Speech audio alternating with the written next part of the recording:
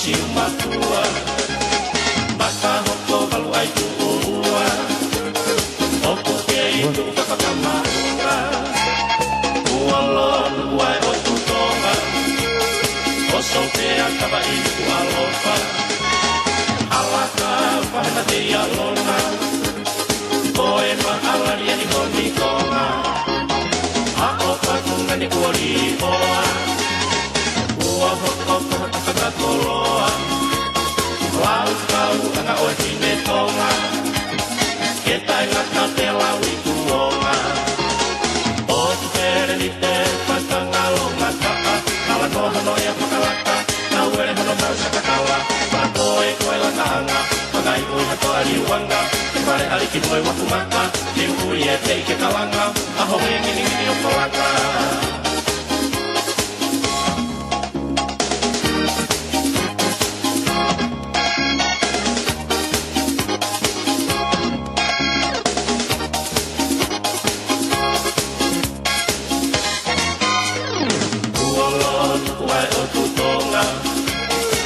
Sopea tava ilu alofa alaka whaka te alona koe maala ni ani koni konga hao kakunga ni kuori oa ua hoko koha tapaka koloa lau tau anga oe tine tonga keta ngata te lau i kuonga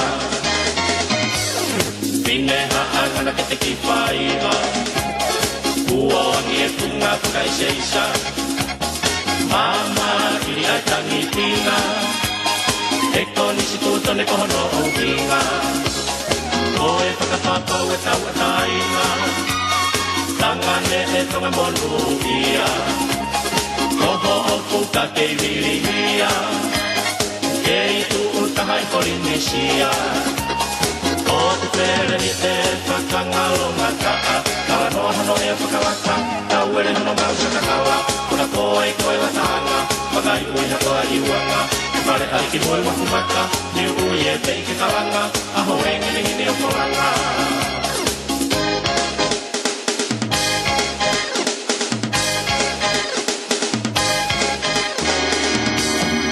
Ani angi ai tangi tina O palala hesi ane aku nia Malana sina mina Oku taka imui tuina One ta aloki he mahano Kui ki he mauti moe soa Ako tui pea tui kahoa Esi ane o kalina amoa Panita uruna siki tokela Kalana kira tuto motoa Isa hane tunga meima Kuelo tuku a umala e tapu Tuku a e toa tau paha Salu salu o tuki no mama Ai to ua si e te ana Au hanga mea toko kau alu O e takai he hongo O kutula tula me anu Isa de tui pakato Tauma tito Toto salu salu maka pisi La e tui pisa mai E tu aura mumoiki Tuki tuinga momotu te pisi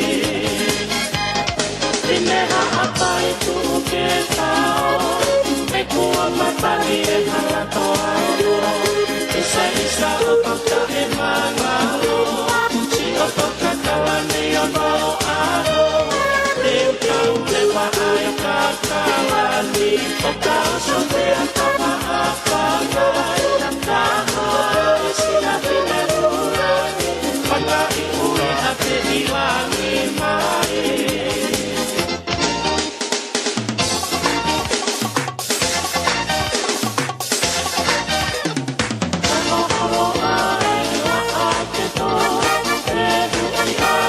Si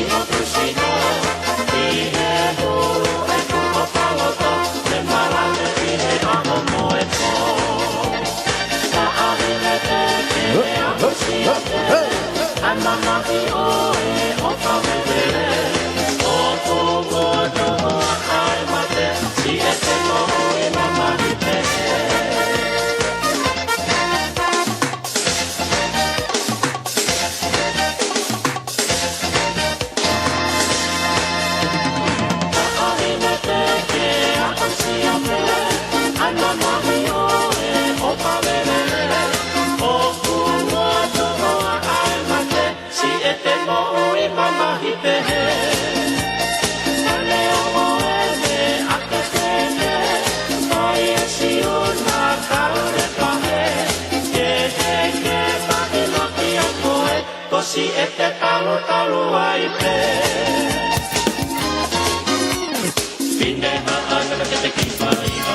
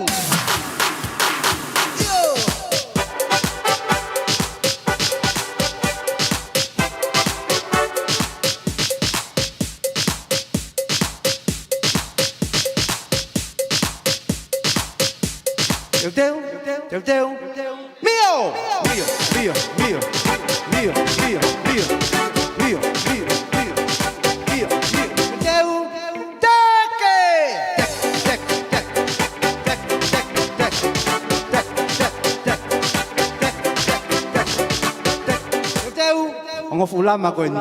Teke.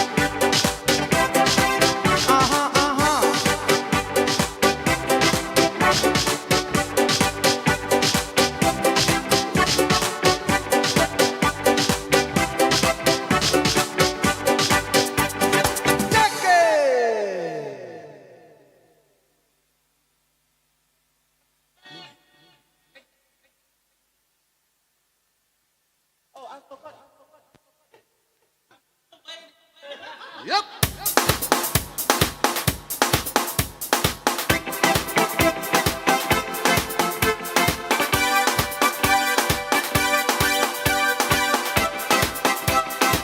Si vai kolelea e tai sio ata pangako tiene a e fakalave tala e amo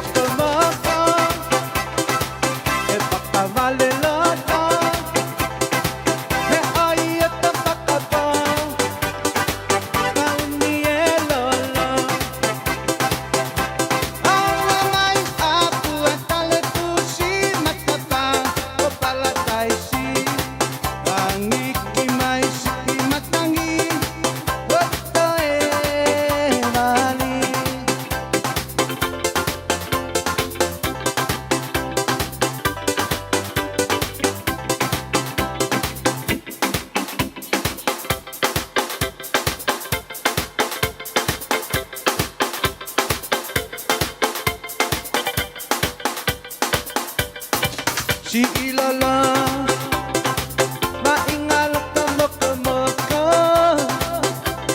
Kay siyo angan mali-mali katakat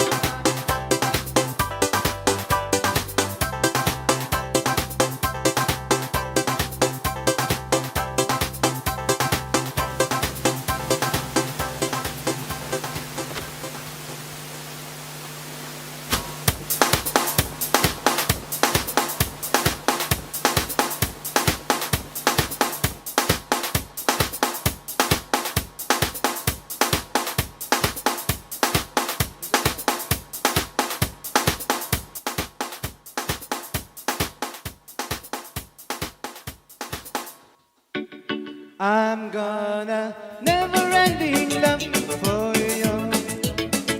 From now on, that's all I wanna do. For the first time we met, I knew I'm gonna never-ending love for you. It's so hard to be in love. We can love one another, feel for each other from now on. It's a good time, I understand it. We will never-ending love for you. From now on, that's all I want to do. For the first time we met, I knew I'm gonna never-ending love for you.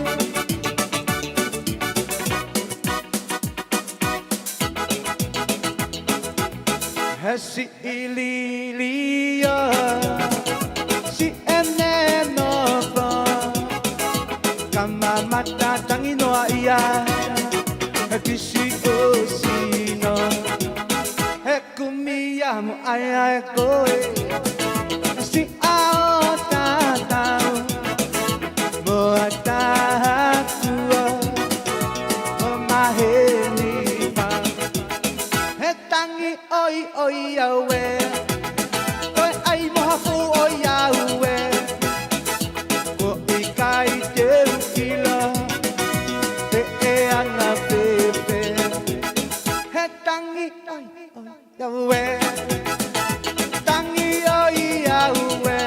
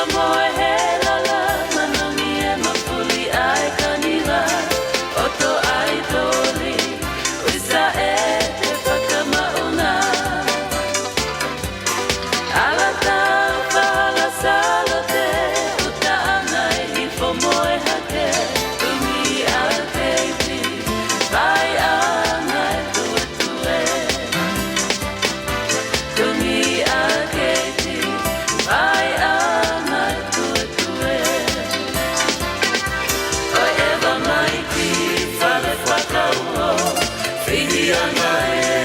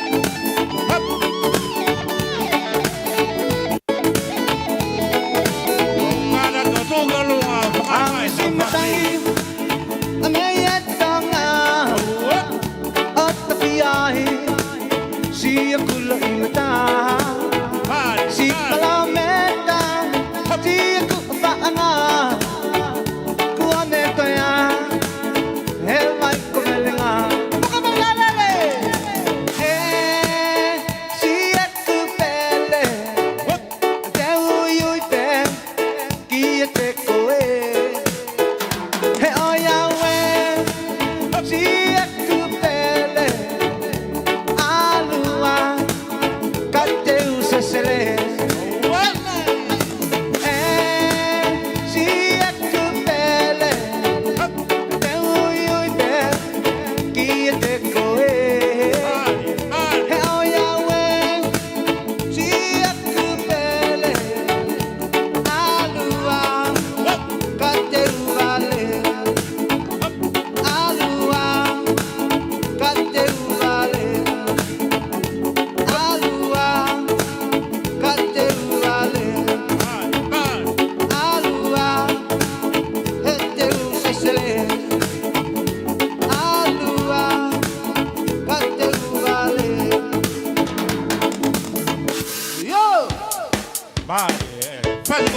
tu mamotolo kai ngatonga ka to be mo si pareni e pe apeni pasiko ni atu mamotolo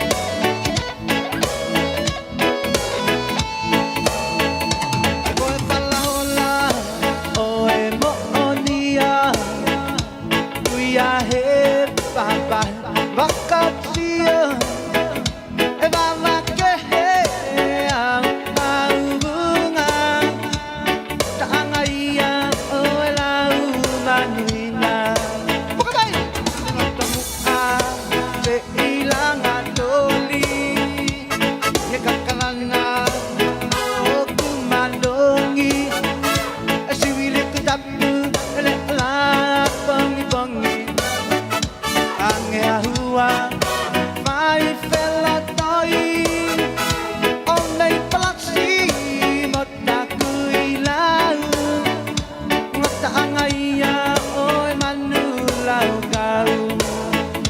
Lataangaya oy manulau kau. Lataangaya oy manulau kau. Lataangaya oy manulau kau.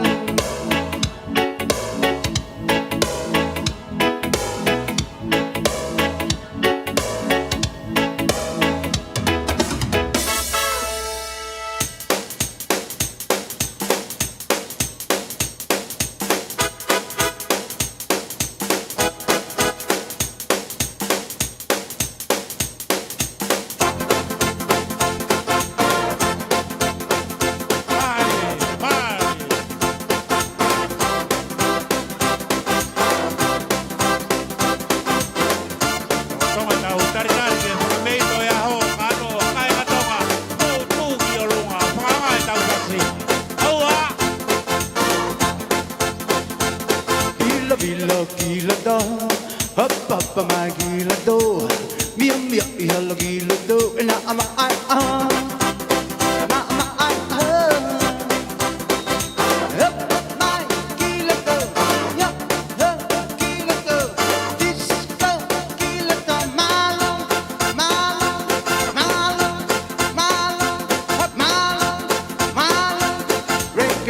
gila do, up my gila do, mia yellow gila do, and I'm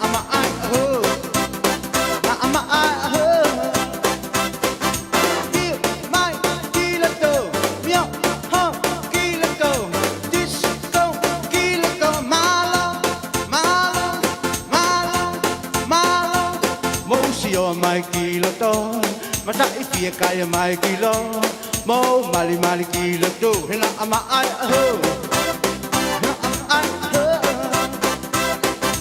re kilo to, disco kilo to, yo kilo to, malo, malo, malo, malo, malo, malo, malo, malo, malo, malo,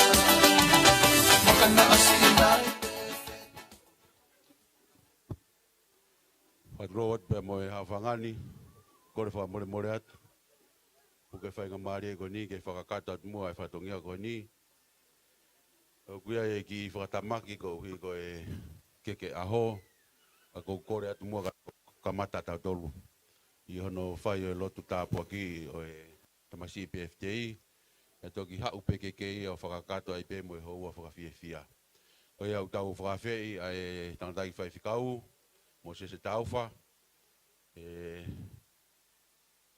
mea ke pe mua ki mua tamata whakakato ai whatongia whataan maroa pito.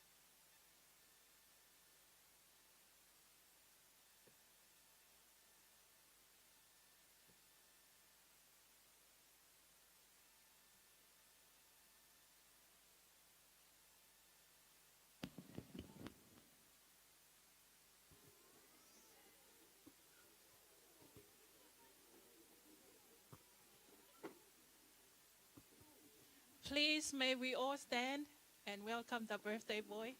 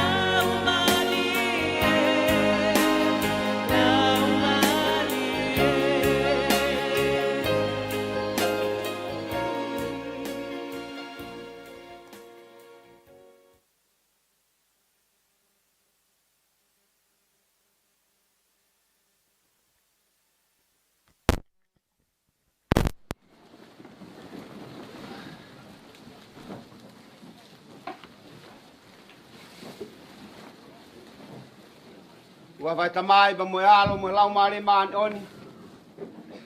Vai tai le mo dol ko do be. Mo mea mai I he ahoni.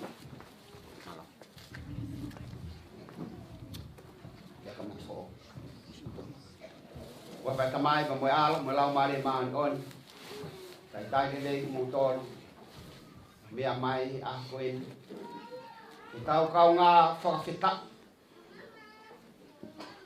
Mo John Wesley Alofi Jr. I he lotu whawhita. Ko hi o maile hono tau o fulu mataha. Tau inasia I he akoni. Tau whataha. Tau toi. O hui hene a lau maari e maani oni o toa. Pea mo ki tau tolo. I he whakataha o tau whaini. Tau whataha, whaambe, whai e whakapa-apa, I kele o siasi, I o kako I kele o kakai o whanua koeni. Ke tau lotu.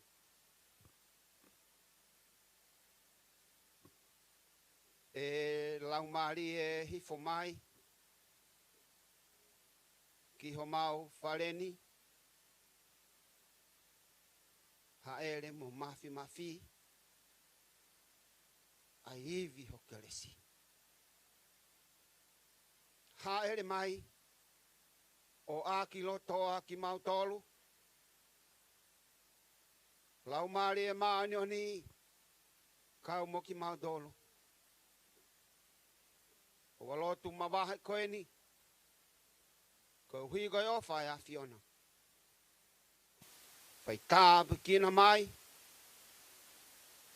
Tūki mua au he tūki muhi. Oi whakatahani. E he whoki. John Wesley Alofi Jr. Hou alotu ko ni ko mau whai. Yesu Christ ko mau wham oi. Amen. O ki ngoa ko Moses tauwha. Te te taki tau tolu. I he hou alotu mawahi koe ni. Kore ki he se tuada. Se tuata ia. Se ase o ki aia Wesley. Whina o taha. Kene lawa tu e tau himi ulua ki malo.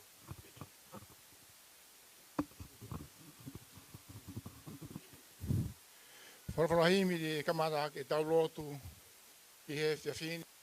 Ononge au maono. Ononge au maono himi ke tau hiwa. Ku ngāu e tōki moa ke lau e malo e o tua. Ke tāla e ngai o whā. Ke te au.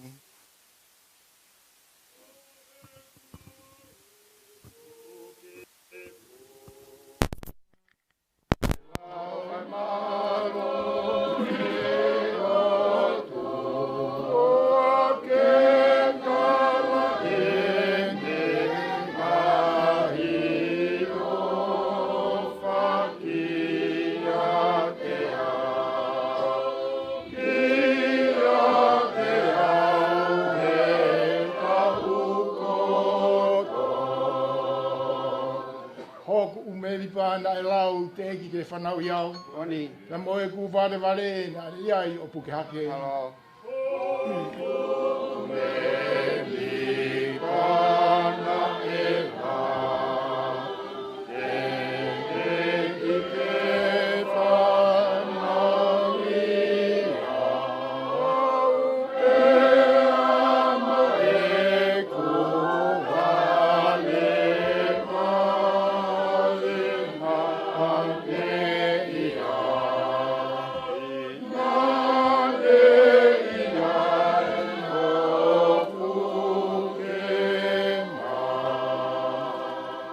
Taimi whoki nā ku whou he vai hala tala mou. Iyo.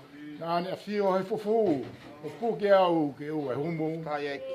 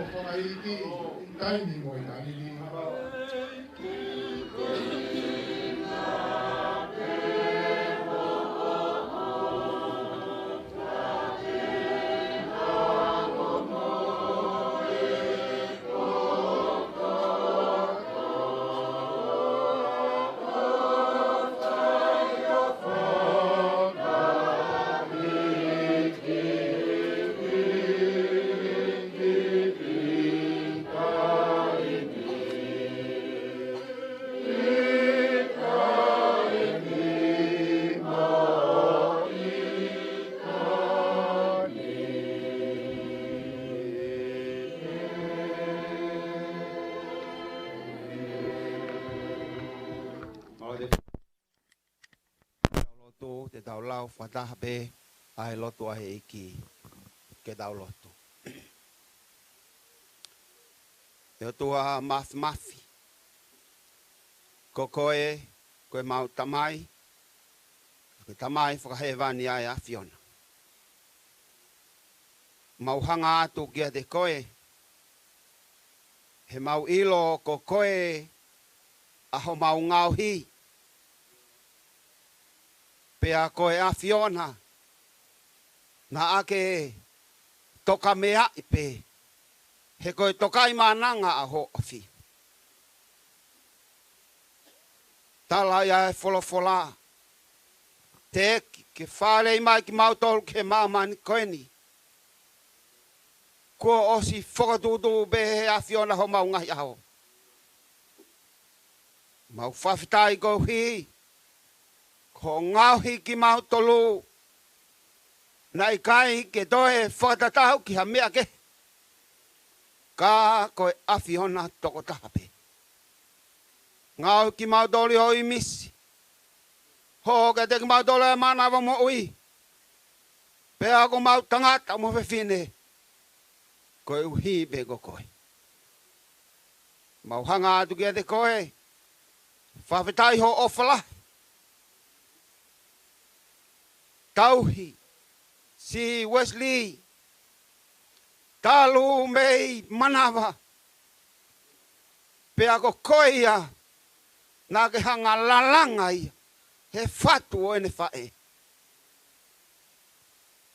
Kai toi lawa ia e hataha he mamani koeni. Pea ku whenga e kau poto. Ke nau lawa ka auku i kai. Ko koe toko tahabe. Ke mawhe ia. Hono ngau ki mautonu. Mau hanga atu kia te koe o tua. Mau whakawhetai. Ko hi ko mau ilo ai tauhi ai a Fiona. O kui kai te ke tule pe mohe. Ka ku ke ofi mai i he taimi ko toa be. Ke whaiho mau whaka ofi ki he a Fiona. Ngā ue ko iana ke tuku mai ai ho aloko si suklaisi. Funga be i ho ofa. Ko ilo aho mau hala e mau huki he mate o e mo ui. Tuku mai ho aloko si suklaisi ke whaiho mau whaka mo ui. Ke mahino ku te ai ai mo ui. O ku lele yang. Ka koe mo ui tai ngata. Mo ni be lao folfola. Nau tolo e tui piki tai kia te ia. Te nau mau ai mo ui tai ngata. Whaftai na ke haere ke he langi. Kana e tuku mai aho whetongi koe tau kapo. Koe ia kene whai. Ho mau whakamama. Whai ho manu wako neki nā. Whai hono tataki ki mau tolu. Koe tataki koe ia. O ku hinga e mau whakatahataha. I he malu e whare koe ni. Au kau mai ho weiki. Ale ki ale o motua ka maa si whamiri. Au kau mai si kau 5 kau. Hene ai 5 kau. Si lo katoa mei Brisbane ka maa whamiri. Kau maa si kau 5 kau. Ku hene ai si whamiri mei nusila. Mo e tapa kehe. Ko nau au kau mai. Ko e hui be ko e mahu inga. O e mo ui. Mau whawhetai atu. Ko kau mai. E si whae. Tauhi o ku whai. Maho tamau eiki. Tau mani ina e whaingo fua. Mau whakamalo he mau ilo. Ko ko ia e o tua. Ko koe ia. Na ke omihivi maana. O tauhi mai e tamakoeni. Si Wesley. Wau si ai whakawhiawhia koeni. Io hei kai ngalo. Ai tamai. Leongo ko ui atu e a Fiona. Si pai Alofi. Ka ku kau ia he ngau e a honi. Whakamana tua e tau hongo fulu. Mau atu e tamai koeni. Pea ku mau whawhita i atu ke a Fiona. Kune tofa e hala.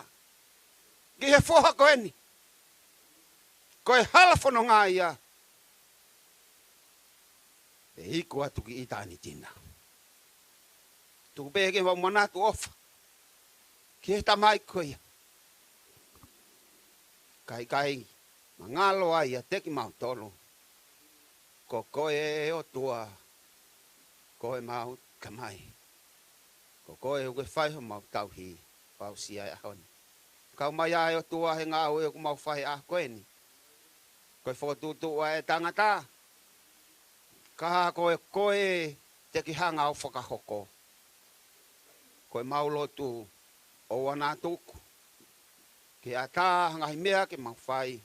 O ki kai whinangalo ki ai a whiona. Whai tā pikina mai ki mau tolu koe ni ku mau lava mai. Toko lahi. Nau fie kau he moho menit koe ni. Ka ko hi koe tua e taimi. Nau tuku mai peo nau ofa. Ki a John Wesley Alofi. Ka mai whae he moho menit koe ni. Pea tu mua ke au a te lotun, kia teki nau tolu. Mau kau whata. E whawhitai. Ai ngā ue. Ai a whiona. Taki aki mau tolu. Taki mua au whai. Aho mau whakatau ke hi. He whanonga e ahoni. Ka mau mui atu. Whakia te mau mohi ke mea ngau e aki. Mau to kole ko toa ngahi meani. Hua whapeho alo ko si suklais. Na nea ko mai ko mau kalotu. Pake mau lea pehe. Me mau ta mai ki hevan. Te tā pua hua wha. No ko mai ho pule. Whai o whinangalo. Nge koe he langi. Pehe whoki mamani. Whak mai hao nea mau mea kai kia nai. Te wha moe more mau ngahi ang hala. Nge koe mau wha moe more ak nau tol wha pe mo. Te hone whau ki mau tol ki hai ah. Whaaf ki mau tol me whi. He ku o wai pule. Moe mahalo. Moe kloria. O tai ngata. Te tai ngata. Amen. Amen. Malo. Koe uhoka te tau ki pokalama. O e konga ko ini. O lot whawhetai. Speni ko kore. Ki he. Ki a tangata peftei. John Wesley Alofi. Kene whai bea ki talanoa. Kene mo ui. I hene hala whono ngā. Tau whanong ki ai. Pea osko ia. Pea toki hoko a te lau e tau ngahi leson. Whai ki tokoni. Pea e tau himi. Pea tāpua ki i lewa. Ai tamasi i peftei. Pea koe osia ai konga koe ni. Koia, pau me mole be. Ngari au. Pau lolo ai mou mea. Kai tupe mua ke whakakato. Ai fui taimi koe ni. Ka te kwhai e be tau fia he ahon. Malo. Si?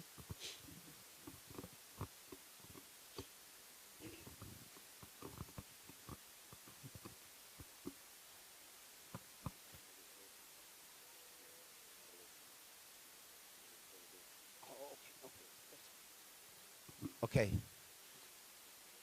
Amai wese toki whai be ne talanoa ki ai I he ne lea ko he kai. So, that's okay. That's okay. One of the things that I know, na iai be taimia, na e tonge mōre ai mo uiko a wesi. Tō lahi pe tau tōleo ko kia taim pehe. Ka koe uhi, ko ki whatamaki nai hoko, malo e ne toi mo ui mai. Mahalo ko ki konga peia, ke tā lātu ke tau whakaukau loto ki ai, to koni ka tek tau tolu I he mahu inga o I mōmeniti koe ni. Ha mea nei kai ke tō ai pehe I gie ne mo ui, e ki whatamaki nai hoko kia te ia. Kai toi mo ui mai, o au mai ki he ahoni. Pea kai ke pehe ke mālo pe mo ui, o akapulu ia. Koe tau hi ofa ia ai o tua. Tau whawhita ai ki o tua. Tau whanongo lewa ki he mot wholofola, e lau, e wesi ma tek tau tolu. Pea osko ia pea whai he tau ki tokoni, pa tau toki hoko hatu. Malo wesi.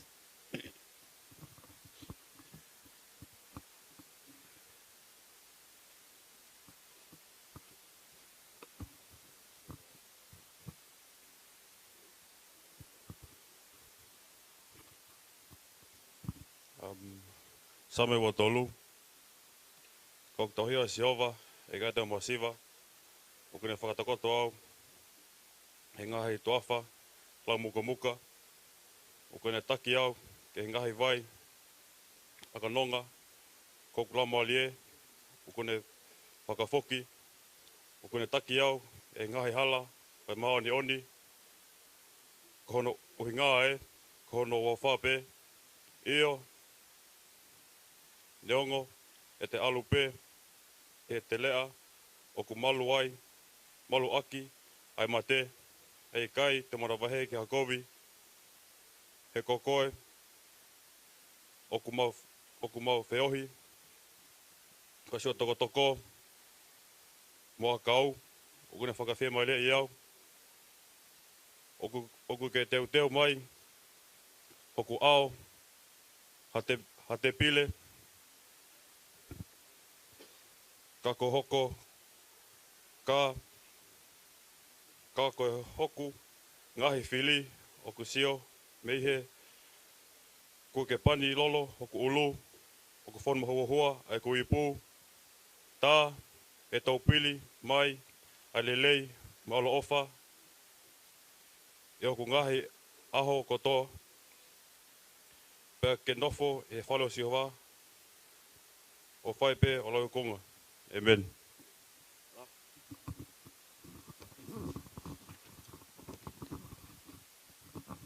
Koe vesi koe a Wesley I he sāme koe ni.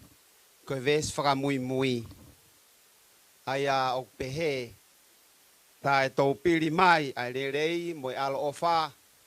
I o ku ngahi aho kotoa. Pea koe ku nofo I he whare o sihova. E whaibe o lawi kuonga. Taha mo ne vesi manako. Sione wahe tolu vesi taha no. Nai ofa pehe ai otua ki maman. Ko ia nane fua ki hono alo tof pe taha ne whakatupu. Ko I koia kotoa pe tui big tai kia te ia. Ke wana auha. Kai mawai mo uitai ngata. Whadap ki o tua mafi. Tua koe tamai, mo alo, mo lau maarie. Maani oni. Tap kia ale ki ale modua ka maho weiki. O tapu atu. Yanga kehe. Ka maa hau matapure. Tapu atu ki he 5 kau.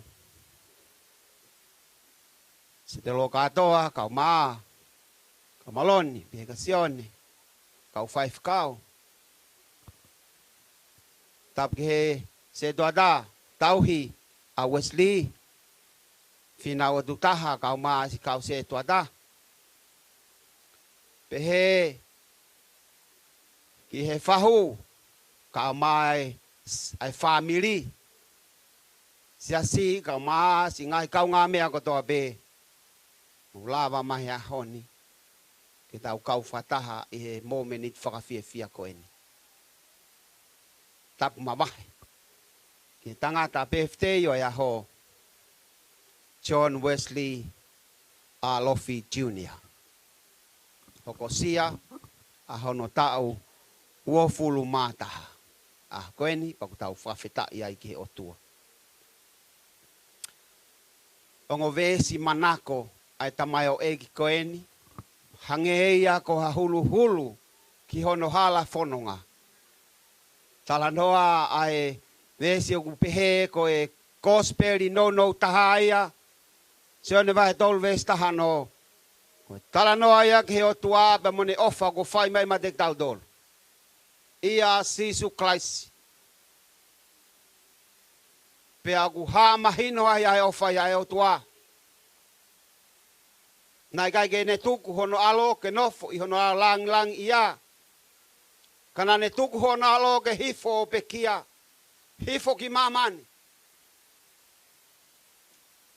Koe na tula ofa ia o tua koe ni. O ku tau tuki ai. Nā ne omi, ano alo ko si suklais ki he māman koe. Koe uhi, ko ia koe e tui, ke ne maua e mo i tangata. Toi omi pe e he otua, pe mo e mea ofa ko ia, ke dau fili. Taua taina ke fili. Taua taina ke fili. To non-Tongan speakers, one of Wesley's favorite verses is John 3:16. For God so loved the world that he gave his one and only Son, that whoever believes in him may not perish, but have eternal life. It talks about a God that loves us that much to give us his one and only Son.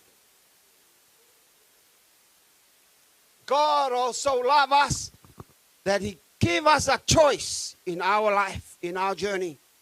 You can choose what to do in your life. Not that God have to tell you to do this and this, but for us to choose. And whoever chooses to believe in Jesus Christ will have eternal life. Praise God. That is where Wesley is at the moment. He chose Christ in his life, to believe in Jesus Christ. And we have the affirmation today, will have eternal life. Today is very emotional as well to Wesley, as we commemorate the 10th years of his dad passing away. Dad passed away when he was a little boy. And part of that today is we commemorate that, because he was important in his life, in his journey. The other reading is from Psalm 23. Psalm 23, as you all know, one of the well-known Psalm of David, and it talks about David as the shepherd. The shepherd. And the last verse, which Wesley loves. Surely goodness and mercy shall follow me all the days of my life. And I will dwell in the house of the Lord forever. This is a psalm of David. And right from the beginning of the psalm, it describes his experience with God. Talks about how he experienced a God that is a good shepherd. Talanoa sa me watolu, vesi whakaosi, koe vesi manako ia a Wesley. Tai tau pili mai. Ai lelei mo Alofi ho ngahi a hau katoa. E ko kunofo e whare si ho wā e whai peo lau i kuanga. Talanoa sa me, kamata anga sa me, talanoa te vita ke ne ausia e ne whiohi pa moi o tua. O mea i be talanoa ki tamsi koeni. Tal ho nouia he o tua me ne kei vare vare. Pe ahli whaki ki a deia e whatongia. Pe ana e whanonga bea te vita he aho kotoa mo ne tui whalala be ki o tua. Pe tui whalala pe mo e whanonga ko i whai. Mea kotoa be na e whakaongon ki o tua. Pe ako ne whakamatalare vai. Koku hei kai teo masiva. Nai kai te masiva i ame. Pene tala no ai, aluhifo e same. Ngai tofa lau muko muka. Koku lau maari e okune whakafoki. Whawheta, kua haotua. Kune whakafoki ki tau doro. Whakamore more ki tau doro. Ka koe au sia ia te evita. E ne whiohi bea moi o tua mo ui. Whahifo e tala noa. Whahifo. Ame, pea toki whakaosi lewa e te evita e ne pehe. Ko hi ko maheni na ne mau ba mo tua ba nan tok peheleva. Kai tobili mai ale rei mo Alofi ho ngai aho kotoa. Not just a week, a year, or only when he is 21st. No. The goodness and God's mercy will be with him every day. Every day. Wesley, you for that.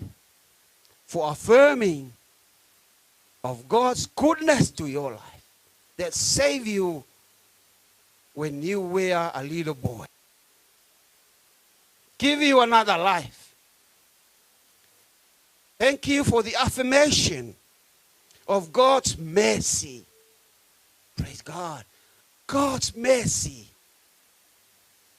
Most of us run out of mercy at times. But God does not run out of mercy. Because of all of this, katoa ngahi mea goni, ngahi lelei ba mo mercy ai otua, pane toki pehereva.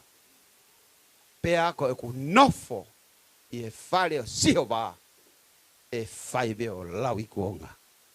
Fafutai ki otua. Wesley, nofo ai peai. Nofo I he fale o sihoba. Ko nofo ko ya o kai ngata peia I maman. Ka kua uia ki eternity. There is no better place for you to live, Wesley, than to live in the house of the Lord. For it leads you not only here, but it leads you to eternal life. That's our wish for you, Wesley. We're going to die one day. We're going to follow the footsteps of those who go before us one day. The question is, where are we going after that? Stay in the house of the Lord, as you have said, forever. Mapupak talamonu ia gade koe, toang ke ho tua, ke hoko ai pe ko tauhi. Ke fononga I he aho ko doa pe. Fa fonoa ke ho mo ui ne ngahi ne lei, pa mo ne ngahi mesi. He kai ngata ia I mamani. Kai whai pe wao o lau kuonga. Amen. Kolpe moa ke tau himi.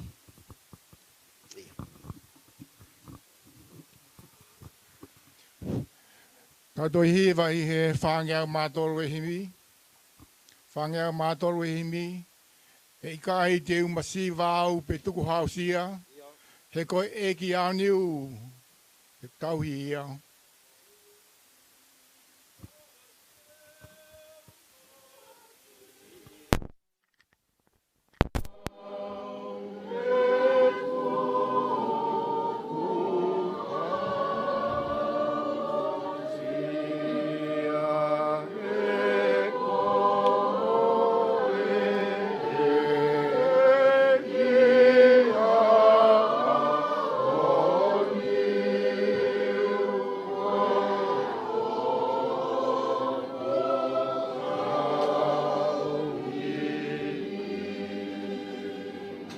Pitu e konga, kopne pani lolo au, o tau fituku mai. Iyo. Kai pot, pito mutu pe, hoku ata mai. Malo.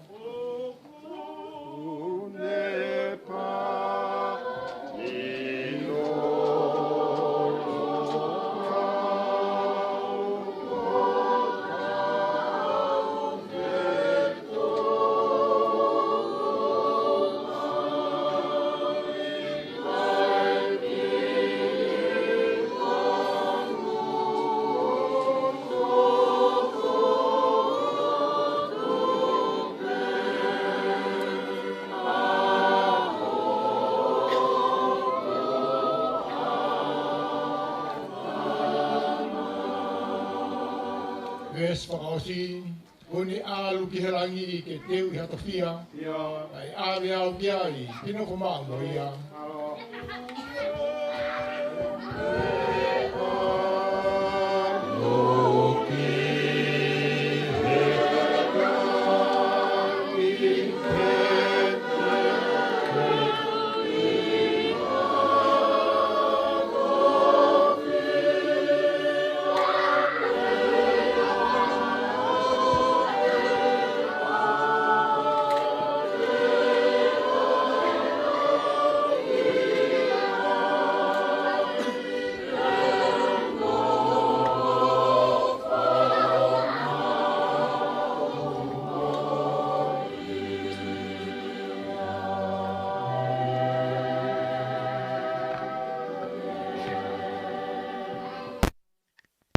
More be skau fai kau ko to be ku hen pa more mua mo me mai ki tau ta po ki a John Wesley Alofi Junior e a honi malo e mo me mai fina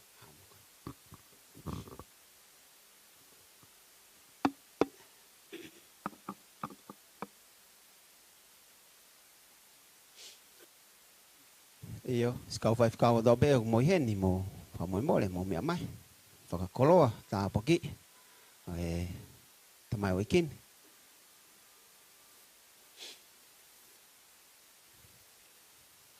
malo mo me mai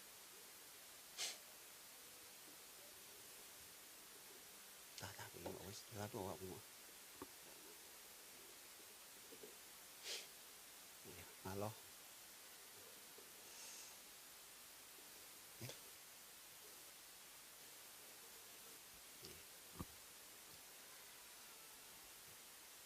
I would like to invite all of us in a moment of silence that you say a little prayer for Wesley. Be silent for 1 minute before I will continue together with us to bless Wesley on his special day. Whakawhi ki tau dolo, kui heni, whakamore. Mahalo be go hui nang tau heni ai. Whai mo hau ki lot, whakalongo be, ma Wesley. E mo menit koe ni, pe a osko ia, te utok whakakato. Ai loto no tāpo ki o Wesley. Ala mai ki. Napa. Isa. Okay, hold on. Invite us to pray in silence. Get out loto.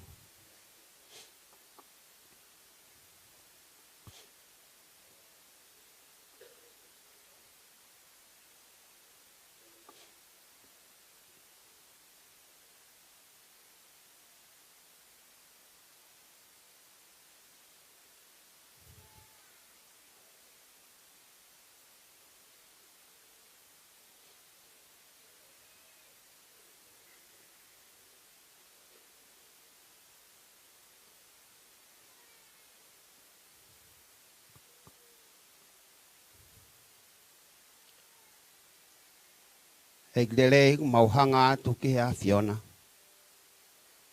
He ko mau tai mahari e. I he ofa ko ke whai mai. Hui a Fiona koe lelei. Koe lelei ko toa pe koe tawhia mea te koe. I o nā ke ngau ki mau tolu. Pe au ki kai ke te ahataha tene fua ki ai mo ui. Ko koe tō tape. Mau whawhetai atu. Ko hui koe tamai o eiki koe ni. Talu me he aho. Tui ai mana wao ne whae. Moe la langa he a Fiona ne mo ui. Tea koe tala noa ia sa me heu ke ilo ki mau tolu iloto motua. Io ko maua pongpongi utoka mea ipe he a Fiona. Whamalo atu ko hi. Ko eki tamai o eiki. Ofa. I he ne tamai. ofa I he ne whae. Talango fua. Pea tupu hake pe. O mui mui he halau ni ongo matua. Whawhitai. Koe mui mui ko ia. Nai whai pe he tui tala ki he awhion. Whakamalo atu ko ngai vai hala ko toa pe he ne fōua. Ege whawhitai. Whamalo atu koe uhi. Koe tamai ka mai whae. Koe tauhina na whae. Ka toa o ngāwe nana whae. Koe uhi be. Koe koloa moe tofi ana ke omi matek naua. Pena kai ke tuku. Haivi. Na whae ake hona oski averenga. Mua atu ai tamai. Whawhitai koe whae en kui heni. Ke taha ke kina. I he hala o koe sisu. Whawhitai anga ia e ako eni. Ma o sia aho ko tala loto mai ai ho tamai o eiki. Tui piki tai kia te koe sisu. Tala loto mai ai. Hei kai te mawahe me he awhiona. He kone ilo ai momona, mo lelei o nofo kia te koe o tua. He koe pore aho koe ni. He nofo ai pe ia te koe. O ao, he pānga ngalo taimi. Whai tāpu kina mai a. Aho no kaha ue o tua, mau te kaki ki o afnima. Mua mua, to he ma moto matao. Mua o bea mumui ia te ia. O whai hono tataki. Malu ia ne mo ui. Longa hane to no, whakakato mai me langina ki ho mesi. Tua e hono ngahi aho. Mau te kaki begia te koe. Kono kaha ugu maulotu. Ki hano hoa. Ki hano hoa e tataki re ia. O hoko ate nofo kia te koe. Ua e omi ha hoa hei kai ke kau he tokoni e nofo kia te koe. Mau hanga ate o tua. Whakafonua ki a ngahi koloa. O I tāni tēnā koe ke mau lawa ma dolo fuaki. Kako koe toko tahape e o tua. Tuke ne hoko e ne mo ui.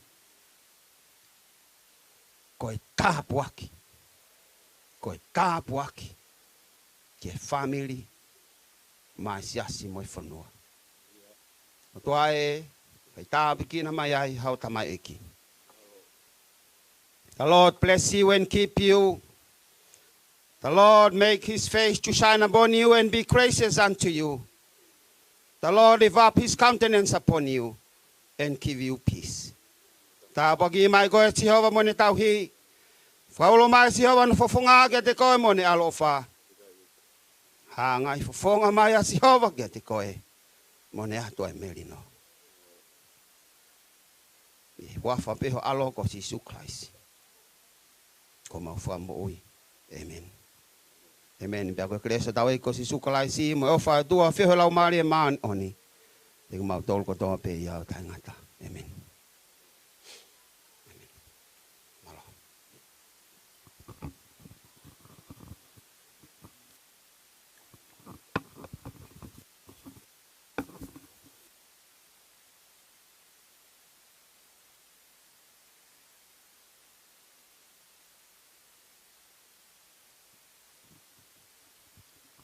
Malo, famalo atu. Sio mo kataki. Ko lava ia tau konga uraki. O tau katoanga I he hoatani. Pea sio ke ki ia malo. Kole mo te u pase maika ki he kau MC ke nau tataki tau tolu. Ye toe ngā tau pōkalama o honi. O whaketau mau ha pōkalama fia o lang ia ai iki.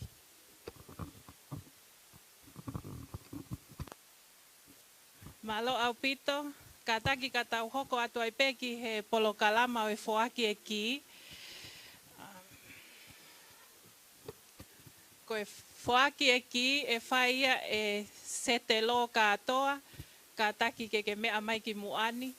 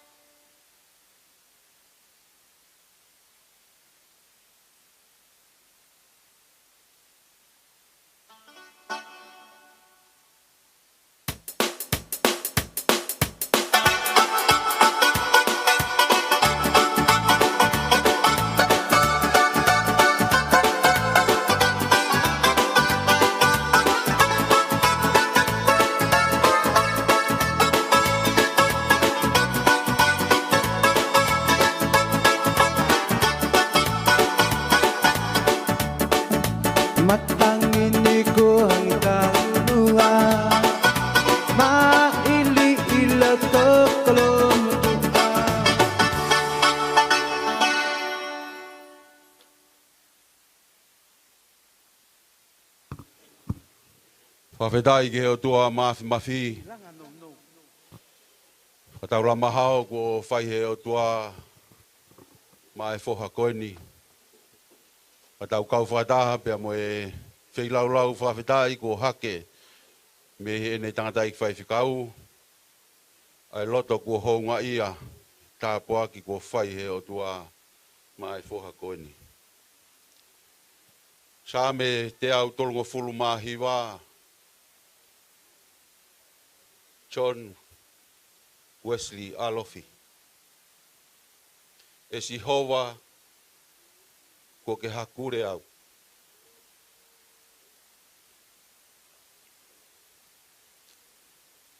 Ko ke hakure au o iloa. Ko e ku nofo hifo. Mo e ku tuha ke. O ku ke awhioa.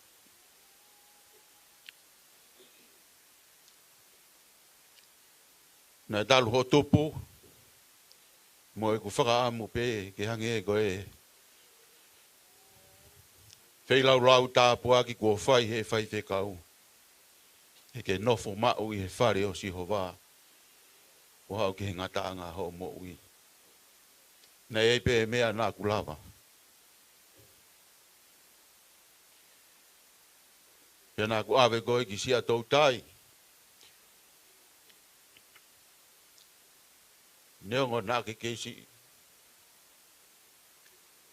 Ka nā kutui. Ke ngā hitala whakapēteri ake nā e whai he kau holo mua. Ke whai pē ai whatongi a. Ke hange ha whai laki teri ki a te koe. Ke ai aho ko ke whatu tangata ai. He o nā ngalo. Ai o tua ai ho mo ui.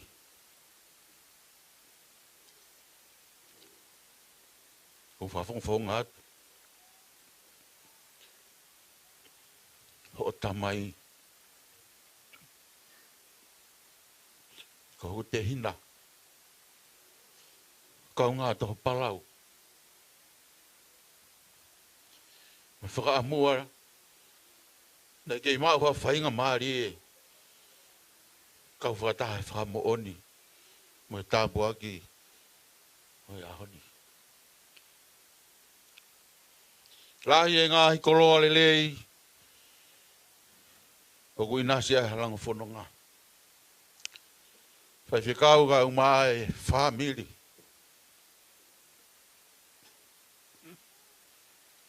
Nā mau huku si atau tai. Nā langa i e whare. Holo lahi o i korisi. E nai whakahingo ai holo ko ni. Ki heongo te hina ko ia. I loa, i Piritania lahi, mo i lotu whakaristiane. Ko sione mo sare si Wesley. Whaiwhekau pe e ku whakaofi ofi. Ai whakamuno muna. Mo i whiewhi a koeni. Hingoa o hoku whoha. Whakatau hingoa. Ki he paionia o metotisi. Mo e siriana. Tahau e ne ngahi rea ku mea ipe ki mautoro. E mea te pū. Ai o tua i hati tautu.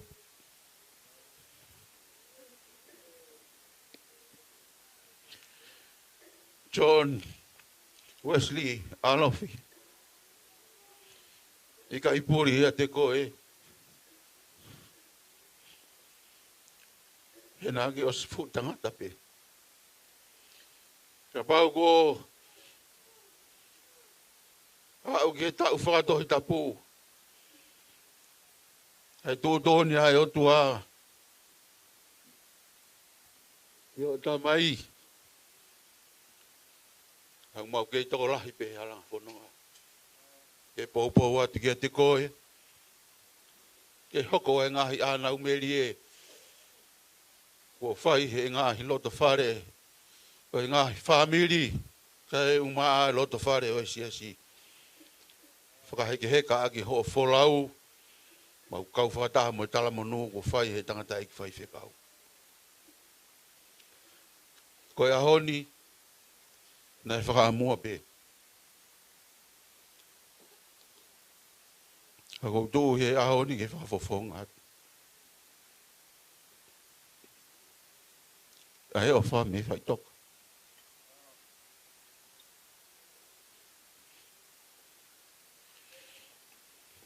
Koe whukaena, John Wesley. Whai pe whaka muna koe uhi ko uru te fua. Ia ia aho ko ke hoko atu. Ai ngā ue nei uhi ngā i. Ai mau whoki se atou tai. O alu ho tamai.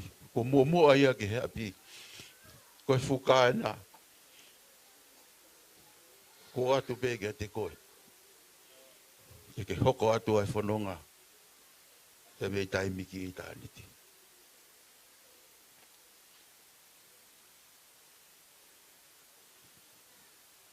Whamalo. Ki he whae. Tupe mua. Te whakakakato atu ai tāpua ki koeni. Hawe a ki whainga maaria nai whai whikau. Ke toki lawe ai ki he uhinga. Whamore more atu. Hai tuku pe mua ke whakakakato atu. Hai whatongia whakaitamai ki he whoka koe.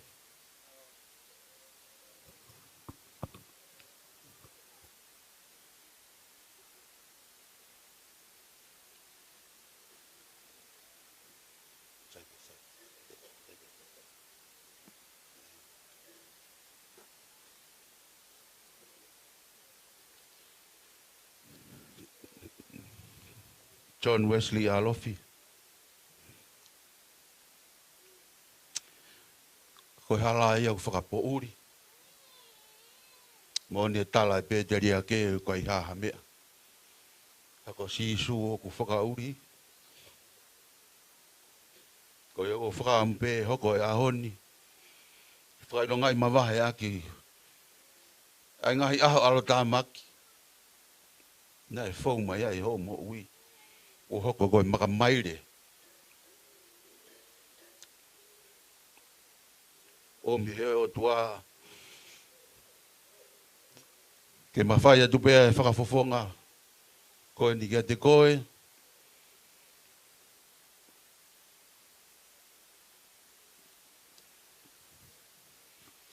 Honga kia te maua. Ho uru te fua.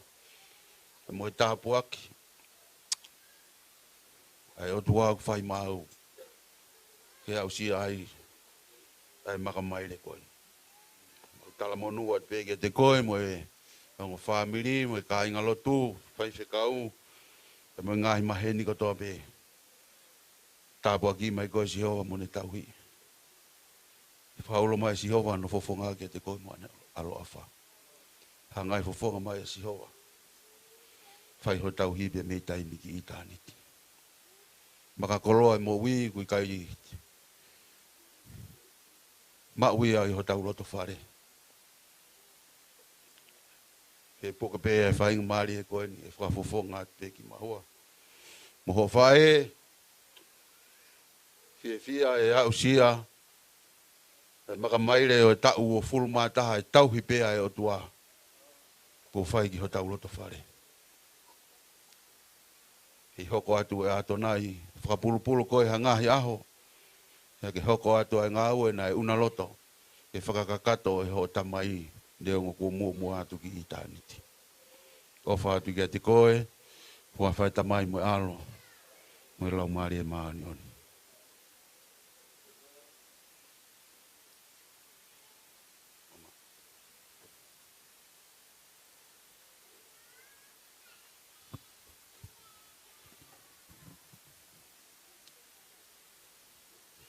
John Wesley, Alofi.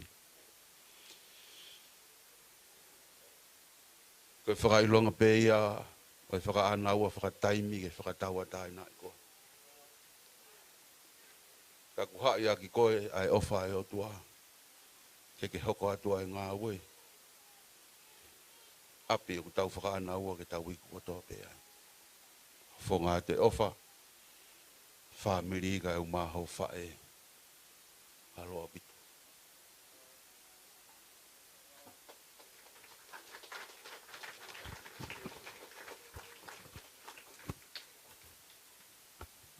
Malo.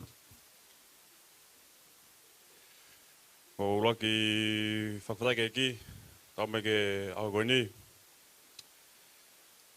I just have a little speech for Sete. Ulak sone vahe wha, ves walu. Koi oku ikai o wha, oku ikai kene ilo ai o tua, he ka o tua ko ofa. Ka tak pe Sete te o whape oku ki lea, he lea whakapiritan ia. Oku tonga ko ke pe Sete te au. Ka tak pe.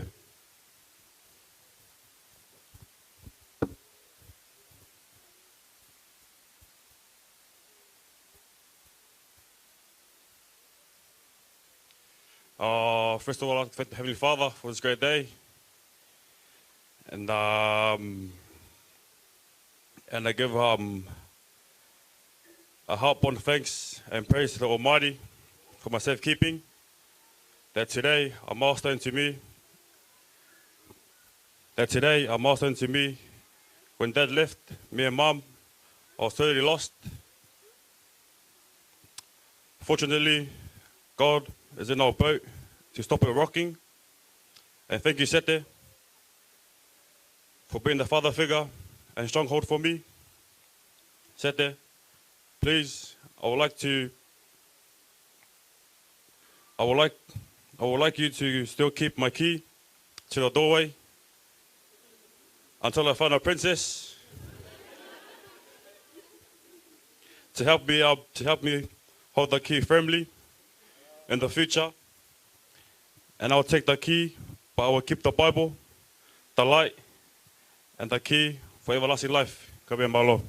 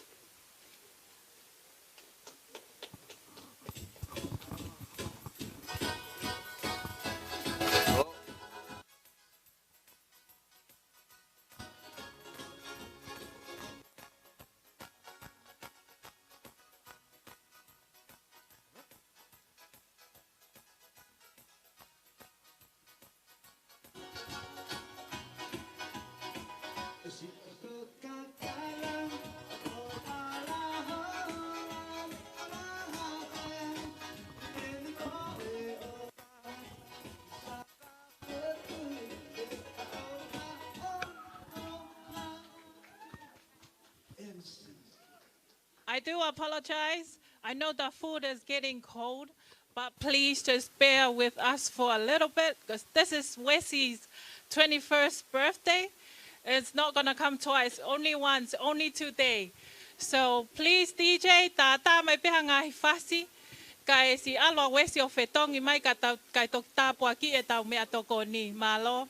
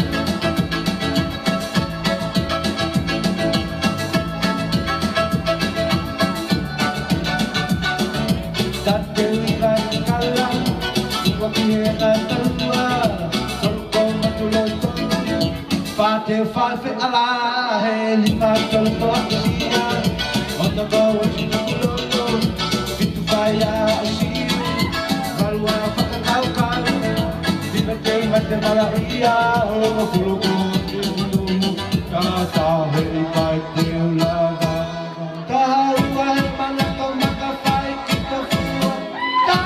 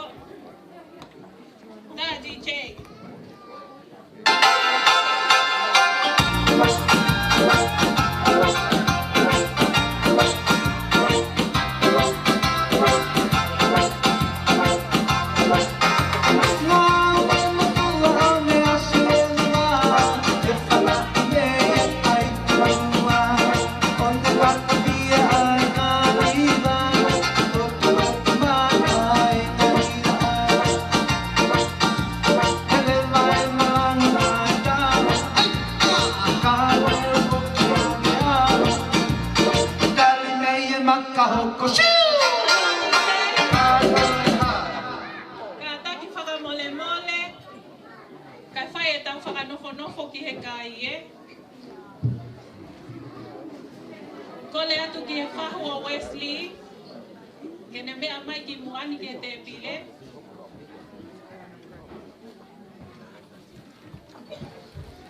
Hit me, DJ.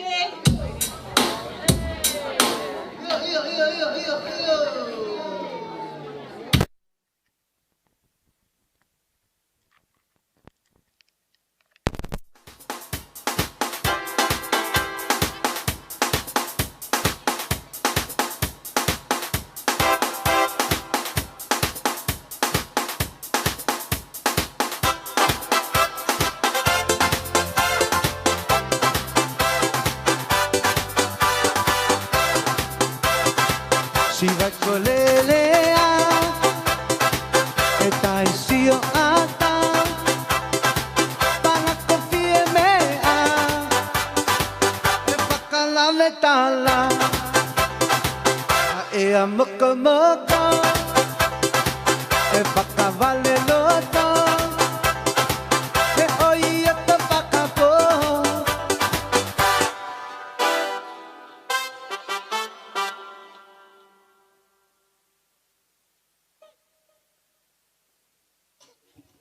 Malo DJ, pamole mole ai fai fekau na ne lotu e aho set o John Wesley Alofi. Mea mai ke te pile fai fekau mo se staufa.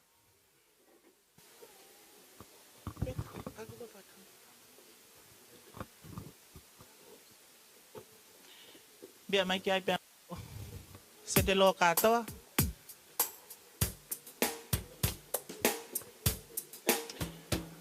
Pamole mole pe amo are ki are amo tua. Pamole mole me amai ki olungani kataki.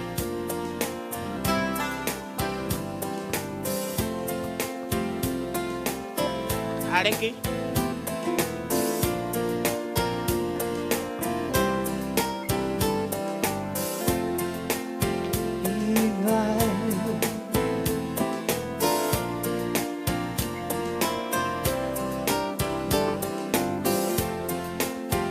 kataki ana lolohea. Pamole mole me amai ki mua ke te pile. Fai fekau ana lolohea. Pamole mole me amai.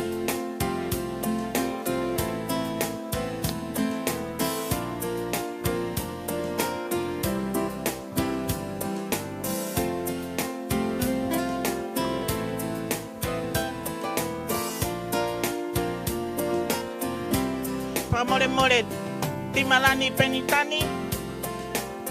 Timalani penitani. Pamole mole me amai.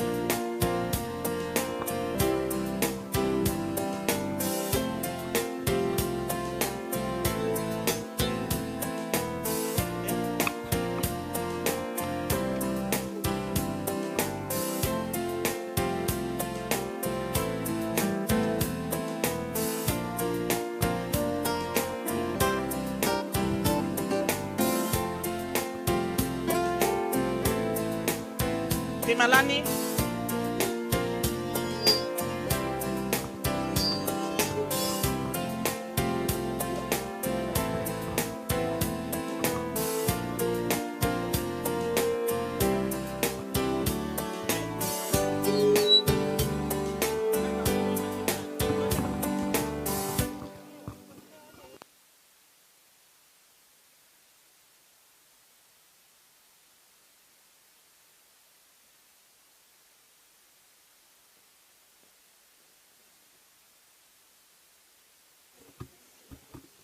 Tā DJ, tā maha whasi koe o ki I wawe ka tā.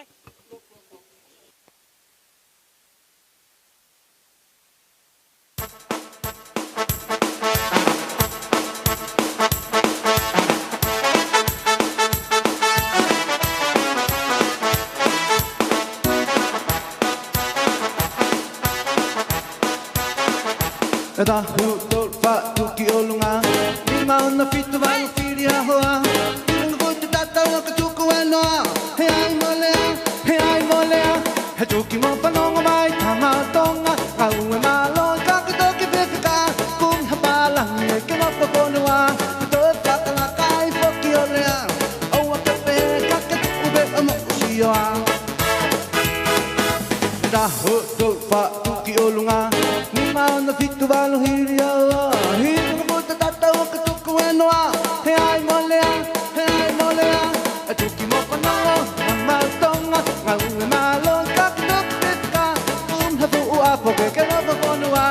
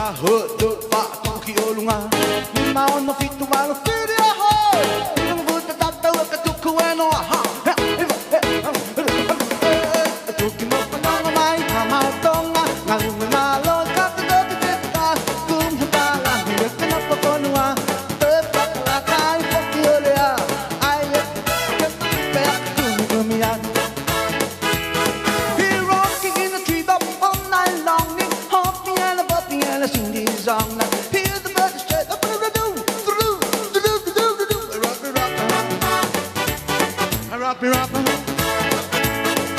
Rock me, rock me, rock me, rock me, rock tonight. Tahu tu fa tu ki olunga. Ni maun na fitu balu hibang a futa hataha. Tahu ta tu ta fa ta ni tau ta bit tau kai. Wow, Hello DJ. Kataki. Mai fekau ka maloni. Me amai ki olunga.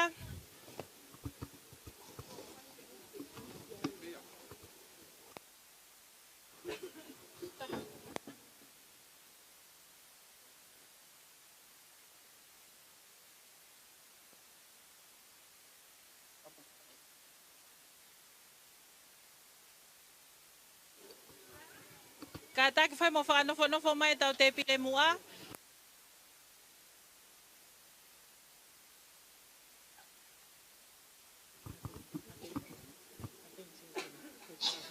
Kata ki a hateni me amai ki mua.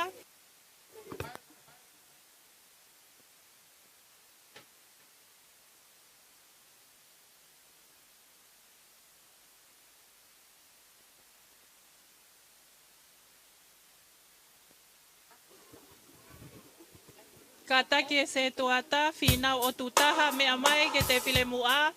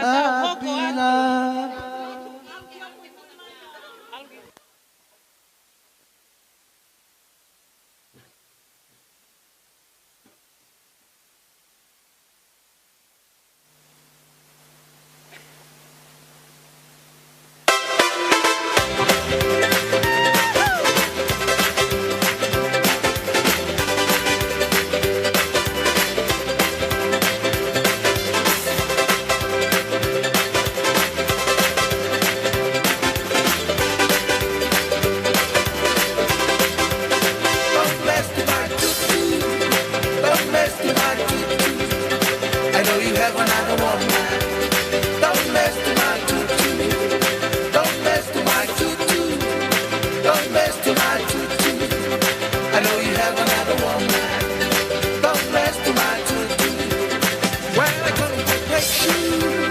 Never left you behind. If you gotta be precious, your sweet little tune. Don't mess to my tutu. Don't mess to my tutu. I know you have another one man. Don't mess to my tutu. Don't mess to my tutu. Don't mess to my tutu. I know you have another one man. Don't mess to my tutu. But the thing is match, but it's my test time. I know you have another one man. Don't slip your face. Don't mess to my tutu. Don't mess to my tutu. I know you have another one man. Don't mess to my tutu. Don't mess. Ka taki peka tau hoko atu ki he o wau mea toko ni. Pea ko kole heni ki he whahu ki a ana. Whai whekau ana, ka taki ne whai e lotu tāpua ki e tau mea toko ni.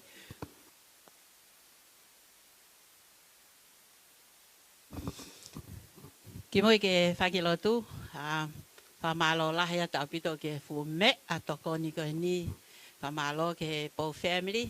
And for those who are not Tongan, thank you so much for the family for putting this beautiful table together for this young man, John Wesley Alofi. Ki mua ke whailotu, ko kore pe ke apelo fofonga katoa pe ka whātau ki lot. O tua maf ko mau tamai ta ngata a Fiona. Mau fia ko omi ai aho whakakoloa koe ni. Mau koloa ia pe koe whakawawa na tula, maua ea lelei. Pea ia usia ai aho koe ni, o kia e fia mawahe. Fia mawahe me he ongo family e tangata eiki, pea pe he whoki he fine eiki. Kau uiha kotoa pe, pea pe he ke kau haa whewa kotoa pe. Ko ke whakataha iki mau tolu he aho koe ni, o ilo o mau whiofo whani he mau taha pe. Me a whakawhiawhia ka koe whakataha ai whamiri he whiofo whani. Palo mesi mai he same te au tolu pa mai vesulaki. Mau hanga atu koe ngahi whola nima koe ni. Mau hanga ke te koe o tua. Ke hanga koe whakawhoki ngahi tāpu aki kotoa pe. Whakawhoki ke ngahi loto whare koe ni nai whai ai whoaki koe ni. Whai tāpu e kina. Whai tāpu e kina pa ke whakamonu ia. Dear God, our loving Heavenly Father, we thank you for all the families that we are gathered together here. This afternoon, very special, as we remember John Wesley Alofi's 21st birthday.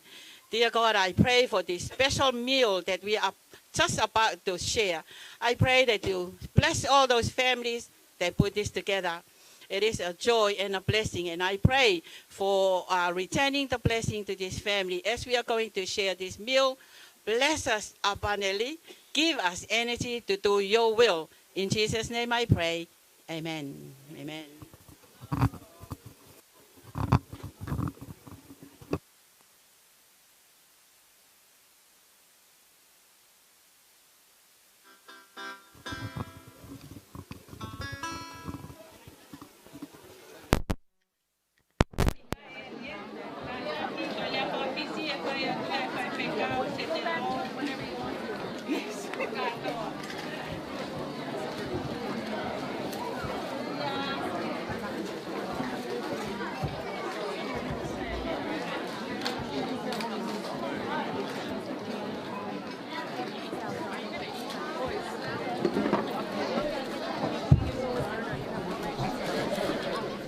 Tapa mai a fio e tolta hai o tua i o kau roto ngā.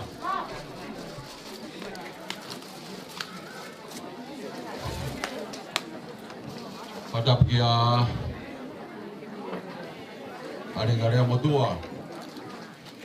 Whanau mo e whangamopuna e hau eiki e whanua.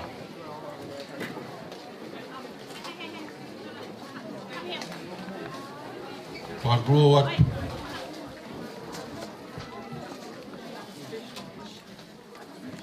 Ke kau mai whare o kau mata pure. Tapi tangata i whaiwhikau a John Wesley Alofi. Whaiwhikau mo se tauwha. Kau maa halotu. Matap ki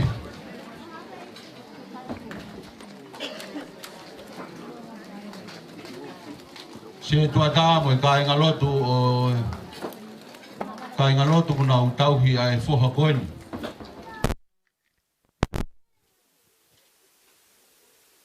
Matap atu ke kau folau me nusila. Nau mai kau folau whakaloto whanua kotoa be. O ku tau kau whakataha i hoa tā koen.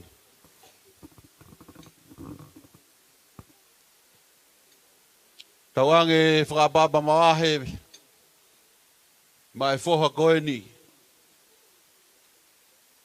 John Wesley Alofi. O ku ne whakatataha i ki tau tolu. Rolo tonga ngahi aho whainga taa o e nofo mamani. Tala mo kapui. Au hufanga atu he tala malu e whanua mo e lotu. Whatapu atu ki he kere e ki koe ni ko whakawhainga maari ke whakakakato ai tau whakawhetai.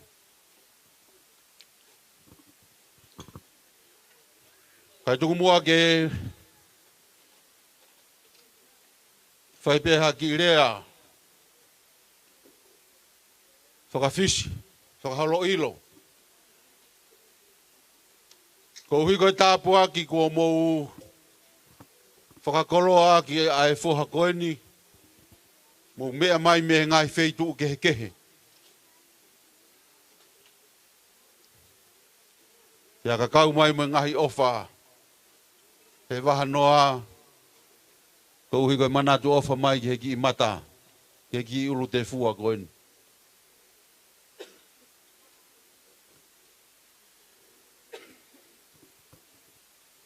Tu mua ke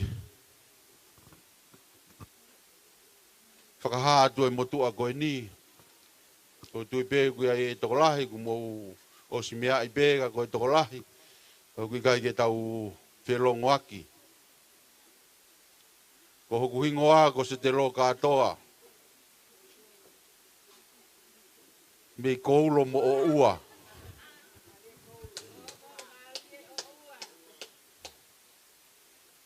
O koulo to ngā whakanga tāmaki mo e family i Brisbane. Ni talangofua ki he tau hilotu a e sias Wesley ana tawa taina to ngā. I he wāhenga Brisbane ni. He mei lawa ne tau e taha. Ai whakautua ai mo e family e whai e whatongia ki hotau e ki. Koe tamai koe ni a Wesley. Ko ho mapi ki ngā koe kau ngā mea pe. Nā mahu whakataha ki si atou tai ma kau ngā api pe. Mou ilo pe ai kau uiha hufanga e whakatapu. Koe kakai ongo ngā taa mo ni kakai. Nengo koe eiki lahia o e nofo ai otu haapai. Kai whakawhetai na e whakafou mai ha tāpuaki i he tamai a Wesley. Ia nā wawheange ai o mau kau ngā kau whakataha, mau hu whakataha ki si atou tai. E whakaamua ke hoko koe se wāniti he ngā ue ai eiki. Te mau hiki mai me ai o mau toi whelongo aki pe i e hiki whanua na mau whai. O mau whelongo toi whelongo aki ai i Nusila. Ia mau nofo. Ia e taimi na mau nofo whakataha pe o mau ki whamiri. Mau nofo mau tau i lalo ka nofo pe ai ongo mātua a uesi o lunga. E au ki ha taimi na ia e whakautua o e tamai a uesi o auai pe ki he ne mā lolo. O tamai o eki na e whaata ofi ngā taa au pito i he ngahi mea lahi o e mau nofo. Ka na e tuku pā e ne mo ui ke hoko ko se wāniti ai eki. Whawhetai, ko ne mu atu. Ko e mea kotoa pē, Na ufakaamu pe ke hange pe hano tau kete pe. Lahi ange taimi whai e whetoko ni aki. Ko hi ko makau ngā mea. Makau ngā lotu, ko kau ngā toho palau. Manatu pe he taimi na mau keisi atou tai ai. Ko foha koe ni. Tamasi i ongo ngata amon. Kai peke ili fia ia hataha wau ke kau whamagu. Koe ku tau tolu, pe ku tau whā. Kai ke umau i hono tau o Wesley. O John Wesley. Nei kai amanaki hataha e ilo e ai ha taimi e pehe ai a John Wesley. Mahaku alu pe taimi mo ne lahi o hoko ki hingoa. Mo whanongo ki he reo e ne whae mo ne tamai ne ongo kua puri atu. Hena iloa a ki tamasi ko ene feitu upu au ki he lotu o whare pea ko asia i mua he awa he wahe. No whaanga e kau whai whekau mo e kau whai a ko. Ko e ku tala loto atu, ko ku rea he mo ni ko au toko taha pe na i iri fia e ki tamasi ko ene. Ko ku sio atu pe kia e ko whekau ki hao nofo ku tawhaki. O ku tangi pe ho ku tawhaki o au ke ose e maunga keresi. Pea ka pau hona ua piu wheka ne whae ko sete na ku hau. Kai pe ke ha manaki ia e fu tangata tamasi ia ko nio anga rerei. Pai whekau ko e ki o ku kau. Tene tokoni mo whakai. Ai tamai mate ko ni. Kai uma e uitou. Na mau whelongo aki mo e whamiri ko ni pe mau whiohi e taulahi. Ko e uhi pe ko e ne tamai. Kai whoke e fuuloko maheni moho mau whamiri o tatau pe i he whamiri e ku whae mo e whamiri e ku tamai. Tupu hake pe awia ko mau osi whanonga holo e ku hongo mātua i he whekau o e lotu. E toki ilo ki mui. Siare ko e lahi ia mosiana. Toki hau o ilo ko e tau tuu o ku peheni e tau tuu. Ko e ku tangata eiki ko sione katoa. Pena ngau e whakawhai whekau ki he motu ko e ko where mea. Pena e alupe mohonongo ua ongo tuo whiwhine toko ua. Ko resi eri popua pia mo si voki. Na whakatou mari lo ua i where mea. Ko resi eri popua eni. Na e mari mo vriami vao, ko hana mo e aki vao, ko ene kau whai whikau i hona mana vao, ko sione vao, ko lopiseni vao. Kau waka vao. Ko whiao vao, ko ena na mounofo i o tala siare. Ko e whohaia o i whiwhine lahi ko resi eri. Mo e whiwhine taha ko siivoki. Na e maria siivoki pia mo se misi kai foto o where mea. Ko e ai na o whiwhine ko mosiana. Pia maria mosiana ki haa whewa mosione nonu. Haini utau hingoa ki ai e whae au e si.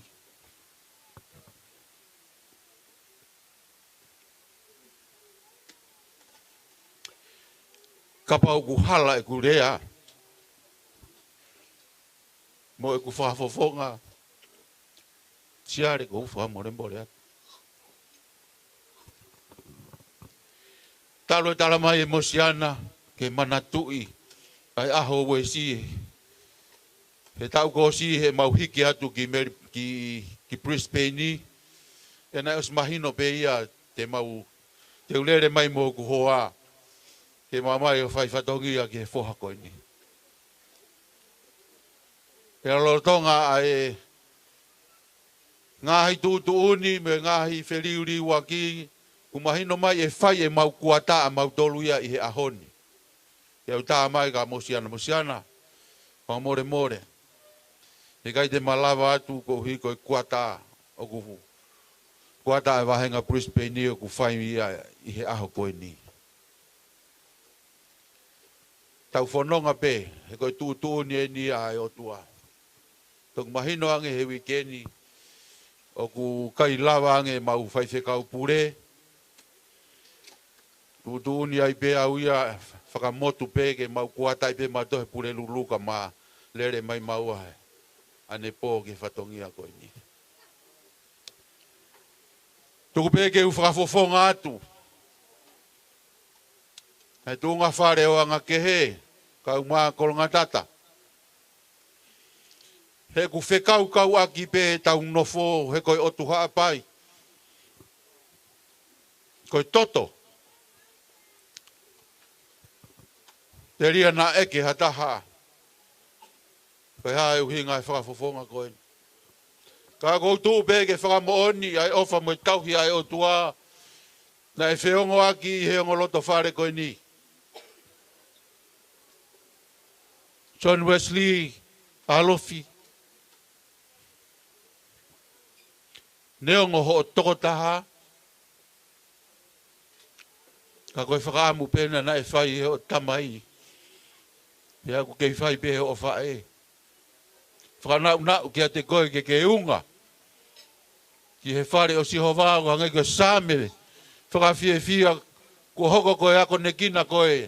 Talu ho kei vare o au mai ke ahoni. Pea ko whai he whai whekau e ngahi tō kaki. Whakalau maari e. Nofo mau ai. He kai lava he koloa nofo taimi.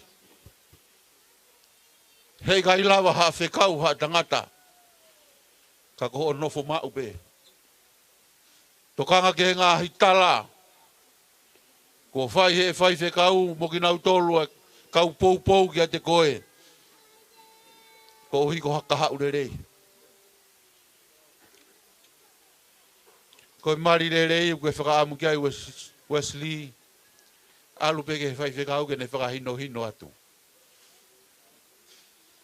Ko loa ia au pito, whai whekau, mā loa au pito e lotu. Mā whana. Ta mai whai whekau ke wha umua. Ko tokoni, pia kau he. Whatongia e ahoni, ko utangi. Tangatai whai whekau. Leongo hoko hoku toko ua koe. Ka taki ko hau au ia. He whatongia whakatamai koe ni. O whalahi atu wesu. Ka umaa ho whae. O whaat siare. Ka umaa e. Toi ngai whaamiri ku mou kaua hamai me nu sila. Kai tu he noa. Ai ki imata koe ni. Whai bea e tala noa fia ki ai.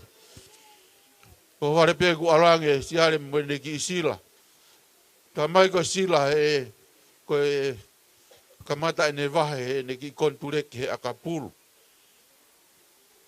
Whai ange he whamuna. Whai pē malotu. Whaamu pē ke tupu hake o hange he pē ko ia. Mo ui pē ke tau. Ke he pē ke whai whatongia ke fia e ki. Hoko ngahi koloa rei ku whakapulupulu a koe heo tamai. Neongo kone mua atu ka u maa hofa e. He koloa ai ai puke mau me taimi. Hoko atu ai bea e whanonga o au ki itaniti. Whafofonga atu e whakamalo.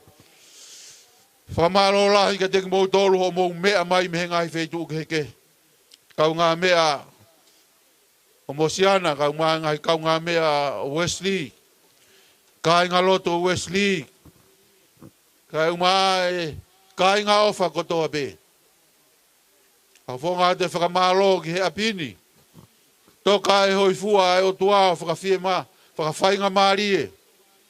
Ke hake ai e tau whakawhetai mo e tau whakamalo mo e whelongo aki fia. Ko hiko e tāpu aki. Kua whai he o tua ma John Wesley Alofi. Ai peke ke hoko ko ho tamai. Ko tamai o eiki na e mohu tare niti. Na e talavou pehange ko koe. Na ne amanaki ke muia e hala e apostolo. Hoko koe tala whekau ai o tua. Ahoni, whakafofonga tu pehango kau hala. Balo ho talango fua. Ko ngai ni aku fai ngata. Kai ke yongo mai e whanau tangata mo e whanau fine. Kai tau te fito neongo ulu te fua. Ana ke whanongo be ki ho whae. Mau ofa atu. Wa more atu ka kuai ha tono no tawange mo tua mafi. Whakapulu aki koe ha keresimo, ha tāpua ki whakakolo hao mo ui. Ia i ha hoa. Mo one whakamuna. Ko whai he tangata ki whai whekau. No whamau ai pe he whare o si hoa. O au ki he ngata anga a ho mo ui. Lewa e malanga. Pau tatau atu. Malo.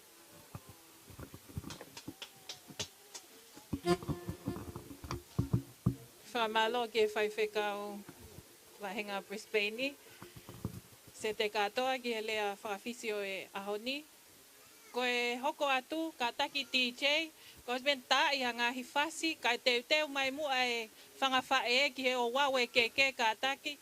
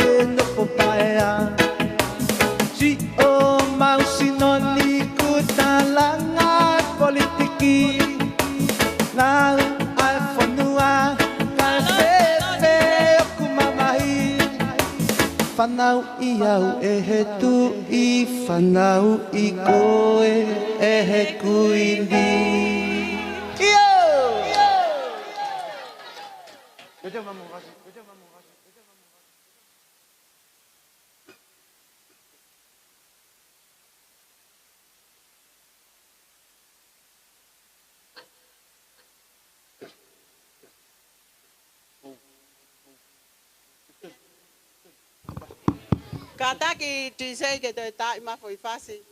Ke fe kama ke file matuan. Yo. Kama foi fasi wa babe.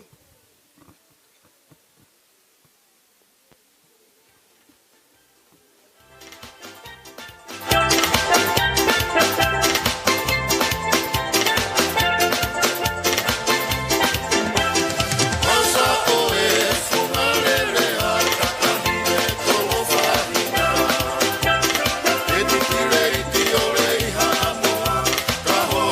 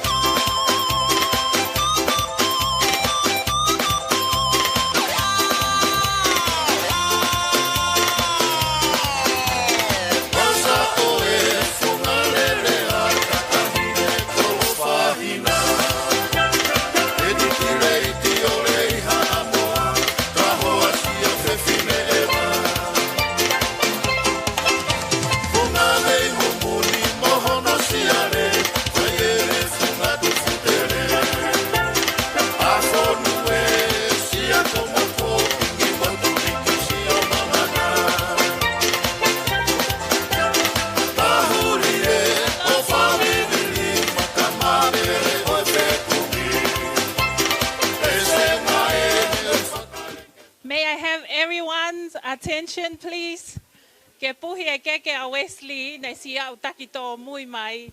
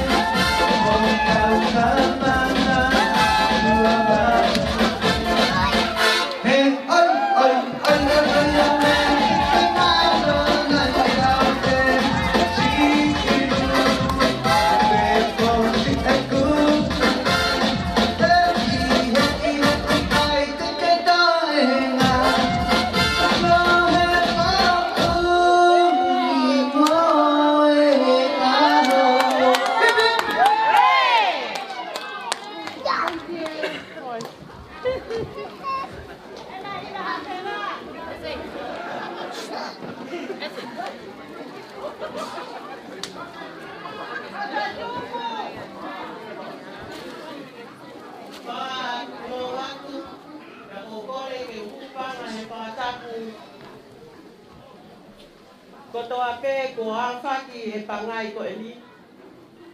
Kai ata mua te au mo e whangawhae a Wesley ke whangahoko atu ho mau whatongia ma ai whoha ko eli. E kone a usia e tāpua ki ai o tua. Ko whakakoroa mai ake e wā i hala o e whanonga anga. O ne a usia ai e maka maire e whanonga i ono tāu uongo kuru mātaha. Na i kai ko ha whanonga e whai mofua. E na e tūpupu. Hono iri pia pia whihi hono hala.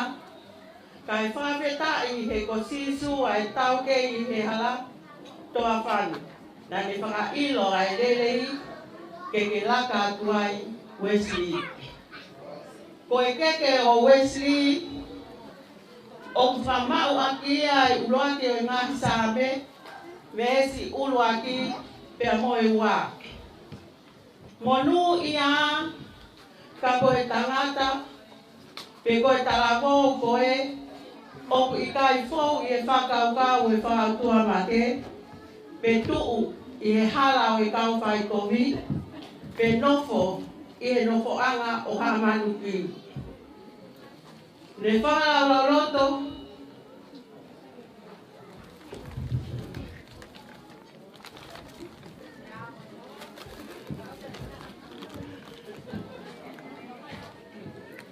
talako koe o i kai fōu i e whakaukau e whakautua make, pe tuu i e hala o i kau whai kovi, pe nofo i e nofo anga o hamanuki. Ka koe lao a si o wā a ele manako, iyo i e lao o nā o kune whakalau lau loto, aho pia moe pō. Ko e o wau e keke o Wesley, ko e tumuaki o e keke o Wesley, o kuuia ma hono mehitanga, mere ana koroto. O kuhiki akia, a e kietonga, mea moe whalafihu taha lima, Alofi ake a e fuatanga toka o furu. Kono ai a e whahu o Wesley, mere ana koroto, ko e whalafihu, kietonga, Alofi ake a e toka o furu. Kātaki, DJ tāwai a pasi e koroa o e whahu o Wesley. Hey,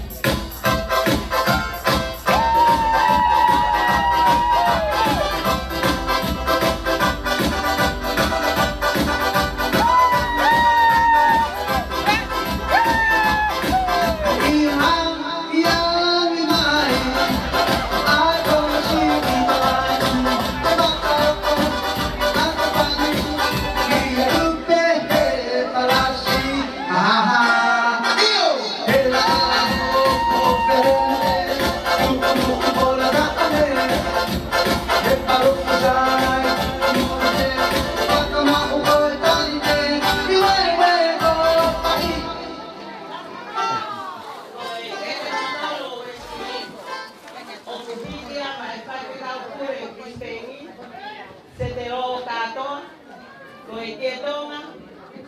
Pea mo e whalapi ua noa, au ki ake ai toka o pulu. Tāmai ki tei. Pea o kai mono sila. O kai mono sila mo e bunga.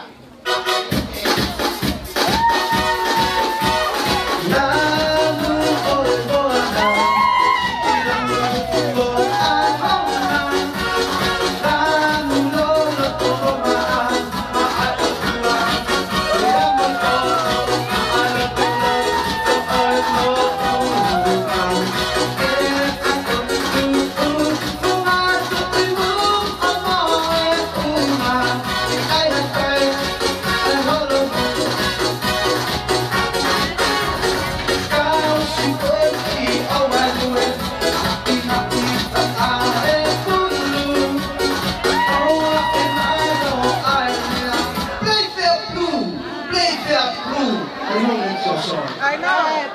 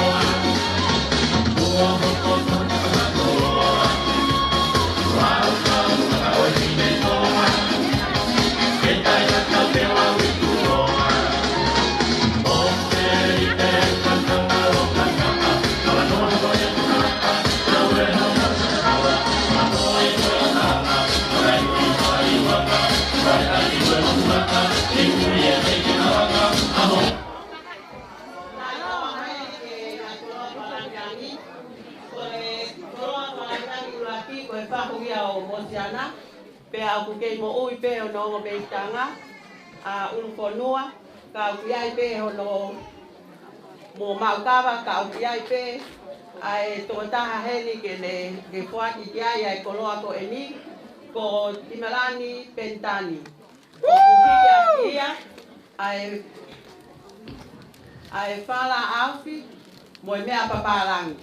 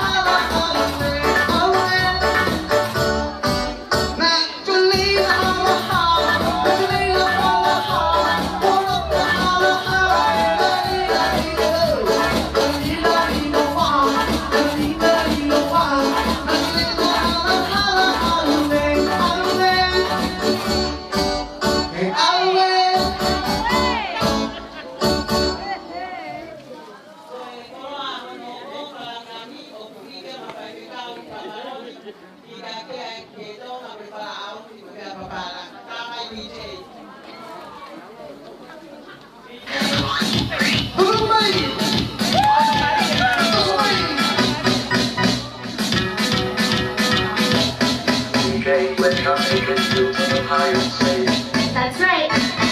Right now, activate.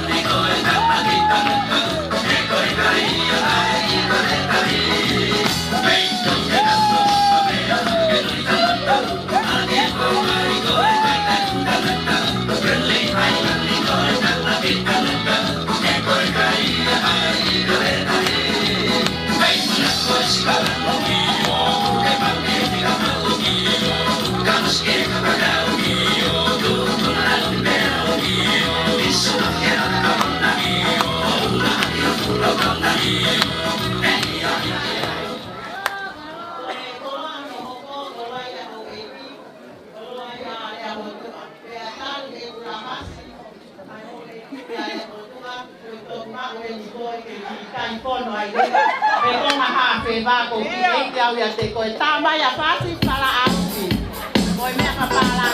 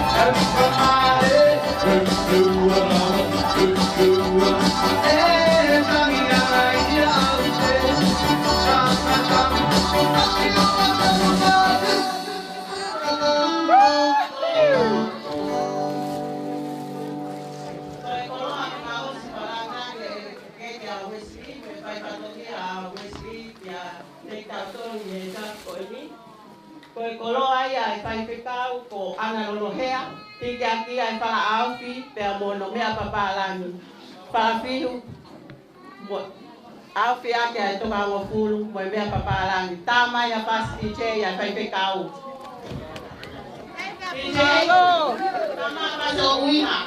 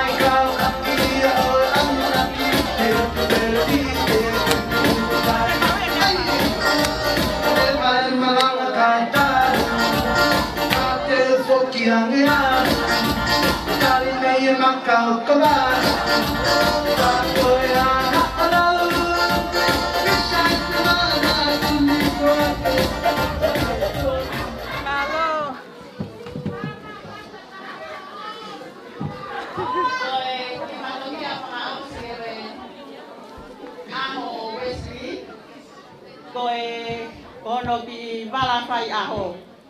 Ko e whātuwalu. Ko e whala toka ko e whala te kumi. Ua mo kumi au ki aki ai toka au mo kulu. Matake.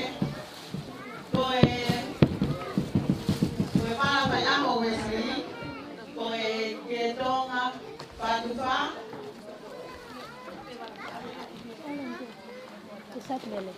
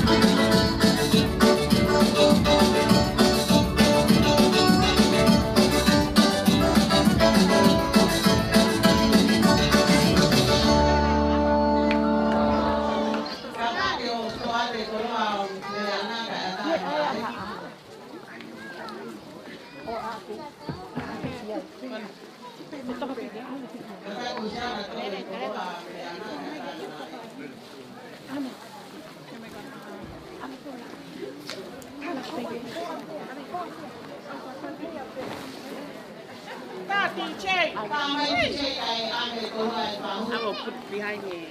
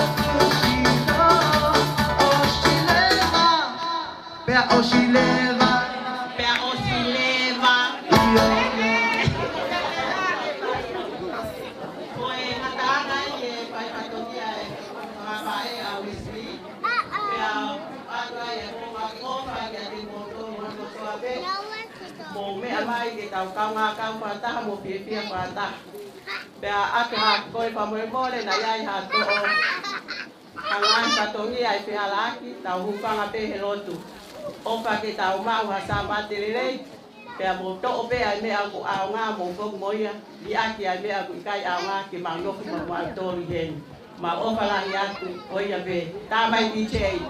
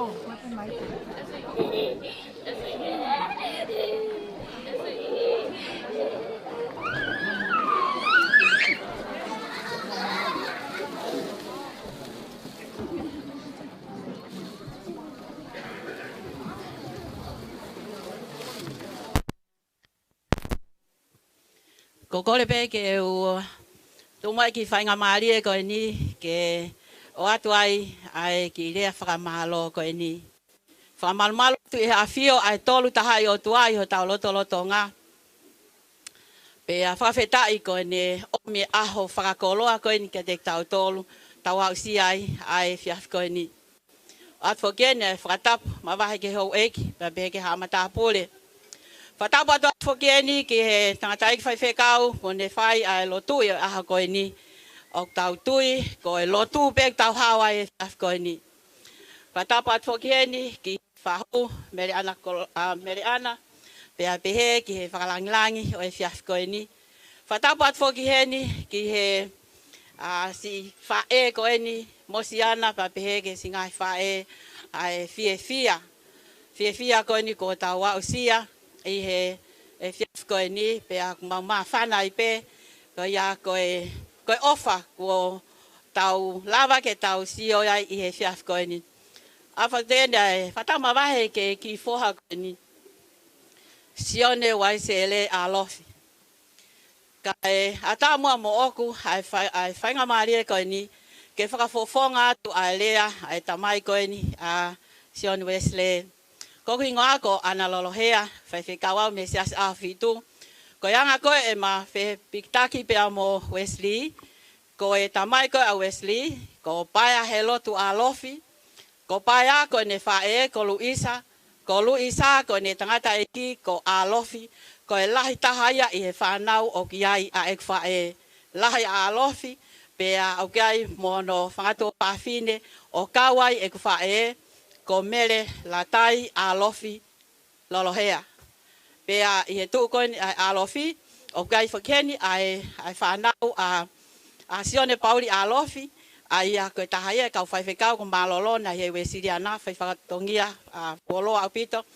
Pea peheke ki whanau tama, Olivia, Alofi whakauho, o ko e tawhaki a koe o e mau whae, o mau heni.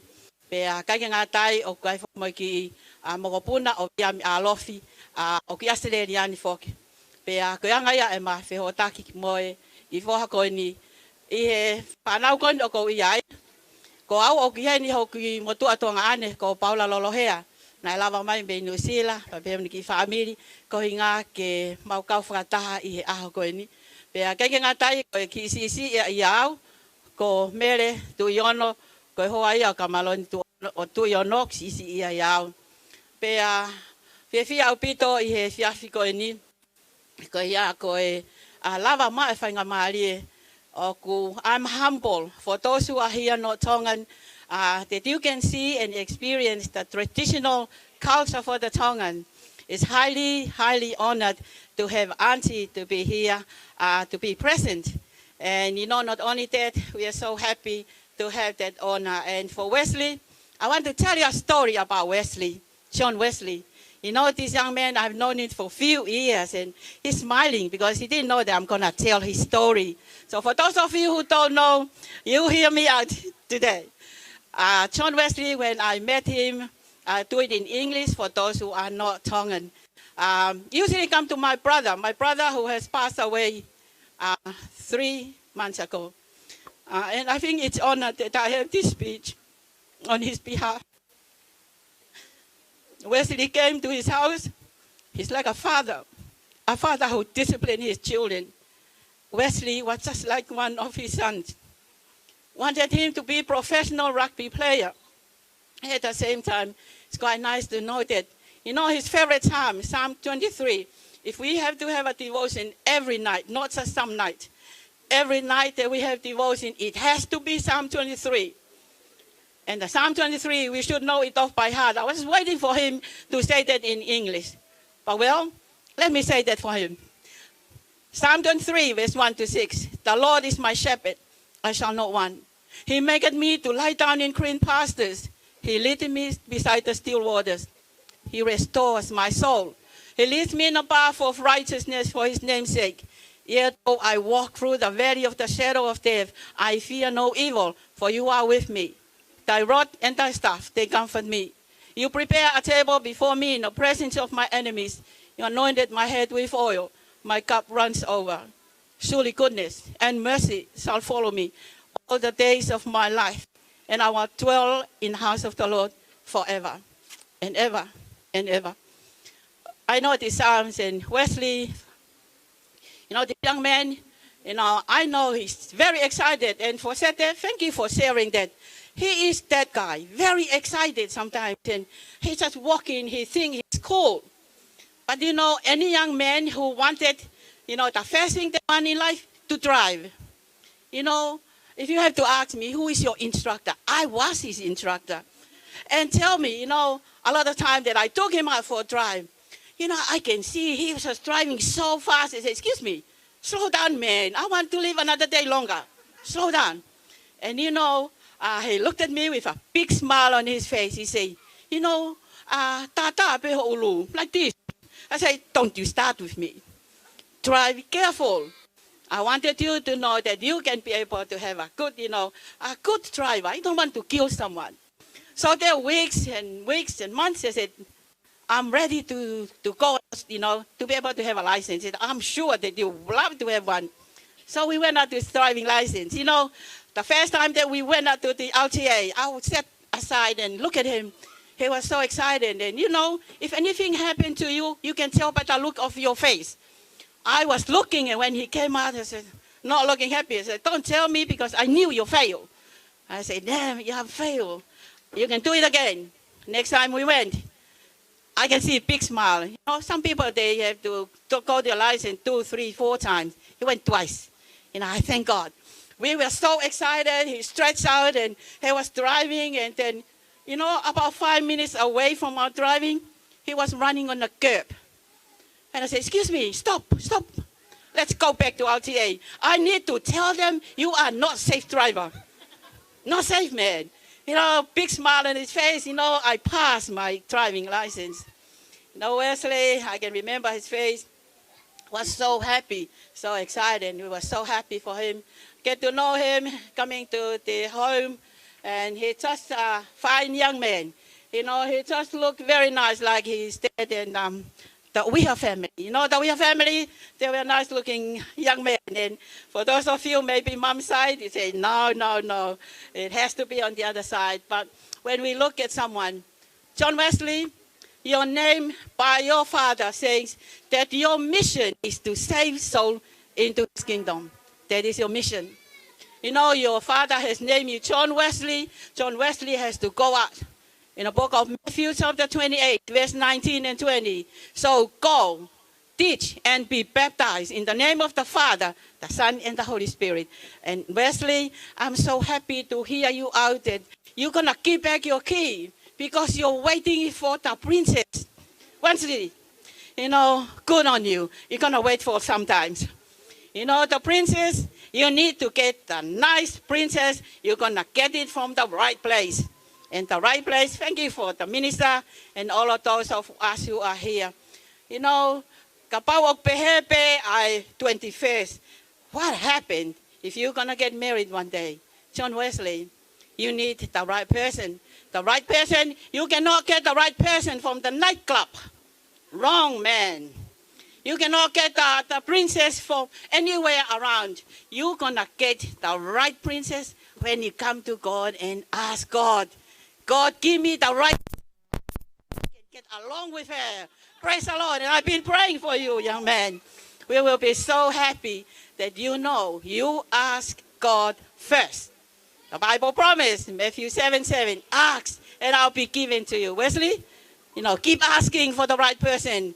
And when the time's right, God will bless you with a princess that your moms and your dads and our family will be so happy and be proud of you. Let me give you a final advice. As a rugby player, we are looking up for you. For anybody who is listening to me about being professional, successful in your career as a rugby, Wesley, no smoking, no drugs, no alcohol, no women yet. You just wait for Miss Princess to come along the way. When you do that, you will be successful. You will be successful when you know that you seek God counseling to give you the right princess. Overall, I want to thank you so much for all our family who are here. On behalf of John Wesley's father, we know Paya Helotu Alofi. Ke kaha mea ia whiunga ke whakamalo ia tu ka te motolu. Ai si familio Mosiana, all the Ha'afewa family for being here to be able to support a mother. You know, this is not an easy job for Mosiana to raise up this young man, even though he's young. But Mosiana make sure that he's home. You know, go to work, come home. That's good, Mom. You need that. And where he is right now, sitting here, we are so happy.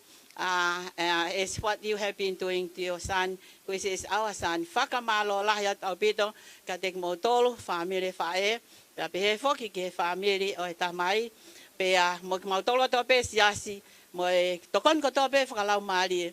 O kai kia halea ia whiunga ke whakafofonga ia te whakamalo koe ni tupe mua ke ate ki sa me ana koe taha tōtoro vesi ulaki.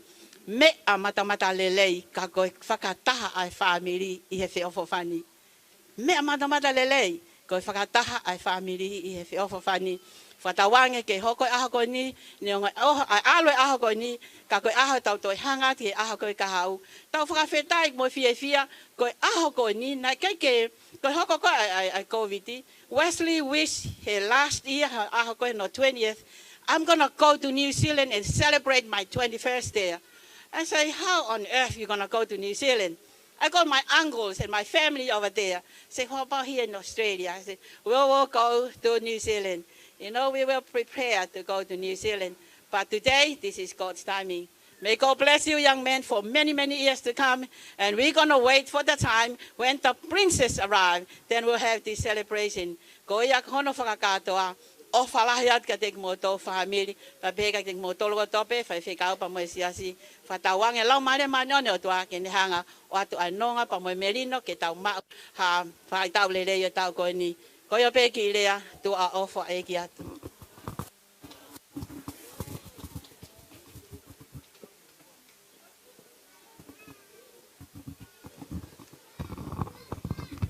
Te tau hoko atu ki he lea, me he family fae, o ku whakafofonga ia e aspeli whinau nonu.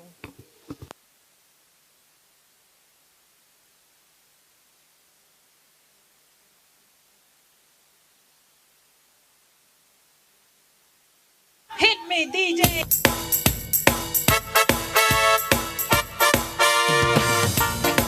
Fungali he matala isiale, whakilang whai angai e tuke. Unga ki tonga he mana tae hano takere, hua he whakilang whai angai e silupe. Laman auto isa laman kamaiki, talia ke kakala he ako le whakapalang te nisi. Whakamauni ki ai, si au te whele ni te koe mo koi oi mapapisi ki te kangata ki e politiki.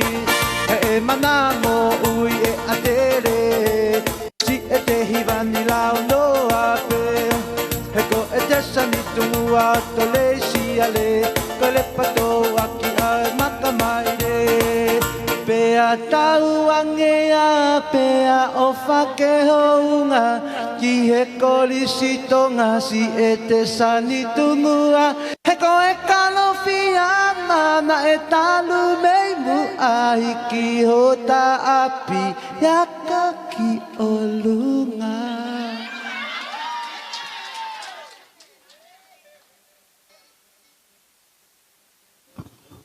Muka take o, ai aki foi pas whawofa.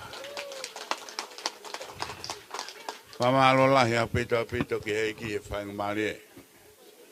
Kau ai moe whiawhia kau i koe rea kua whai e whai kau. Whawhungai a tangata i ki. He kai te he lau ke te whakamantala e au koe ui whakapiko ia whakahela. Kau noa ia he polo kama. Tuk peke moto ki o lau i au. He ka pau te uhanga whakahau, te moto e tala e moto le mea hauk tu a. Kai tuku ke mo mea antu pe mo mea te mo mea mai ki ai. Tapu mea whio tolu tahai o tua. Tamai alo, lau mari. Katoanga u tau whai o kulanu lau mari e. Koe ano winga u tau fia. Peka pau ia katoanga hike kia fia, o kai kaua o tua katoanga koia. Kore hufanga me ngai tala malu ko toa peku lave mai.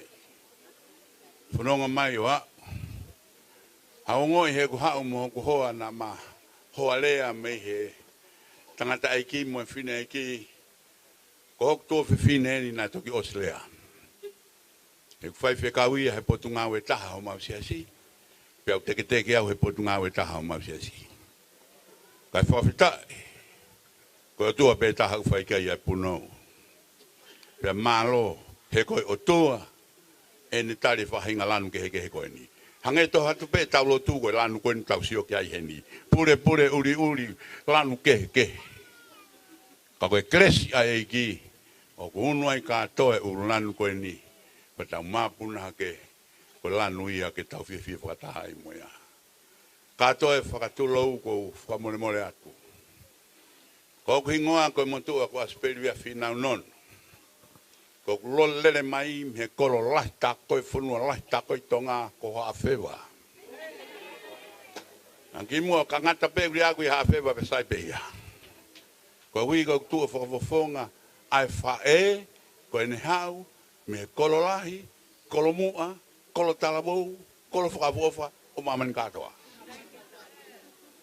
Te punga rea haafewa. No whapea tamahai tungua. Ko eiki maolunga tahai ai tonga. Ka whai e aluki ai. Whai e tu uta ki tungua. Alu moe hala, moe mea kehe. Ka pau teke mea ki tungua ku kehe pea kolokweni. O wia i pea fotunga, fofonga, eiki pea aeanga ki fonua. A kau lahi taha kau eiki koe toa. Moe anga ngahi esi moe mea tuai, peta whilau hena e lata tui tonga ai. O tai mo ala ta whakatu uta, o kai whakatu uta o whewhitu wa whio ki ai whaia me riku. Ka aku tala e he kau nofo i koro, o kuia e whakatu uta hoko he tue e koe wongo mai pe me riku e ki moto. Ala tu koe kau hawhewa. Tai meni na kai whei, kau pālangi muri, ke aumiha hingoa ke whakahingoa ke whonua. Koe na wala ki whonua koe nina na wanga we mavava ngahi fia kehe pa ku kehe pe na wal fatu tana tolu hatu fonua we ta tu ta ni wanga mahino pe tamaha ia pa pe ko fonua ai ka te ke ilo pe ko fe no hinga wa de fe wi we ha fe wa lere ka ure o ka foki mai ko ki motu ko ni hili pe motu wa hen pe hoko mai ko he ko tuko ngai area hafe ba ko hafe o kuwaba o uhinga le ba hafe o kuwaba ko to fonua o ku fia ke fai nga ue pe ko ha fatongia ki hono tumtumu ko ko ba kai atu tapu mo ki mo tolu ka hafe ba ka to ai o ko be ko tinga mari ba ka ta ke hu itu ko ta ko kako si atu uluaki maufofonga fia. O swatapu ane nai. Ka te hakure aku ia hei mo tolu ko swatapu. Wakaiat ke maufofonga tata mo fefine. Toe whaka ovo katoa pehe. Ka te ure whakawhewa pehe ka whakawhewa. Ka pau tinga meanga maufonua. O spot pe maufonua matuhele whapalangi. Ako kulere mai me heki imontu ko indi. Ko mo puna o fai fika o luke non. Ko tu lewa ko mo mosiana. Ko lahi taha e kutamai. Pe toko ono ai. Ko fika fitu ko fine. Ko ofa. Ko tu bonga ya mosiana. Mo sio peke fo tunga mo fonga mosiana. Na pepe ne fa e. Fana ko ni na ya a kelas pehia na nge na te apa na ulme me kelo ko hape me fotunga wa ang family na hama tanga dai ko ni lupe ko ja ka mo to tu la heni ko tanga tan nan fa fika pure no alofa o pe ken malolo pe tu o no feri ke palestini fa fisiko ne mama ki an hange pe na ilo na fenga le ke ave ko ni talang pe ko kite ki moto pe foka tu pe pantali ai hono wi tanga e flau tanga dai ki pe fai fe puringa ki mo fe alu aki ta fota mai heni na hafa taurea ko be atu ko mi hati sia ia ko alang ko la pata olunga ko wi ka pa ha ore ka te mu foka pare ia ko pa jo ha ta olunga ma be na mo me au ki pare kai hono paka to hawe ki mo tau ka inga ko malola he o fa tu fai ha fa hinga me ke tau to me mo tau fia hanga tau hi of ai o tua mari o man to ko ni bana fula mai gen ko fero ki mo hoa amante ke o ke hono foko tua mal ke fale mahagi ki ben lifi ko hatalang ho family ko o du pe ya me a hoko ko sio ke hoa mo sana ni fainga ta ia ma pe pure ai ki ia tu ni pe na mo no fonga ka no fo be mo faga o ka e hanga fononga mo sana fononga pe mo sana over the big fog my was my head hang mo ne kitam si ma fei lo ki pe pa tang ne kitam si ko hai ke ofa ta hai pantala mai ne te ti pa ta lang o te ofa ho te ti o si puri ho te ti au ko hai ke ofa ko be ko fa e sio kitam si ko fa ka ke ki to lo ha ni ma mai be to la ka ofa be mami ahon ni sione ko fita i hegi o fo malola he ka to anga koin ko hi ko fala langi ofa ai ki fa ka ko da mo tau hi ko fa ho fa e ekte we fa a ho pa talange o ko anga no fa tam si ka te ko pete ola to fi ku mi ha ke apete ke fa ka to anga yo alu ya ko na be ko fa tu ta mai asperi ko ki tam si taha pe e kulea. Au sio pe ka mosiana, ka ne holo hono sino, ko ilo na ua ne rea. Au kawe ngahi mea ka tangotu pe o whaka maa o pe pe o wakai pe o sio. Johnny, what a day. What a day to celebrate. Aho o talango fua, pe whakahaho talango fua, ai fua mea ko koe ahoni.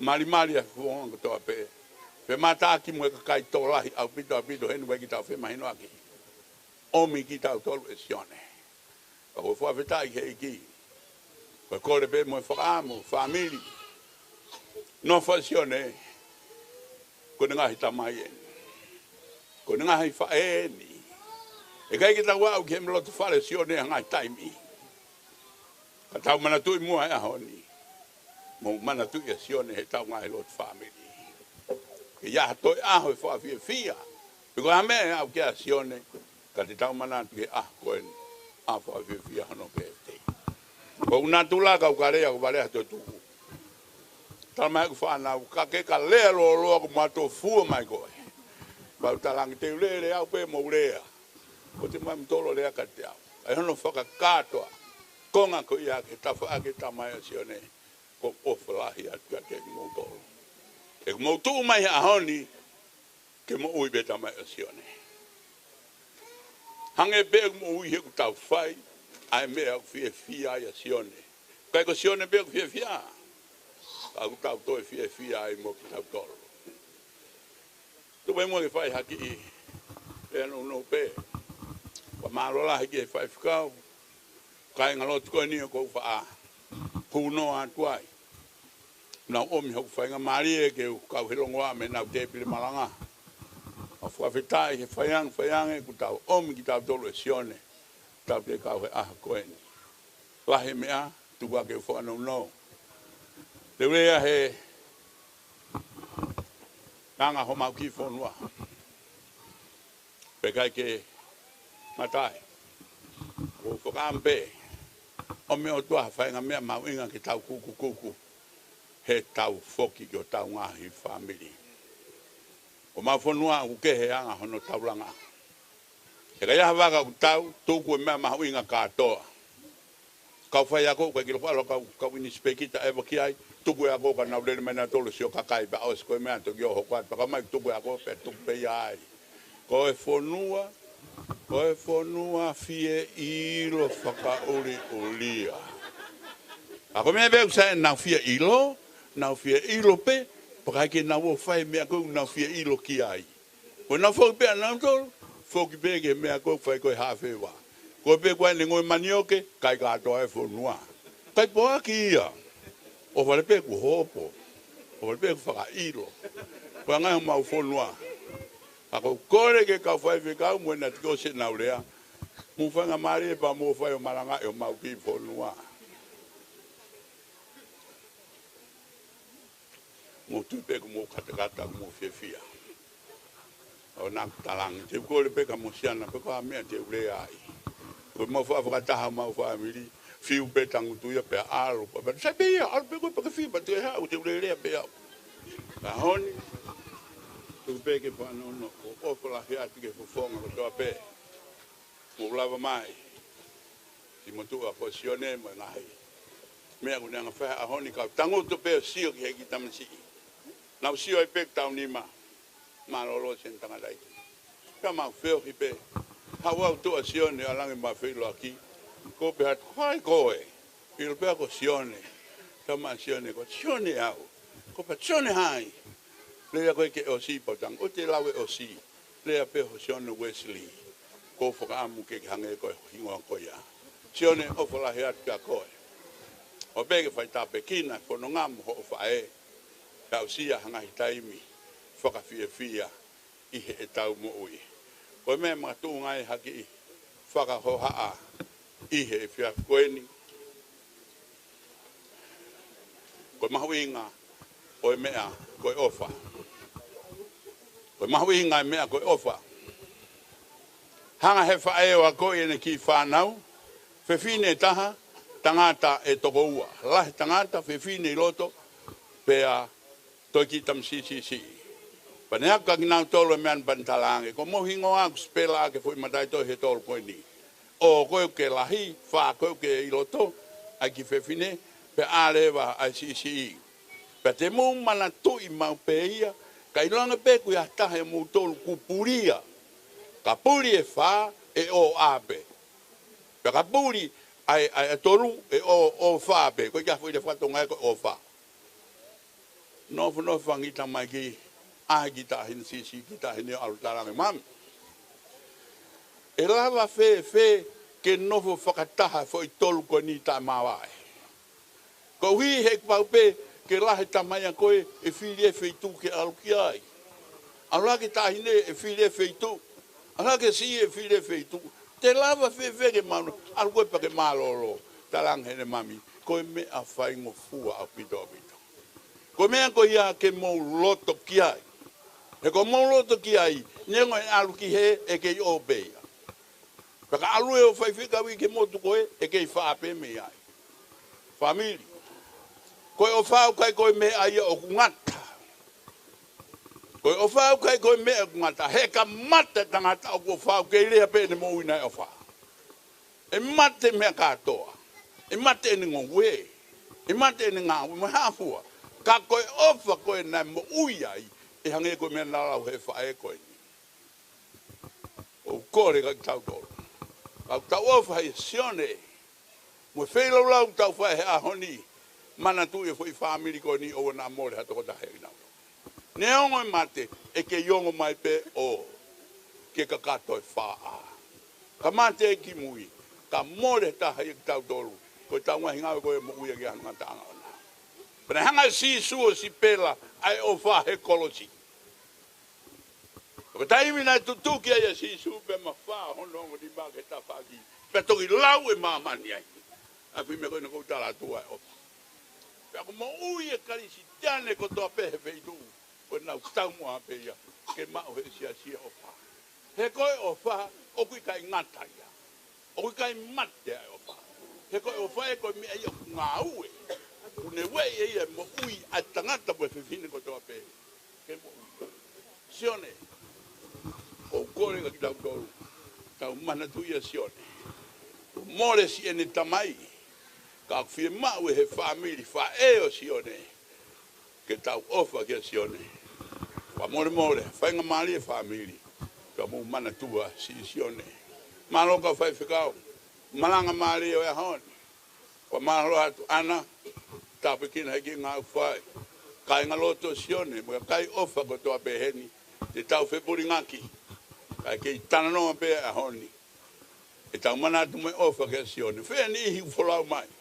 Ko higo mahui ngā honi. Tau foki, mo si pela o ke kakato o whaua o whaa. Kai oua ngata.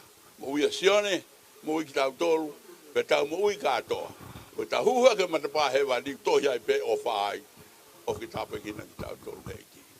Malo mo o falahi atu, whatawangi tau whoki hao, whoki fia, mo ui fia mo sione, ha te whainga maari e peheni, te tau kau ai. Malo au pito pito, kua pā.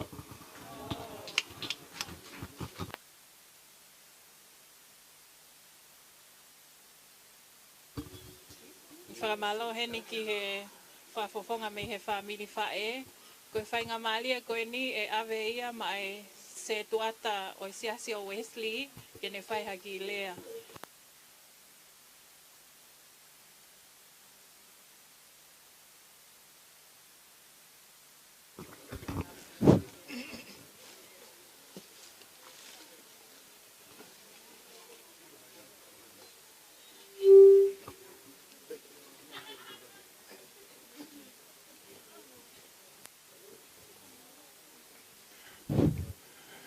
Kore ke u whanga pe mua i he ngāhi whakatap. Ko toa pe kua kamata ke a e whi angani he whaifekau. Pia ko tau whonu whaifekau. Whonu tāpuak. Pia whonu whia whia. Kore ke u tua ua tuai. Kore ke u hawa atu i he whanga maari e kua o mi he whamiri. Ke u whawhonga atu a siasi. Nea ngau ki he ni pe a e whaifekau. Ka ko kore he whenga maari ko ni ko lawi ko kloa. Atua e popa ki tala monu. Ki a ofa. Ki te ko e sone west. Ka mambo siana. Ko ia ki he ngai kai ngā ke be siasi. Ko mau whanonga ki mau tolu. Ki he toonga mo ui a sione. O au mai ke taimia ni kau mai ke ki siasi koni. Ko ene toonga mo ui e ni. Ai ki tamai o eiki koeni. Ka mā ene whae i he taimi na kaumai ai ke he siasi.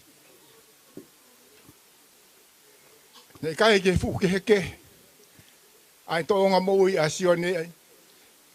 O au mai he taimi na ni kaumai ke he siasi. Ko ki itamasi anga le rei. Ua ki ai.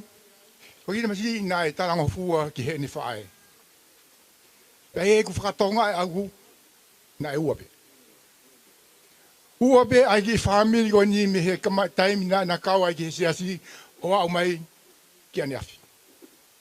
Ahoni, kua tolu. Ko e ua mo taha. Kua tolu ai ki whamiri he ahoni. Na e toko ua pe. Ahoni, mo tolu wo ua taha. Hange ko e whaka anaua na whai e Wesley. Fam ki tu maha taha ki toko tolu. Ko e ahoni ko e ahoi ai. Hai mosiana. Wesley. Fia. Ahau ki au mai ki ane afi. Nai fie. Ahau ni kui he ni ai whamiri mo siasi. Ki ke fia. Ko whaamu i a mosiana. Mo whamiri ka te koe Wesley. Ke hoko toho moi. Ko moi fie hia. Ko ngā hei rea mo ngai hako naki. Nā ke whanongo ai. Ko atu e mosiana ka te koe. Ke hoko ia koe taumua. Ke moi fie hia. Nā ku whakatonga ia Wes. Taimi lahi.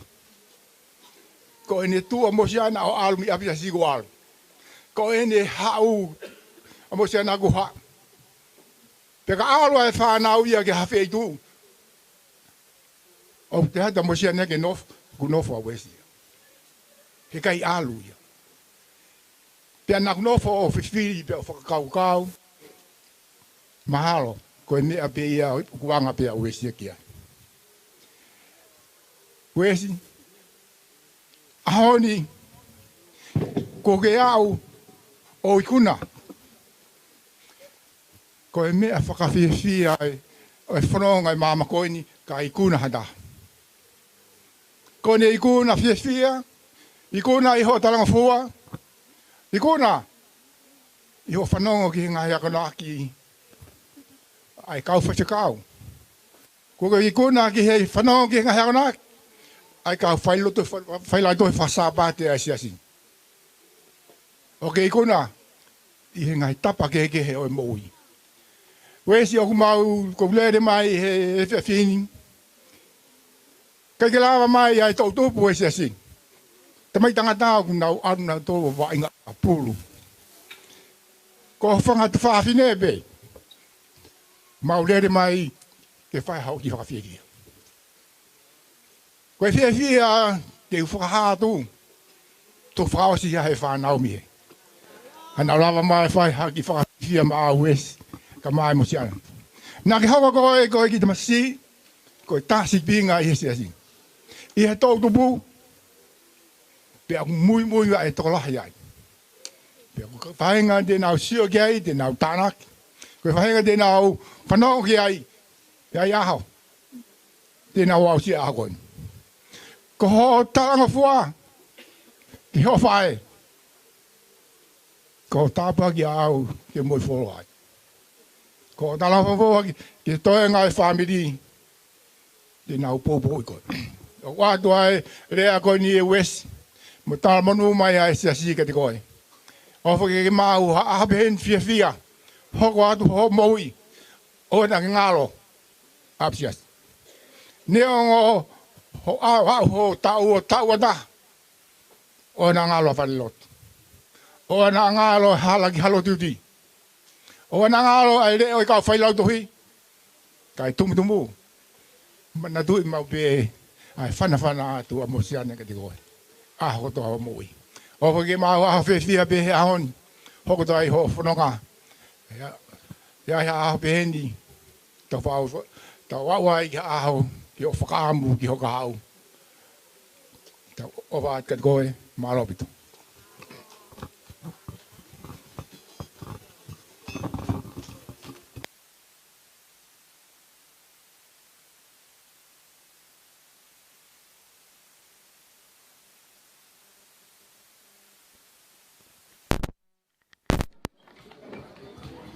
Whakamalo heni ki he te tuata e siasi o Wesley.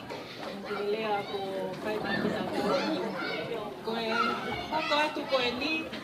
Koe ki tau olunga pe a Wesley. E whai he taimi koe ni. Ko kole heni. Ko kole heni ke teacher ke ta i mai hapo i whasi. Ka e ui atu e tahine tau olunga ke ne mea mai ki loto ka ataki.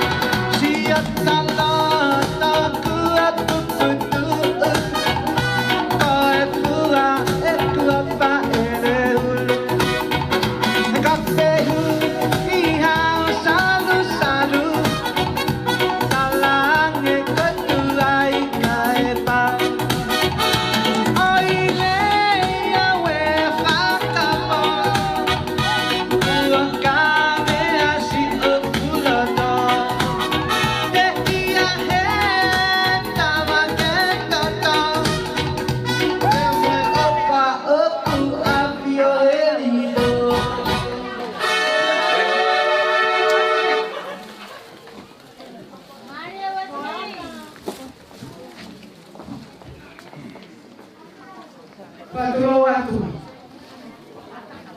Porque famamalo ngai kalafatapu. Ko se awhake atu I hoa I te ao. Kai atara mo e whiri motua tuani. Ke whahoko atu e ki. Whame ite. Atangata raha. Sene Wesley.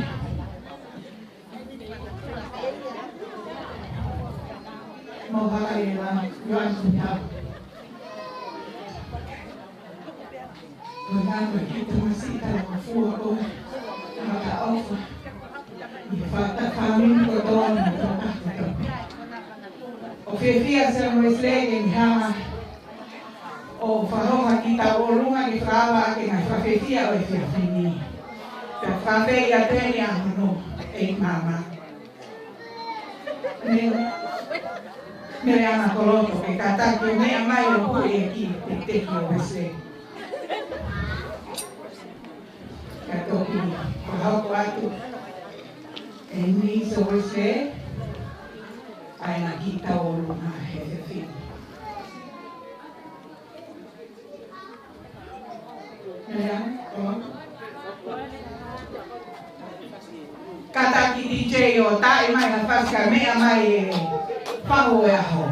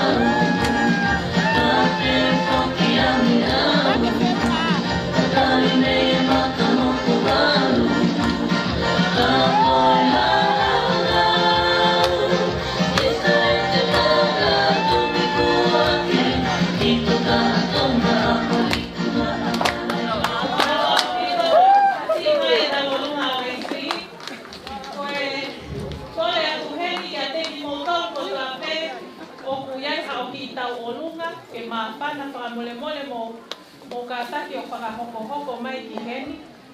Ke whai ho mo tau olunga. Te tau olunga ka toa pe. Kai o atpe taki miniti pe taha mo taki miniti pe taha ke ta o ngā na hau ha taha ta ia. He oho mai ke tau olunga mo ka taki mai. Koe whai ngā maalia koe ni whakamole pe. E oange ma ai whahu o Wesley. Ke whai e nau tau olunga. Ka taki pe a toki hoko atu ai. DJ tai maha pasi ta te teo mai e tau olunga e whahu.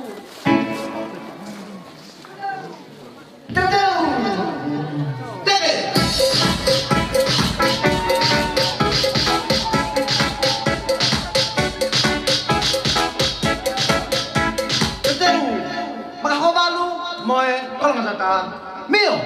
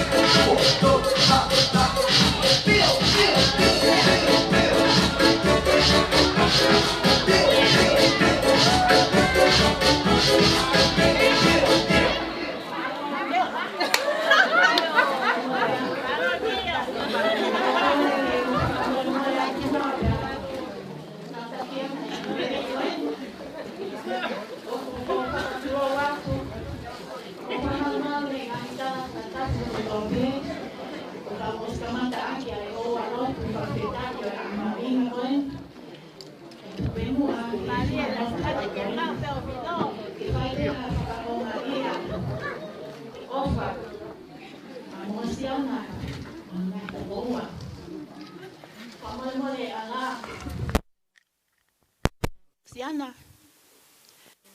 O kong ia e fine moto a koe ni. E whakapotunga. Mo e patongia. Ko ke hanga o tāpua ki aki au. Ko e whae. Ko vika siro koloto. Ko ne pekia. Ka koe tangata e ki a paea he lotu. O kula he ne kui a henele. Safi i e whae. Masiana, o te eki ai. Ke mau whakahoko a whatongia, peheni. Ke whanau a henele. He ulahi pe a henele. I he mau whae. Ka koe ahoni. Ko lau au koe tāpuaki. Ko hanga e mosiana ia. O whaka koloa aki au e whatongia. Mahu inga. Nei tai aloa. Ke ukawai ek mo'ui. He nai amana kia mosiana ia ke he kau whewhine mei Aotearoa. Mo e kau whewhine mei tonga me makahoko walu. Ka ko uhi koe tūtūne ai eiki. Mo e ne palani. O ko lawa ko tāpuaki. Pene ongo ho ofa. Ka wongo he whine motoa ia ko eni. Mo oni ai lea. Me whakawale he anga. Ka koe masiva. Kau kai ke utuku ai. Mo si ana o kou lele mai pe. Mui mai. Ia asina te safi. Ko si whewhine tau anga he whamiri. Pea koe ai mo si ana o koe ofalahi ke te koe. Koe ui. Ko hange koe lau koe tau ki ilea i tonga koe taha masila mea. Pea kou lau ai ne mei whakatotola a ke utola a ki lalo. Ka kuhanga e mosi ana o whaka tāpua aki ai fu whatoingi a pa koe whialau pe ene kei ofa ke ki tama o kisi kei tauhi pe e mosi ana o whakahoi fua ene moina ki he otua. O kuhanga koe lau a asina te koe ne mau pe akala isi koe te whia mau hahoa ia. E mosiana whakamole tau ki ta utu he ko vai e me atu. Koe ki ila ilo akau. Moi ki tapa ingatu ko eni. Moi ki kuku. Me api ko hakau mamo. Ma lele mai moia. Ki whakafotunga. Ko tangata e ka e whamiri ko taka pautolo. O kune fai fatongia mai me he me alea. Kau ke mea ipe emosiana. Whakamole mole. Ko mauloto e, mau hao moia. I kai toi tūku hale lei. Ko si mea pe kuma, atatukot ke si lake. Whakamole mole. Malo mo e whaka langi langi. Pea malo e ofa ki whai toka. Malo e ofa he famili o paia. O kui he ai whai whekau I olunga. Ka ko ke toi wahe mai. Ko ia e kai te whakalolo pa koe kia haku lau wholofola na whihala ke wholofola. Hanu whakahoka te koe Sonny Wesley. Ko hingoa ko tau osi. Pa ko tangata ik whai whekau e na mo kau whai whekau. Ko ia tau hu whangai pe. Mo ngahi hiwa PFT ho ngahi whae. O tau mui mui whakatau anki e ki ke I pehe pehe ai pe. A ene tau he ho moi. Tau tali ai pe ke tahine princessi. Ko hi ke tau toki I whai kiai ha tau ofa. Pehe ai ofa mo e. Katak mo siana whakamole mole ka ke tali pe mua I ki la ilo akau. Neangole ko maki lau lau pe mo asnate. Ofa lahi atu. Whamole mole mua. Amea kau ko haki foi fasi me api ko hakau mamo. O kai ofa mai me api ko hakau mamo me he makahoko walu. Me he hala toa ngo. Pea moe ai tu ua Monika. Pea moe makahoko walu. Ei kai ke moe likuanga. Whakawhe kau haawhewa. Tau teu ke tau wafu me hopoki. Ia o whakamole mole ko asnate ke ne ki ilea. O whaat ka tek mautol. Ko kore peke hu whanga keke te whakaloloa koe whatapu e ko oceana wha. Mo osi mea I pesi o ku hingoa. Mo e whetu u kou takai whala ki ai. Neongo kua puli kaku kei. O whape hangi koe lauka ere ane nai. Tatau ai pea ke o ko mau natulaya. Ko mau taki koe hoa koe ere. Koe mea tatau pe. Ko aluhaka pe mau mea tatau pe. Pea koe. Wesi kai ke ngalo. Kai ke ngalo o tangata eki. Mo taimina tau nofu ai. Ka ko whawhetai ki he eki koe hui. Koe tonu ho. Ho whiri pea mo kāpasa. Ke mui mui ai. Pea mo ho o whae. Kai ke uhingau ke Kau me ako hinga ke filha si suka lais e ke mo ui. Pea koe. Pea koe.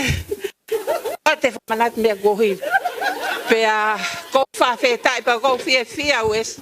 Wesi, ka ke whakakau ki hao hoa. Whakakau mai ko hoku siasi. Tuko siasi au. Ko whakahua pe ia e whaiwhekau. Ka ko fia. Ko uhi ko e whainga maa. Ko ki hiwa pe. Foi vesi pe ta. My God is good. My God. Ko ki foi hiwa, my God loves you. Loves me. Loves us. My God loves me. And all the wonder I see. The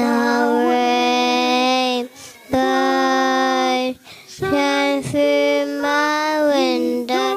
My God loves me. Loves me, loves you, loves us. Amen. Ta mai fasi.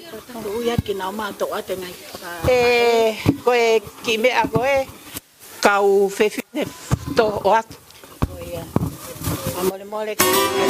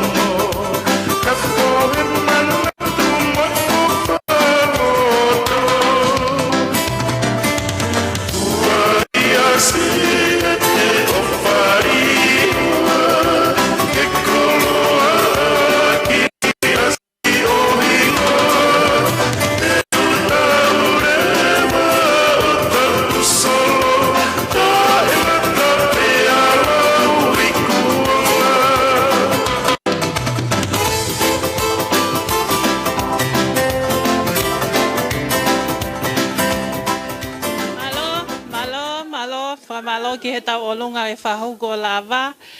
Ka taki kau ki whakaongo atu e ki I ongongo ko e ni. Ko koe peu gai ho tau olunga ke hao whakahoko mai. Whakamole ave ho o whasi ki e TJ ka taki. Whakamole. Ko e ta alunga hoko e ni. Sai. Ko e ki mua pai ku tau olunga. Ko e ni. Mo ka taki te mo tau olunga ka toa pe ka taki ka te mo tak minite taha mo hoko me pe o te mo ma ke muani mo o mai pe whakamole ko en go mai ka ko e o ku ata pe so ko ia whakamole atu mo alea loto lelei pe ko haia mo e rak tau olunga ka taki pa mo mai pe ke ko minite pe taha tamate atu osi hoko mai e ave fasi ke TJ ka taki TJ ta ima fasi ka hoko A ufanga whakatapu ka e whaiata e ki whakahoha a koe ni mai. Koe kuhingoa ka whakahatu au ui ngai whepikitaki pia mo e tamasi birthday I he aho ni. Ko kuhingoa mele se ni halangahu, ko mosiana, ko ene kui, ko aho mee, ko e tamai, ko son funaki, ai tupui I a tonga, afu aia ko na toko ua pe, kana ki gaha na tufefini. Pea ke jaha mea e mau I he emosiana pea emosione Wesley ka koe mea whaka koeongo koe masiva kana kai ke hoko hake tau toto ha vai pe koha paanga kana hoko hake I he tau whiawhawhani. Koe ai o fulolo ai kurea ko hinga ko api e aho ko e wata lewa e ki mau ki tahine talunga e whapini aia ko e tamahin ko e lahi tahasen funak ai ko ia tupu ai pea ko e o whiwhine o saia ko sisi ia son funaki ko ne tahine ko tangis pa ko ki tek ko ki seni tipe taha ko tola tahafe tamsi pe te kataki o mea mai o hu I helo na aungat ka koe ko ia pe malo ta mai fas au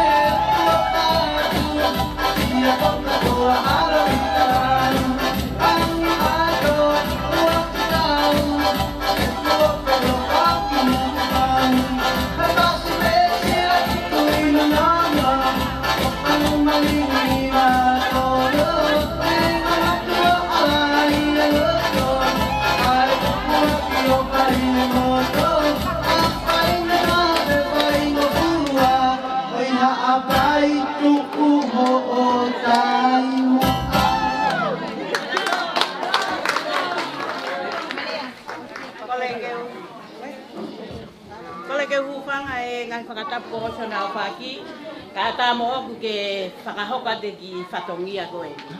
Pea o te moutai ho haa tuku ke u lere ai le wau kai toki lere fu ka u hawhi vai a po whaia. Tapu mo e whila kepa o mea. Whakamole atu pe mosiana. Mahalo peku ke fie toko taha ni auna.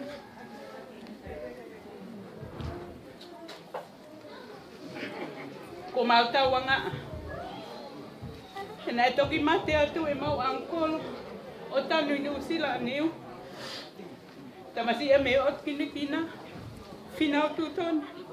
Te ko mautau wanga ai.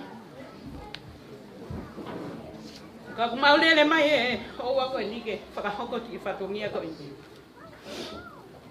Ko tuunga o ku mau tuku ai he pe hokotaki mo mosiana. Talo e tau tu mo whanongo haafewa. Hala ke asia ka ha funga whaite. Pea koe maulele mai me funga whaite. Lahi e kuia e tamai a mosiana, kai si e hingoa koe ni litia teleisia. Finau savietia me funga whaite. Pea koe maulele mai, kai e ki whatongia koe ni mahala e mea i pe mosiana na e tuko osa te mau pestei he wikosi. Pea koe mau ki luku pe eni o ku mau ke mau o mawhakahoko aki. Ho mau whatongia he ahoni. Tu a ofa e ki atu, tā mai ho mau whasi malo.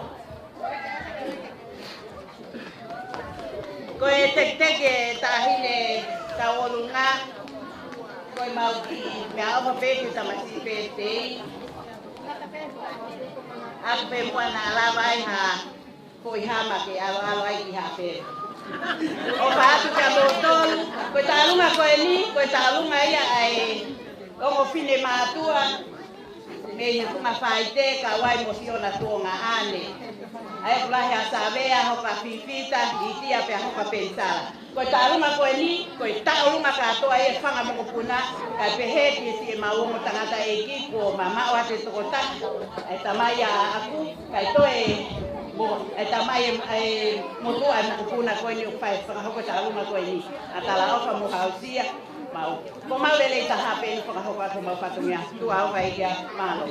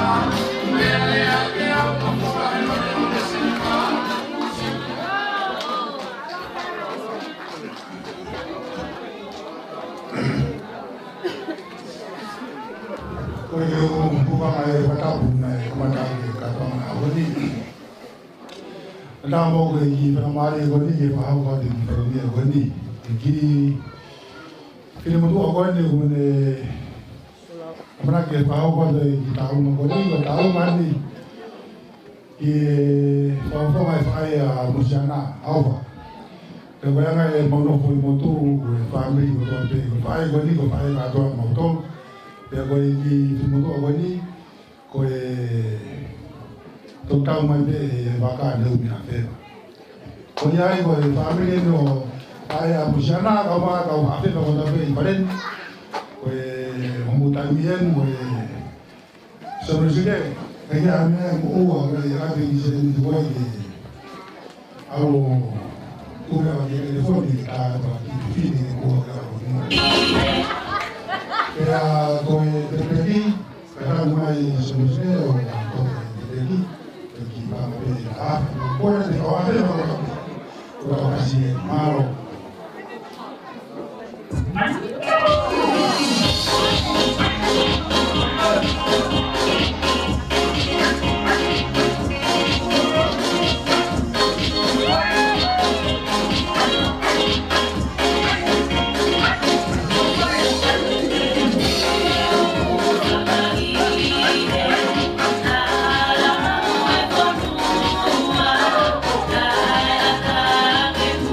Oh,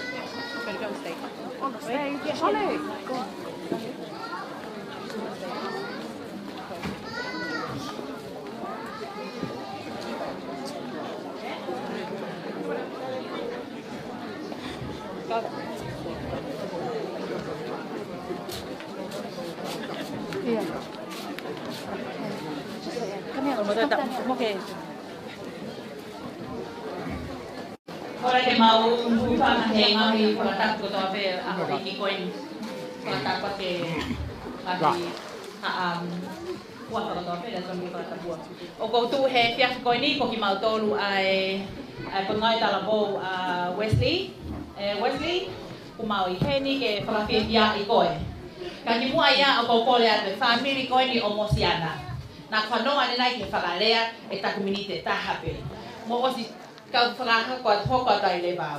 Ko au ko si mari au ki whakatunga ane o ki tunga ane mo siana. Pak nau o mai nau sio mai kwa me ko ase mo ai a ni. Pa ko pe ke ki hao ha ki ai leva ko winga ko kutunga ko e taki au e po ngau ai po ngai tara bo ko ni ai si ko ni. Pe ko pe ke ki hao ha ki ai leva. O fa mai ti jai o mo tu si e ku kau tau o nga.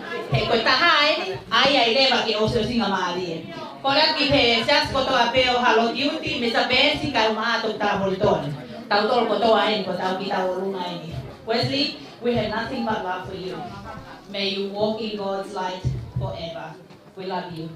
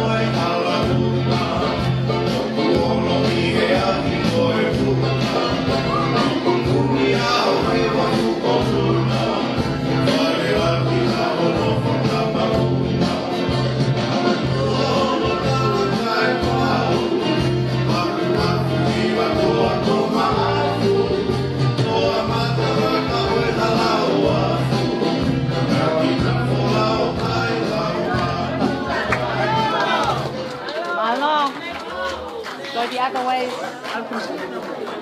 I let my go. Leave your ballets there. Yep.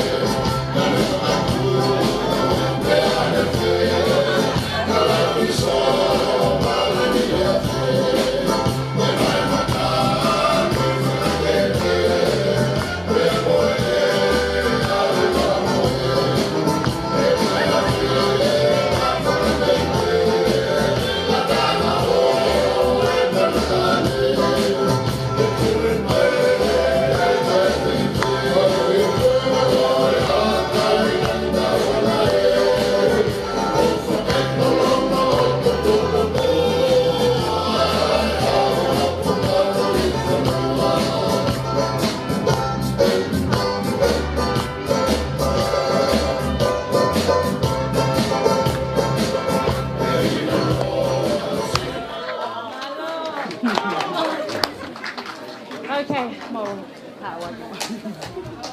Malo heli ki he pon mawe na la boa Wesley. Ki he para meite para boa e fiasi ko ni. Kata ho ko at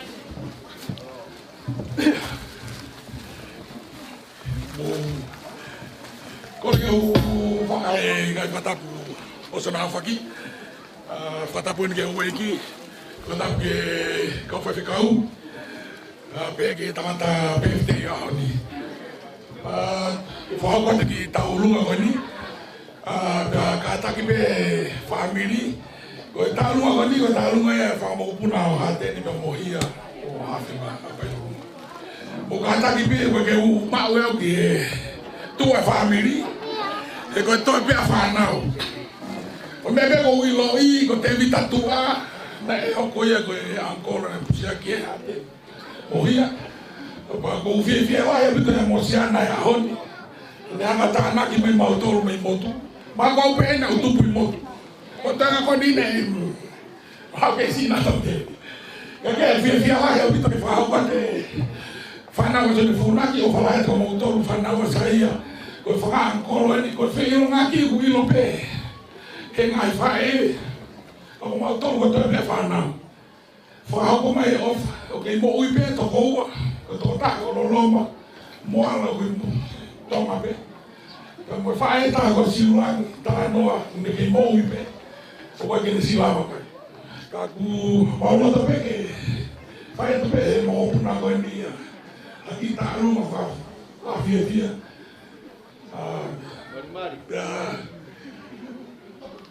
Mai pe tei. O e a koe. O whalahe me si. Pues, awa to ate te te ko ni ke. Ai ko ko. Awa ni ka. Eu mau.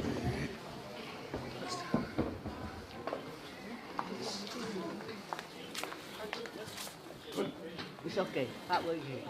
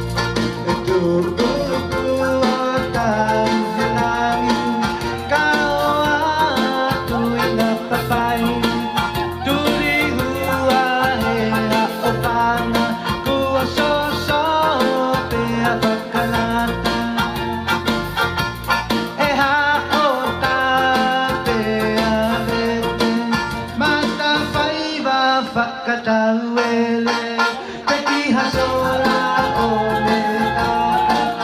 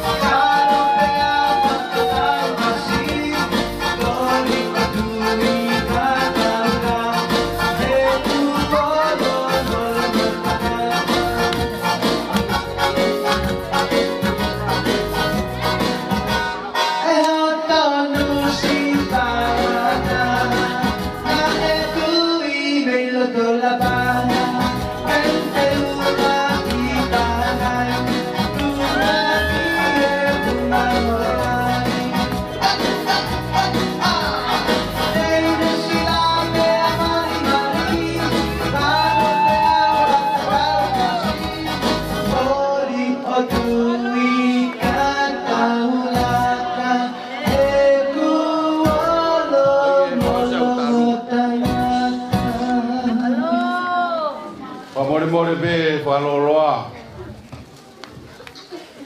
Age koe whakarea nā kuwhai ni nai u mawhautua i Brisbane, whatongia lotu. Tangu tuwe mo fai whekau kwa ki te aha mawhana u kore te mua kuhoa ke hau pe mua ki mua hen. Ia i whei ha maki aki whakame ite.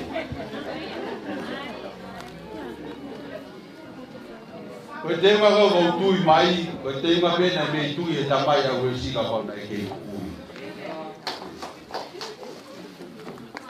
Tangata na tare ni. Nare whai wai e marae ka puru, nungu na ngata pena apai. Koe tangata na e no tare miti. Tupe mua ke maa whahuko ngatu e maa whoki pia auhu. Na vai ko lo e mahal ta ko aki ki Patagonia ko ni ko ko more more pe mua ki Pamete ko ta ni ta no nga be ni ko pe ma ho nga we ko ta ni ni ko mai ia ko ya ni sei ata ki o ta I mai pe ko si ko tu ko pre a ku e vai a tua que ma ki va fia fini Wesley, o fai da Wesley. Oh, toki whakao si ate Wesley. Ai mai e mei te kuru. O kumau pe te kiwa i atu pe.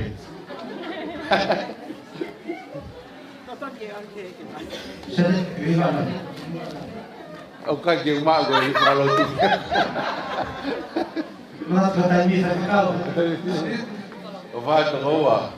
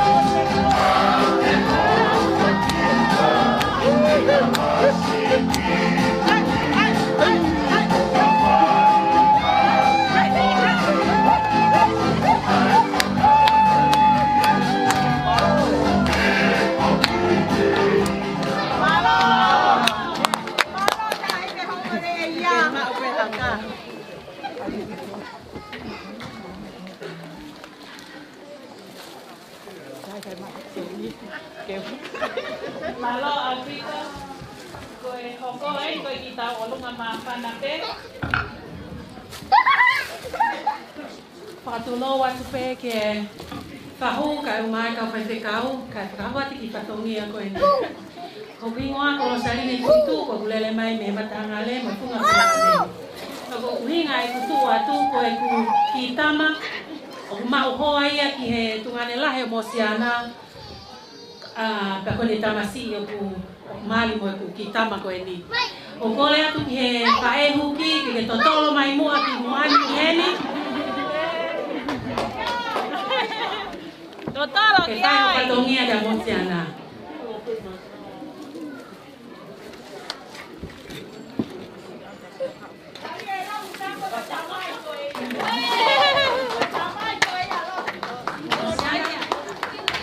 Kaya me mau he kitama ko ele me family ko ele ko le te la ke mo ko ye pale o lo tu ka ba ta ave to ko ne te ko mo fa to ngia ma lo pito ta ma pa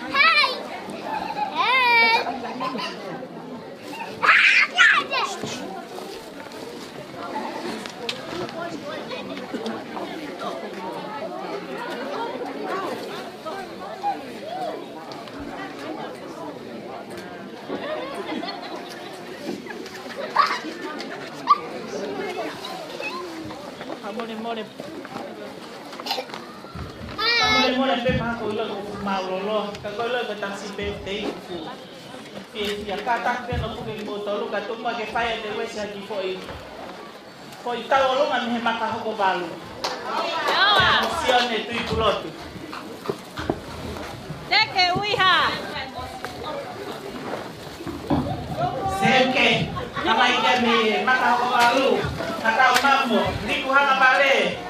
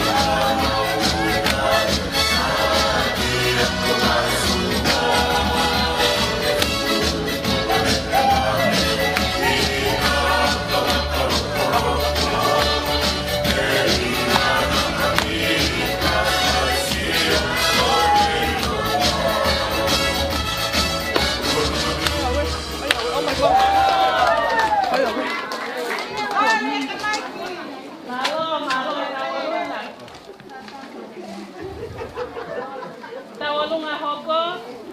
Tava mai.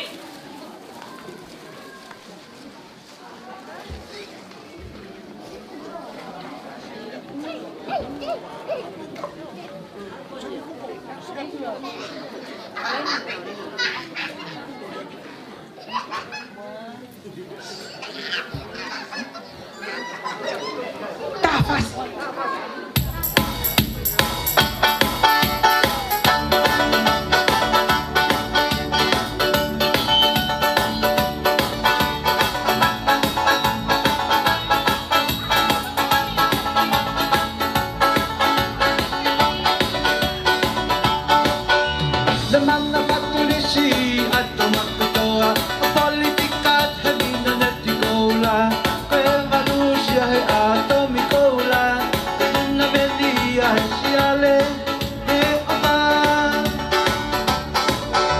He bunga maafat he matulale lau He mauikay kuya buwan Ako lekot hindi ba akal Isa ko aksiyat manako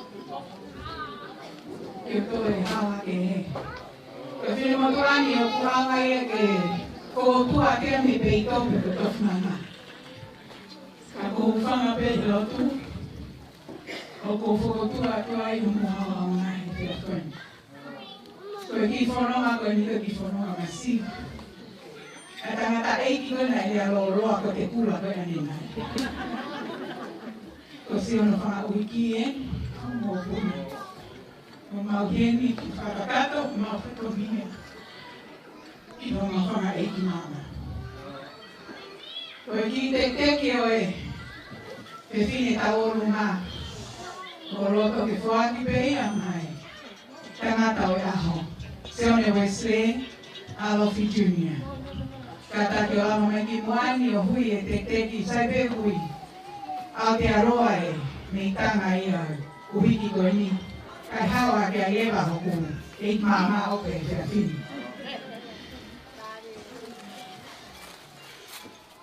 Oroa pe hao ki kapainu, Sone Wesley, moe ki I loa kau wena o ke Ronga holo ai e parika tope I tō mo whine ki. O koe pe o ke neo o koe kui e ni, koe tangata e ki. Ka kongosi ana kau himoa ia ke sisi e kui. O whanamo e wea e koe te kau me Christoinia ni nai ulo pe koe kai ngā whae. Koe mo puna kua bola a ia kua bola. Ia mosiana, koe himoa ke e mosiana. Koe where mea koe kau pe tika ren, ko ulo no muka a whewa. Ka toa o tu o mua o tu kine kina mo o tu runga. Ka ta ko ta whasi e. Ta mai DJ whasi tu kine ta o runga. Malo.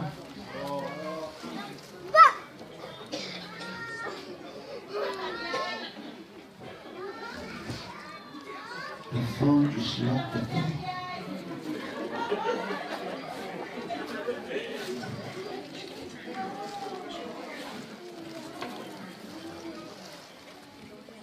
Yeah.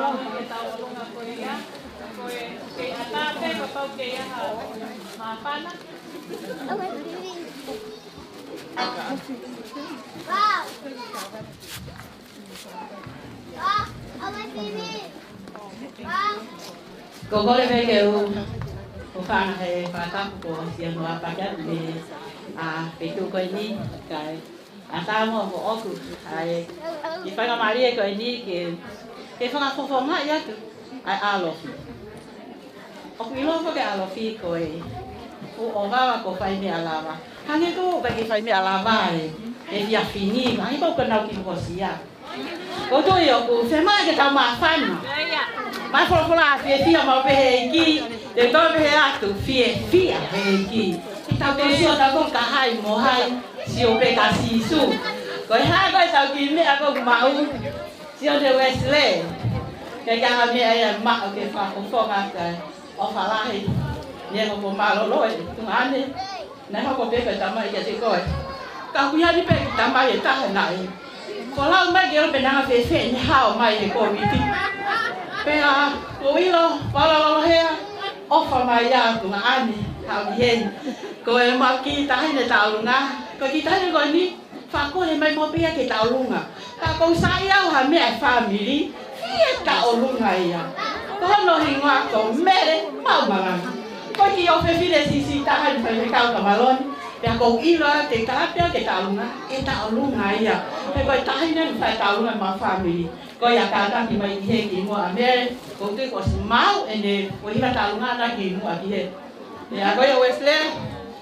Ka ja me o fa ye family Alofi ke te ko. Ko me o fa ko ni ko ki to ta. Mana tu ma pe fa am ha ta mai. Ko o tu nga we ama mani ka to. Ko wa ku ko nga ia ai family Alofi mana tu I ko kui pauri Alofi ko tahaya ko ka whakaongo ko whakaongo ko loyalty. You loyalty to God and God will give you a nice princess. Ya goya masana ya jana of family ave tu tabuia ta we si ka tu wa tu ko ko ki ta we ki fo ko ni goya ta ta ki ko tu ko mau be ka lunga ta hin ta lunga ko ni ok fi ma ya ke ta lunga ta le ni fa mo ko si a lo e fa be ke fa ko ta lunga ta le ni a ko ta we fi ha ni ta lunga ya goya ko e ko ta ko tu la fa le pe ko tu le ni a lo fi ko ta we ne fi ma ke ta lunga mo si a ya lui mo me ala ihe fra langi aki fo ha goya e ga me afa mo si ana o tu te ke a fa to ni ya ai wa ke ma wa ho ma princess goya ta ma e hi va ko na e ai ta ne ta lunga kai ate ma ki ni ya ko e fa ho nga ia pe si ta ko fa mo si ana ki fo ko ni to afa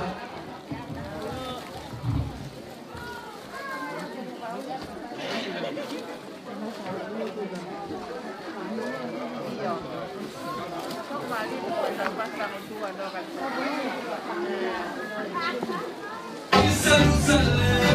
Ghiền Mì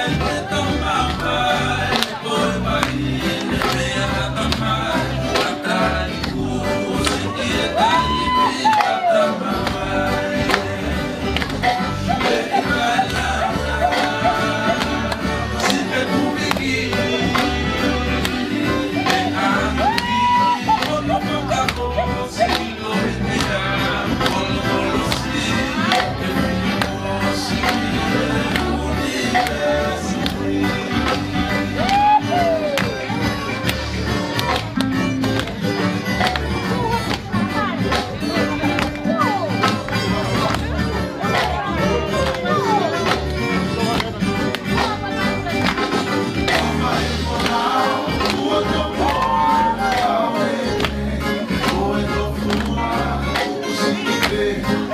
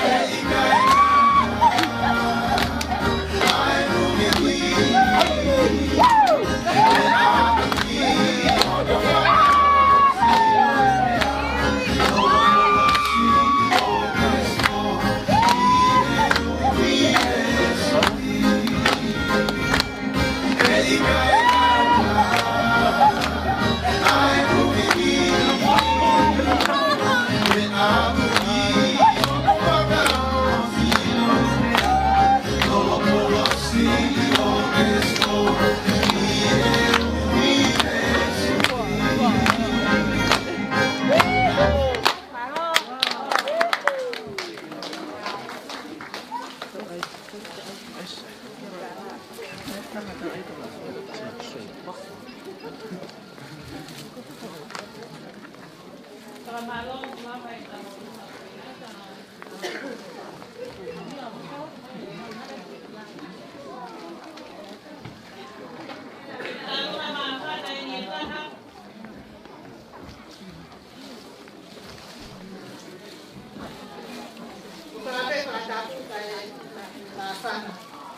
o e whahātu au au ko e lahi au ia mo tiana.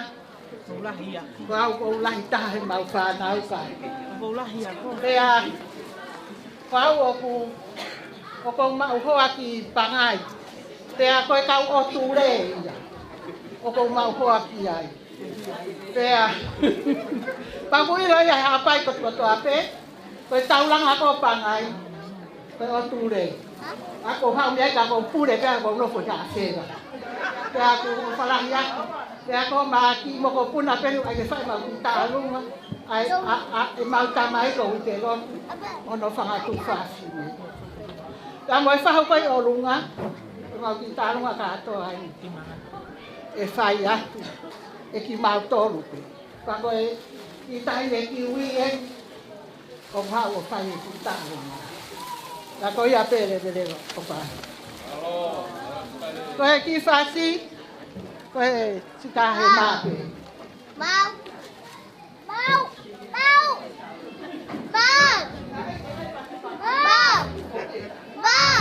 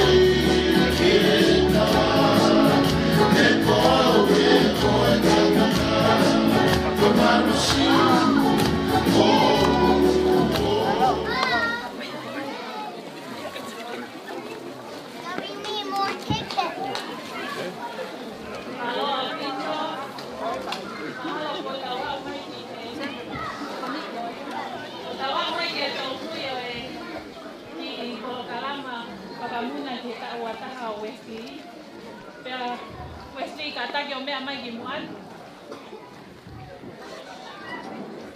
Mo whaampe ke oa e tuwange a honi ke alo tai whamalo ia. Ai o toa mafi. Mea nai kai ke whai haku ki lea a. Tā kua si ilo pe haku familia ni o ko vale au he MC. Koe ke kota MC ka koe teke mai ke o MC ka o tala ngofua ai pe au ia. Ka pāna ko ha mea pega waki moha lotu koe praise and worship mai mea koe ia. O poto au ia iai. Ia lotu ka koe ulahi e lockdown ni. O te eki ai ke toi whai, te eki ai ke toi whai lotu au pe te toi malanga ko kole ai. Nau koe lea ke tak mini te taha koe ai whangi tau olunga moe lea. Ka maho ki whai ngā maali e. Ke ki hiwa i le wāo heni. Ke neo moia. Koe whakalangi pe ke otua. Kako ane nai nau whanongo ki he lea e whai whekau. E mahe aha ke me iai e tapua mai a Wesley koe mooni. Ko Wesley, ko au, ko Kinwa, ko Elizabeth Faye, whinau, aho me whinau la tai. Ko mauhoa au ki he hostea. Ka ko au, wahi e whae a Mosiana. Ia Mosiana, ka tangi wahi e whae ia Mosiana. Ka ko Wesley, nā matupu pe mo Wesley, nā to o tamaholo ia Wesley hene KCE, kei pepe.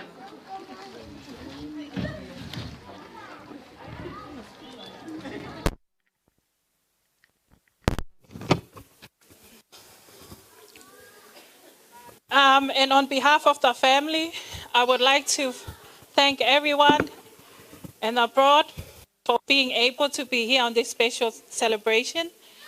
I also would like to thank the intercessory prayer team and families for your prayers. I'm sure they are watching from New Zealand and Tonga.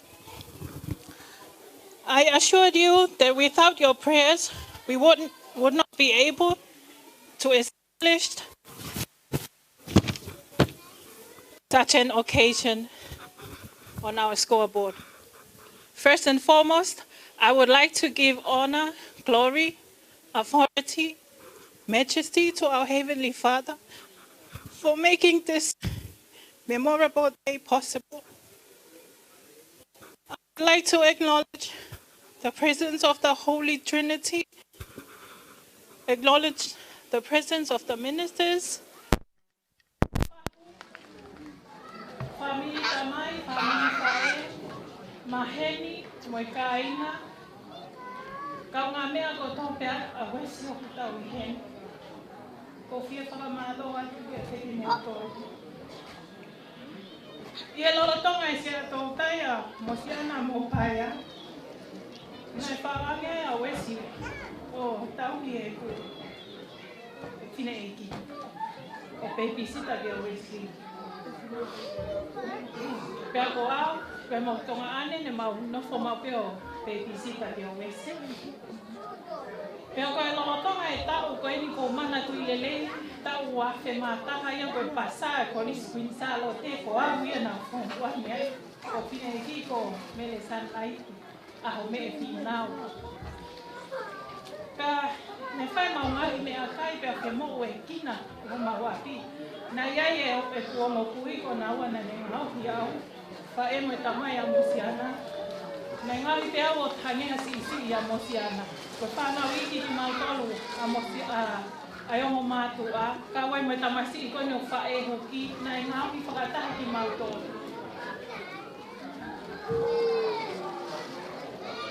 Me lotonga e whenua e kina e mau ngahi mea kai ke ngahi kato ai polisi na wako e ko whongu ani ai ku sālo te.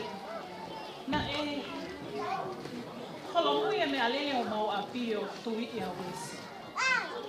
Koe tui koe ni o Wesi ko tala atu. Ne ki ke to e ilo he whae o hia. Ha mea koe tau ni ata pe koe ko koe a Mosiana e ake kai to e ngalo i au. E ne tangi na kai pe mo. Paea. Pea te sioloto ai ki he lolotonga koe e te ka hoko ha whainga taa ki a taha ki o whaingo fua ki te lea lotu. Tui ki he e ki e mo ui. Me taimi kona e hoko e ho mau a ki e aho koia. Ki ke toi ilo ke ui ka sisu ko wheta nihi e ho mau a pi. Pea ko kamata e wha lau e tamai ki. Kai whakawhetai ko e whine e kina e kau he ulupu lotu whia e tonga. Pea ne ongo lo tonga e whetangihi moi mea ko ia. Kutu waku mana tu e tu mai whine e ki o kaila. Ke maui ki a sisu. Pea mhena hiki mai a Wesi o sio atu kita o kumate. O kumate a Wesi. Kei sisi a Wesi o tau taha mahina fiha pe a Wesi. I e taimi ko ia. E hau whaepa mana tui na ne lea ke mautui ke eiki. Ko whawhala ke mātiu wa he taha walu Wesi wanoa. For where 2 or 3 gather in my name, there am I with them. Pea ne mau lotu ai pea whai e toki tā ki he whengai o awe a Wesley ki whare maha I he aho koe ia.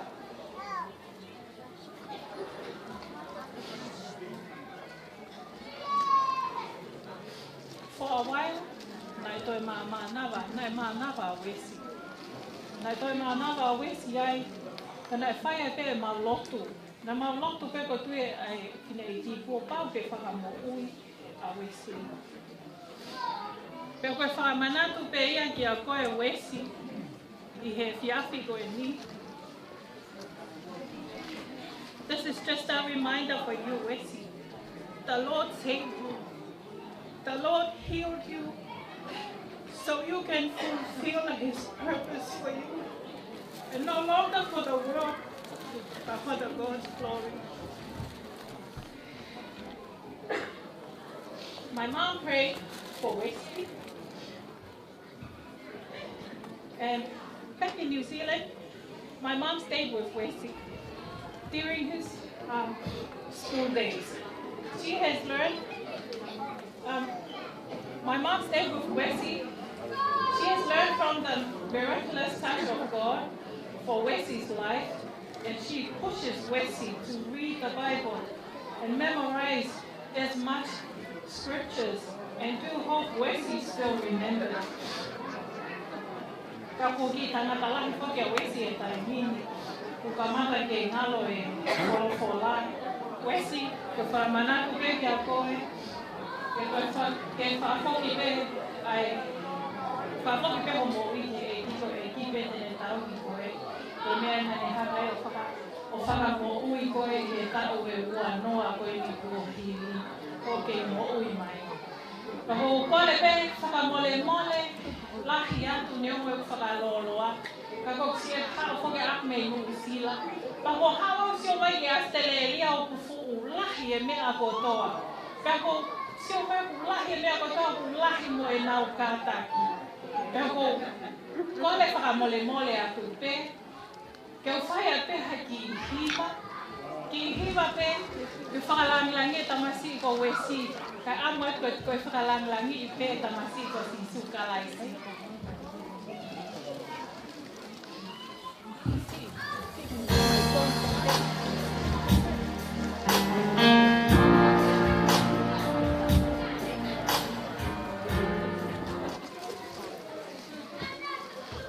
Kataki atu pinche. Mole mole. Iya.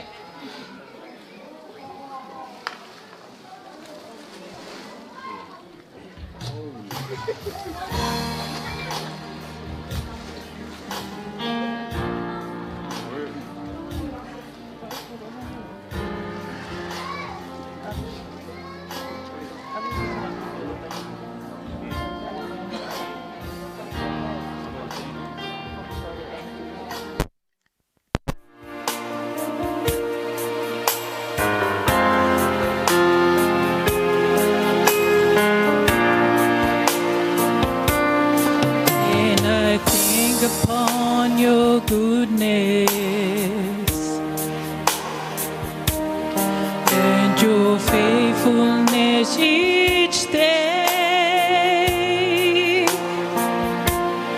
I'm convinced it's not because I am worthy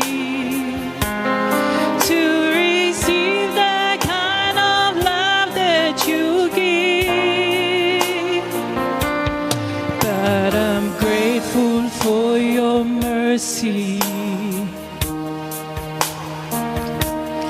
and I'm grateful for your grace, and because of how you put out yourself,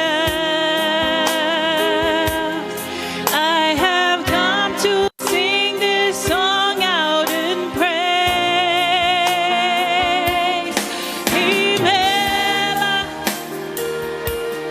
Himela, oh,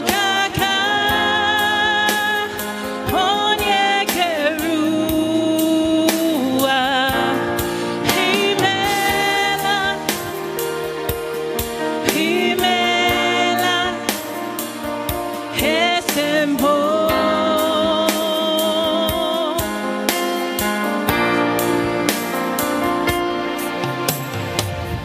To sing your praises. Who am I to worship you? It's your blood that makes the difference in me, and made a way to enter into your throne. I could not come near your presence. I could never sing your song. But the sacrifice on Calvary's tree is the reason I can cry out today.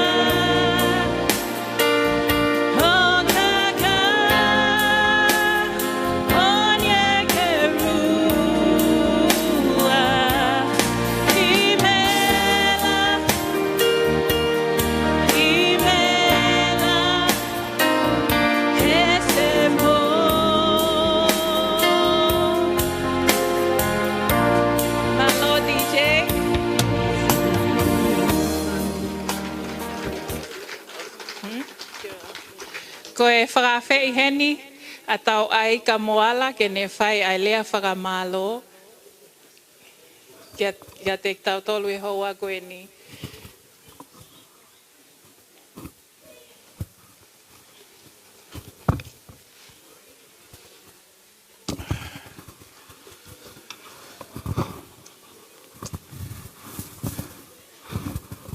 I foi polo eni o kui kai ka foi polo ne whai kai a manaki. Ka o kuo ke mua ke hoka te urea o kula ki tuku ai whakamalo ki he urifo he ai mafi. Tolo i mo feunu pea, tātā ponia i ngahi. Ngotulo he te si. Kai omi ki tau toro, whataura maha o mai ki he ahoni ki tau malari ai rewa i he hokosia ai PFT koen. Tapua tu he ki a hou eiki. Pea pehe ai ku whakatapua tu he ki he hamatapure mo ha tau whanua. O ate ku whakatapu he ki he kauwhaiwhe kau hono kotoa. Pehe ki a halot. Tapu he ki he tamasi o e aho. Ai aku tau te fua mai ai o lono ko i he malu e pangaini. Ko e malari, i he teke, tapo e malari, i he poupou, mo e malari, i he fiafia, i he talango fua pa mo e ongo, ki he ne whae me he kohiri o ausia e ahoni.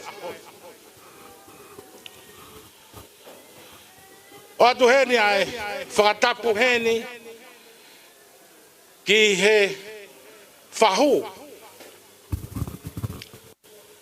Pea pehe ai ku whakatapu atu ki he kāinga hono kotoa mo e whamiri.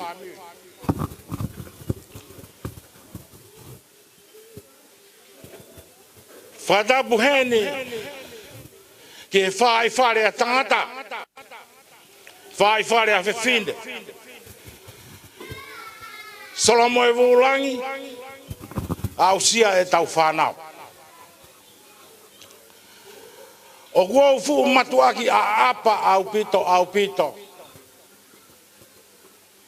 I herea ko eni ko ohinga. O kume aheni ai kau whaipekau. O kume aheni ai kau whine eiki. O kume aheni ai kau lalahi ia te au. Ka neongo hamea ke whewhe. Te utongi a e whekau.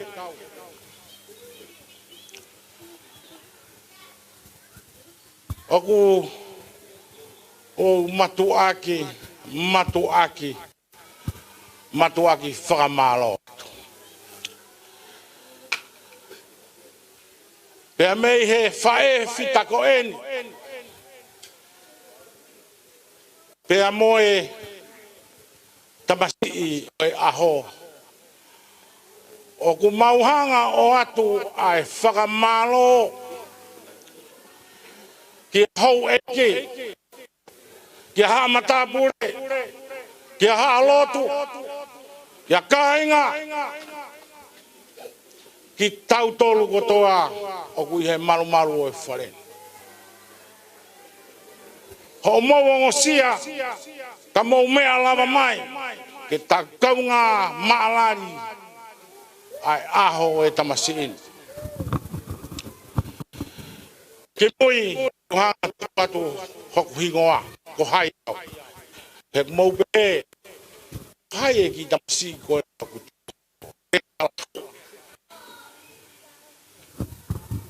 Ko hoku hingoa ko tau ai ka moala. Pea ko e kulere mai mei ha fewa pe moao. Oku ongo rea a hoku tangata eki koe ni mei ha fewa. Ko seo hake ku maku ko te kulalo ua pe. Ka kou whatonga i hake ai whareni oku la lava aki ai pulu. Te talu e ku hau me ino sila whakatoa ngai. Tako e mahalo koe mea whakafonua lahi pe ai nofo ko lau lanu. Hange koe rea koe ane nai koe tau whakataha e kai ngai he eiki. Tau taha pe.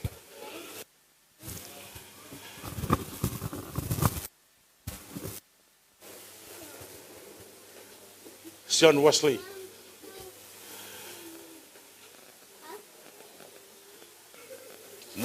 More atu. Ka ki he henga ki hange o ko malanga kau be moau he sestonga.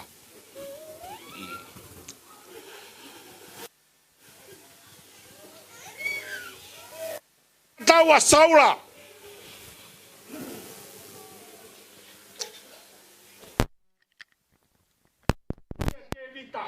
Koe situ a te vita ke aua tau mokola ia te. Pea koe peheatu a saula. Alu. Pea ofa ke kaua sihova i hoa alu. Ke kaua sihova ia te koe. Wesley. Koe tau koe na uke ia. Koe e poki fōu koe na uke ia ai. Koe re wolo fōu koe na uke mangaki ai. Koe fu au mana whawana uke mangaki ai. E ia e filia. Te ke hifu atu ki ai e iaias. Kolai atu. Koe fusia nai ana e poto he tau. Hele kei sisi. O hui ai hono fu tata. Hui ai hono fu pa. Koe hele ta. Koe tau. Koe vai hala. E perepela. Koe vai hala e maka maka. E piko piko. E hake pe ai hifu. Koe whai tūwa toa te ke maa ki ai. E o hofi koe he whiri. Te nau nopo i e ki kuri ki ko toa. Tau me e nau ki tau here. No me ai e lato lahi. No me ai e kape kape. No me ai e sio lalo. No me ai e manuki. Wesley. Whakapoto.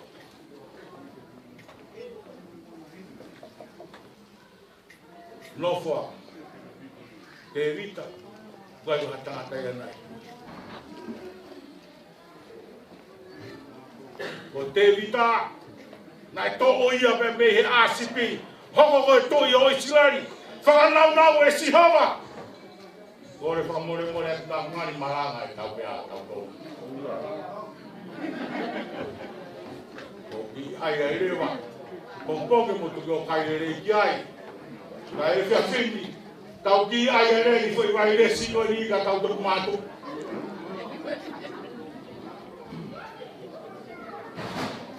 Ko te vita. Na e toku e Sihova ki ai. Ai nau nau kotoa. Ai tuku maari e. Ai koula mo e siriwa. Tuku hono whiri i hono awhini maa. Tana e kei hawala pea te vita. Hawala te vita! I hana loto!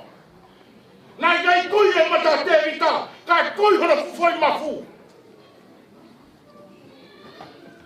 Kore a te vita ki a Sihova. Whakaaa haku mata! Ke waa mamata!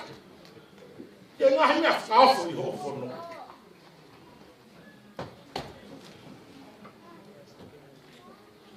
Wes, o wana ahanga haki I mea I whetu ko ia whakakui. O wana hoko hoku mi princesi, ko a mea ke tala ai horoto. Ko I hunga nā wari ku ke mau mai koe ho princesi, kai pehe atu ho whae ia koe, tuku ia he kai mau haku whala kuai. Pues, whakapoto poto.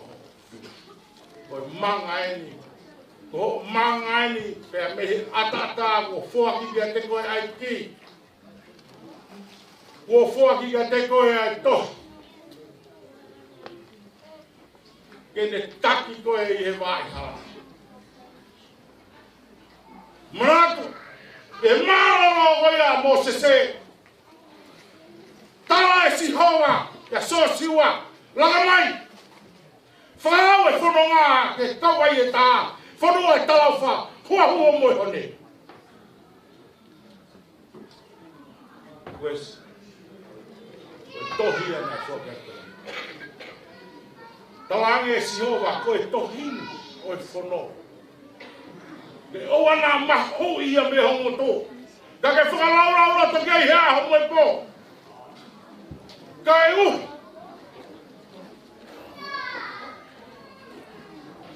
Ke ngau e. Ke ngau hia. Ke te kere rei ai.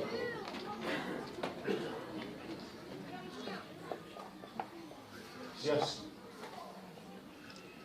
Oi kai ke te hawhetu. Te ke sio ki ai. Koe tohi koe na atia te koe. Ka mai. Ka kuke aru oho whia koe he whiri he hala. Ke mawhasia. Hanga te kia Sihova o tau. Hanga e koe ia. Mea kia kau whewhi. Hanga ki a Sihova. Hanga ki he mo ngā uhau me o tokoni. O ha tokoni o uhau me a Sihova. Ai ala le whau e rangi mo mamani.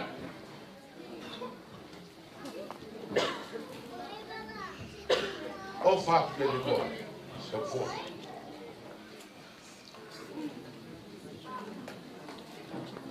Koe tārai au e whia whini. Koe pōpō mo nai ka te koe. He mua pēr ke toki manga. Manatu. Manatu. E tū mai a kolai a te mena. E tū mai. Ai foi pia e tū mai e whitu. Mariwana e tū mai e ngā he mea kotoa. O ku kai whiunga mo koe. Kai ke te ai ha taha. Ka koe sio pēki a siho. Pōpua ki tala monu atu ki e te koe. Hoko si aho aho. Pea mau wha ānaua. Ke kei tau maringi i whapē e siho wani ngahi alo wha. Whaua ki e te koe mahatoi ngahi aho. Kurahi ange. Whamonu i aho wā i hala. Lewe lewa e malang.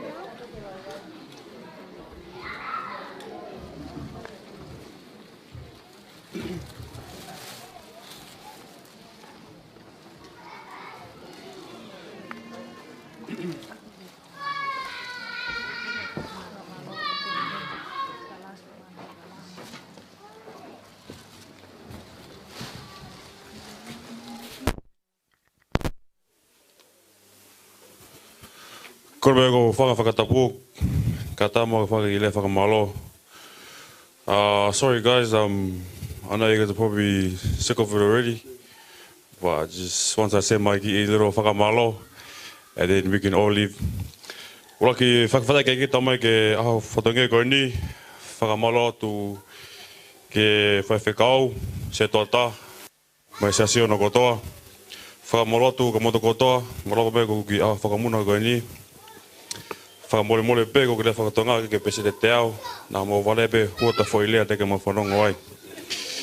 Kai whape ko lea he whakapitania ke mahina tu ki kau non-tongue speakers me ko lea ki ai. Kai ke? I greatly appreciate everybody, ministers of church, family, friends. You have molded me the person I am today. The scoldings, the advices, the gifts, the love, the no, the yes, make me John Wesley Alofi. Thank you all that have stopped work and other important plans on your day and have come far and near to celebrate with me. It's my apologies if things were short of expectations. This is the best my poor mum has provided. It is my prayer that God will refill everybody's hearts and wallets with love and overflowing cash for future functions. May God bless you all, and I love each and every one of you. Thank you. Kabe malo ki lea.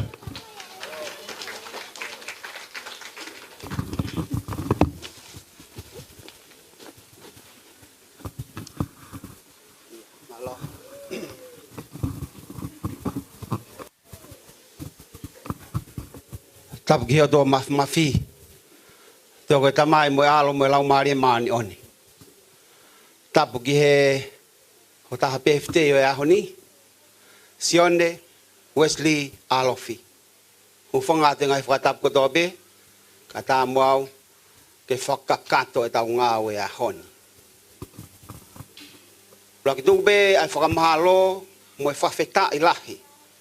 Ki o tua mafi, ko uhi, ko ne tataki, ko whai, pia tau mātai he a honi, a hono langi, mo hono mafi, whakamahalo atu, hange ko e taranoa au tau whanong ki ai, i mo tolu me he ope, ai lotu, whakamahalo atu he tokoni, pia neongo nai kai ke mo lava mai, ka guau mai, ai mawhana ho mo o wha, si o mata ia katoa ngani hea honi. Tau mani e kakato, pe tau mani e lahi whiunga o tau, mo mea o tau whakaamu ki ai, ke whaia ke tau whakalangilangi. Kai kehe ko whangofua pehe o tua, ki whainga maarie, ka te tau tolu, ke whaia ke whakalangilangi, mo e mahalari ne ofa ko whai ma Wesley, i he aha koeni. Whamalo e ko osi hono whai. Ko le be mua, whai beha ki whamalo tua pe. Ragi bege se tua ta. Kama sia si. Halo tiuti. Ko uhi ko e kaumai. Mui whakalangi-langi. O tau foha koeni. John Wesley. He ahoni. Kaya wai whamalo lahi at, ke te mutolu. Neongo, ui kai whai ngofua, ho mo i heni. Whamalo lahi foki. Skau whai whakau, mo i hene hahoni. Ho mo i heni, pe moni be talanoa, na tau whanongi ane nai. Oku longo, lau maari e pe. Ai kātoa ngā. Pea ko whawhitai ai ke o tua. Whamalo atu. Whahu ka maa si kai ngā katoa be. Whamiri ka mai kau ngā mahen. Tumua ke whae ki whamalo koeni. Ke whae. Kia mosiana. Malo. Ai ngā haue lahi. Ko tau māta ai he ahoni. Sio be, ki ho ofa, halo be, kau be miai he kai ki hala, moe ofa ki whai toka. Kau be moia i he ngāwe lahe a hon. Langlangi ai ki, pia koutui hoi fua mai, ki ngāwe hok whai, whamalo lahe atu. Whaui be foki hea he siasi a Wesley a te taimeni. Ko toki whae teu ko koe ki he kātoa ngani. Pia toki ilo ai tako e ko John Wesley. Pia ko te whanongo pe koe ke hingoa e John Wesley. Pia ko si mahino rewa ai tau mua ia. John Wesley. I think you need to start thinking seriously about your journey. Yes, do your rugby. We pray that you do very well. But knowing how much you love your dad, how much you love your mom, for whatever reason they name you John Wesley, there are lots of things behind that name. If kau goe tāno foke si whanauni, whaambe nau talanga nau tolu, mulau toi whakasapate pe, come to Sunday school, come to the youth group, you only free from being a Sunday school and youth group when you get married.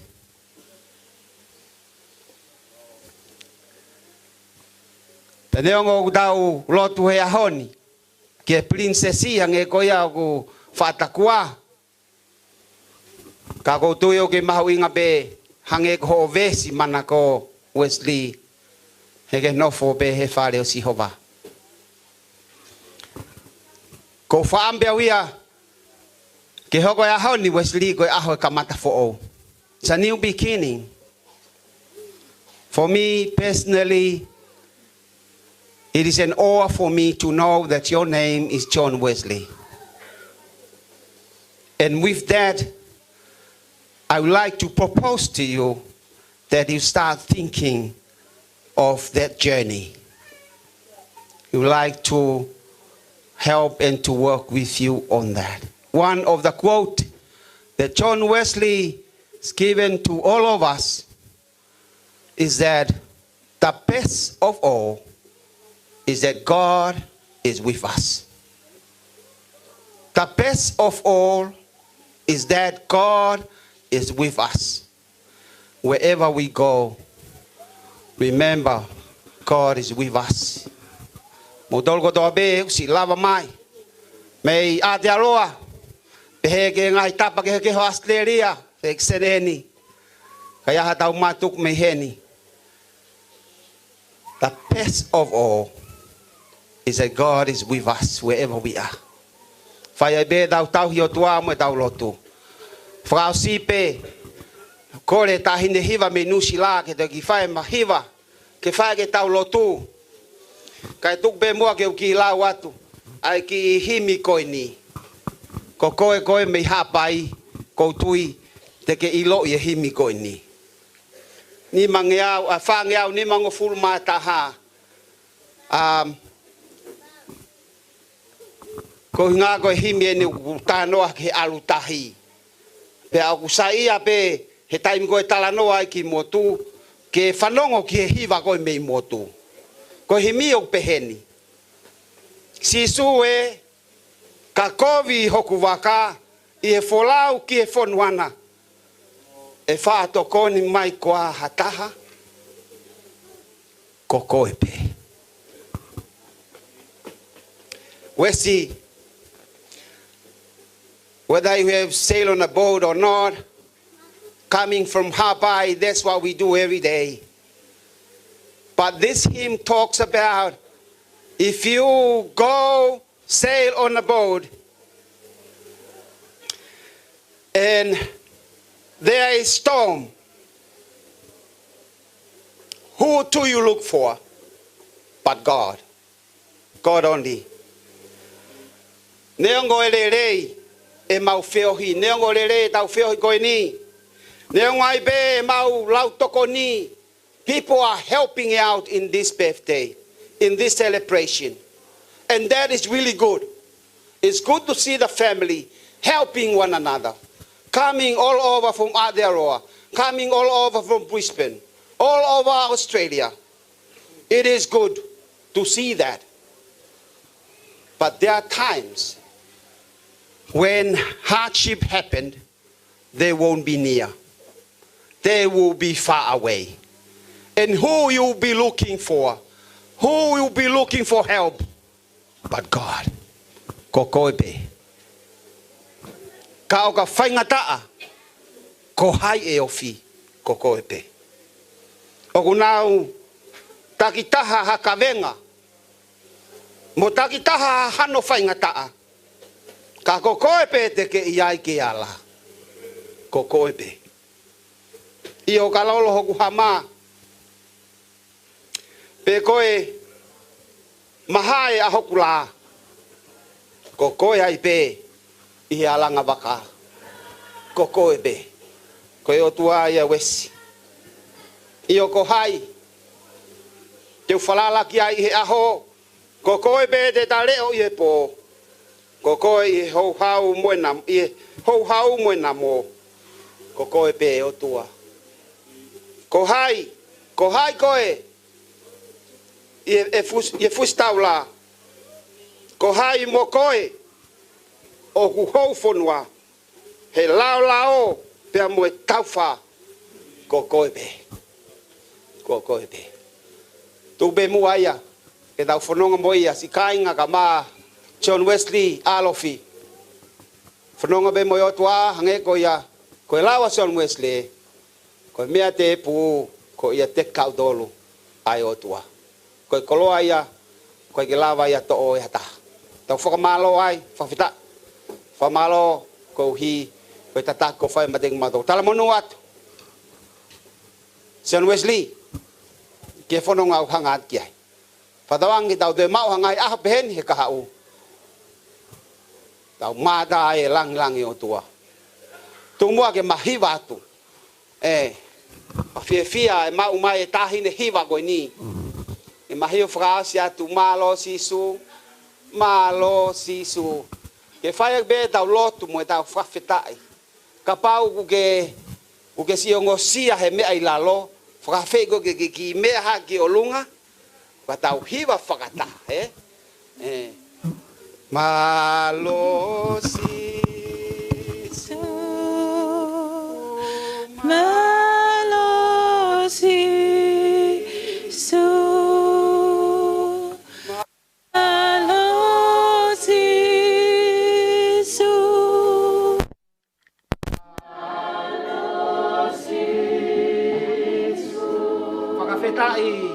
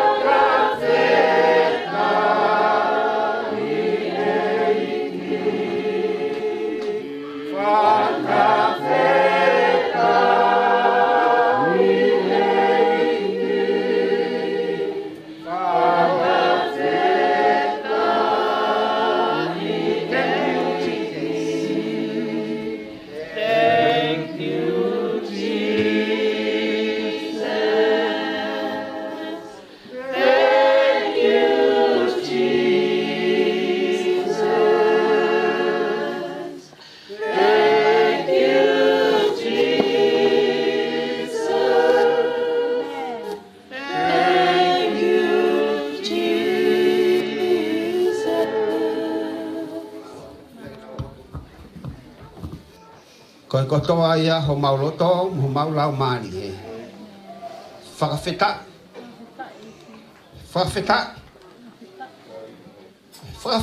Ki he a Fiona. Koe uhi, koe mai moa ala ko ki whai. E tamai oi ki koe. Whai be ai. Whakaamu ai o mātua. Kei mo ui pe ia, rola tonga e kei mana pa. Kei mo ui pe ai isi ko ia. Koe malo tu ia. Mai tamai o e koe ni. Mahino pe, o koe ko John Wesley e ni o kumau tararoa ki ai. Ka tene fobe i hala ko ia. Ia koe mau whaamu ia o me maulo. Koe ka mukina mai o tamai. Whakakoloa, manhala whana ngā. Kei tuki e tua ki hange, o ene vesi mana ko. Nofo mako pe, e whare siho wa. O wako, ke ngata anga ni loko. Ka mkina mai whae. Famile whae e ka mai, famile tamai. Siasi ka mai kaunga mahen ko toa be. Iyo mo kina dolu o kai kina heni ka kuna mea mai be. O lotu mai me ngai feitu ke me murina. Awa kia e lotu ko hini. Ko whakamalo ka mo whawhika.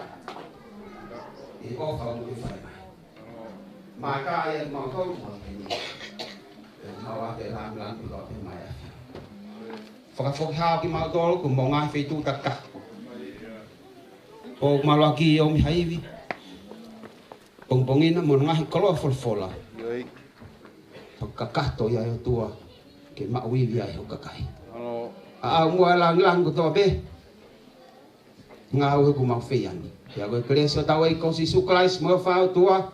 Fe lang mari e mani oni. Teng mau tol ko to be ia o tangata. Amen.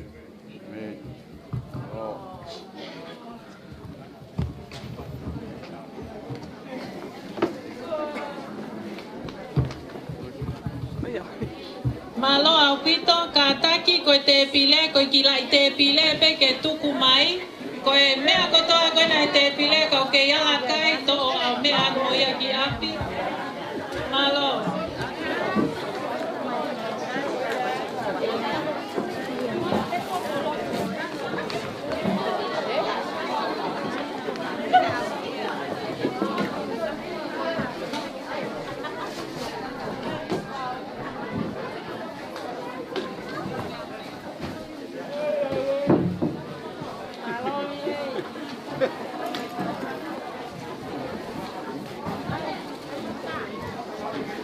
Hãy subscribe cho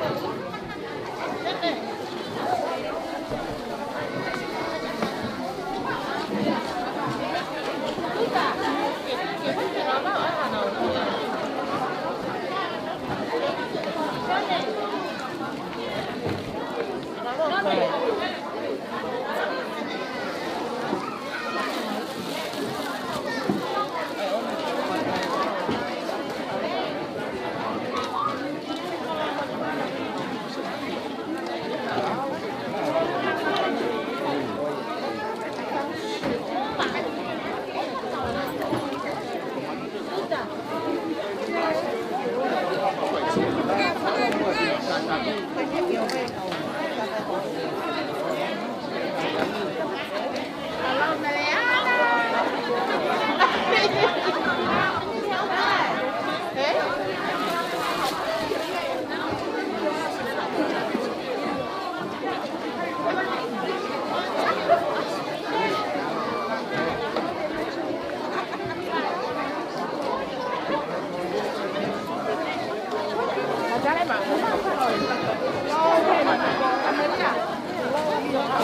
hấp dẫn.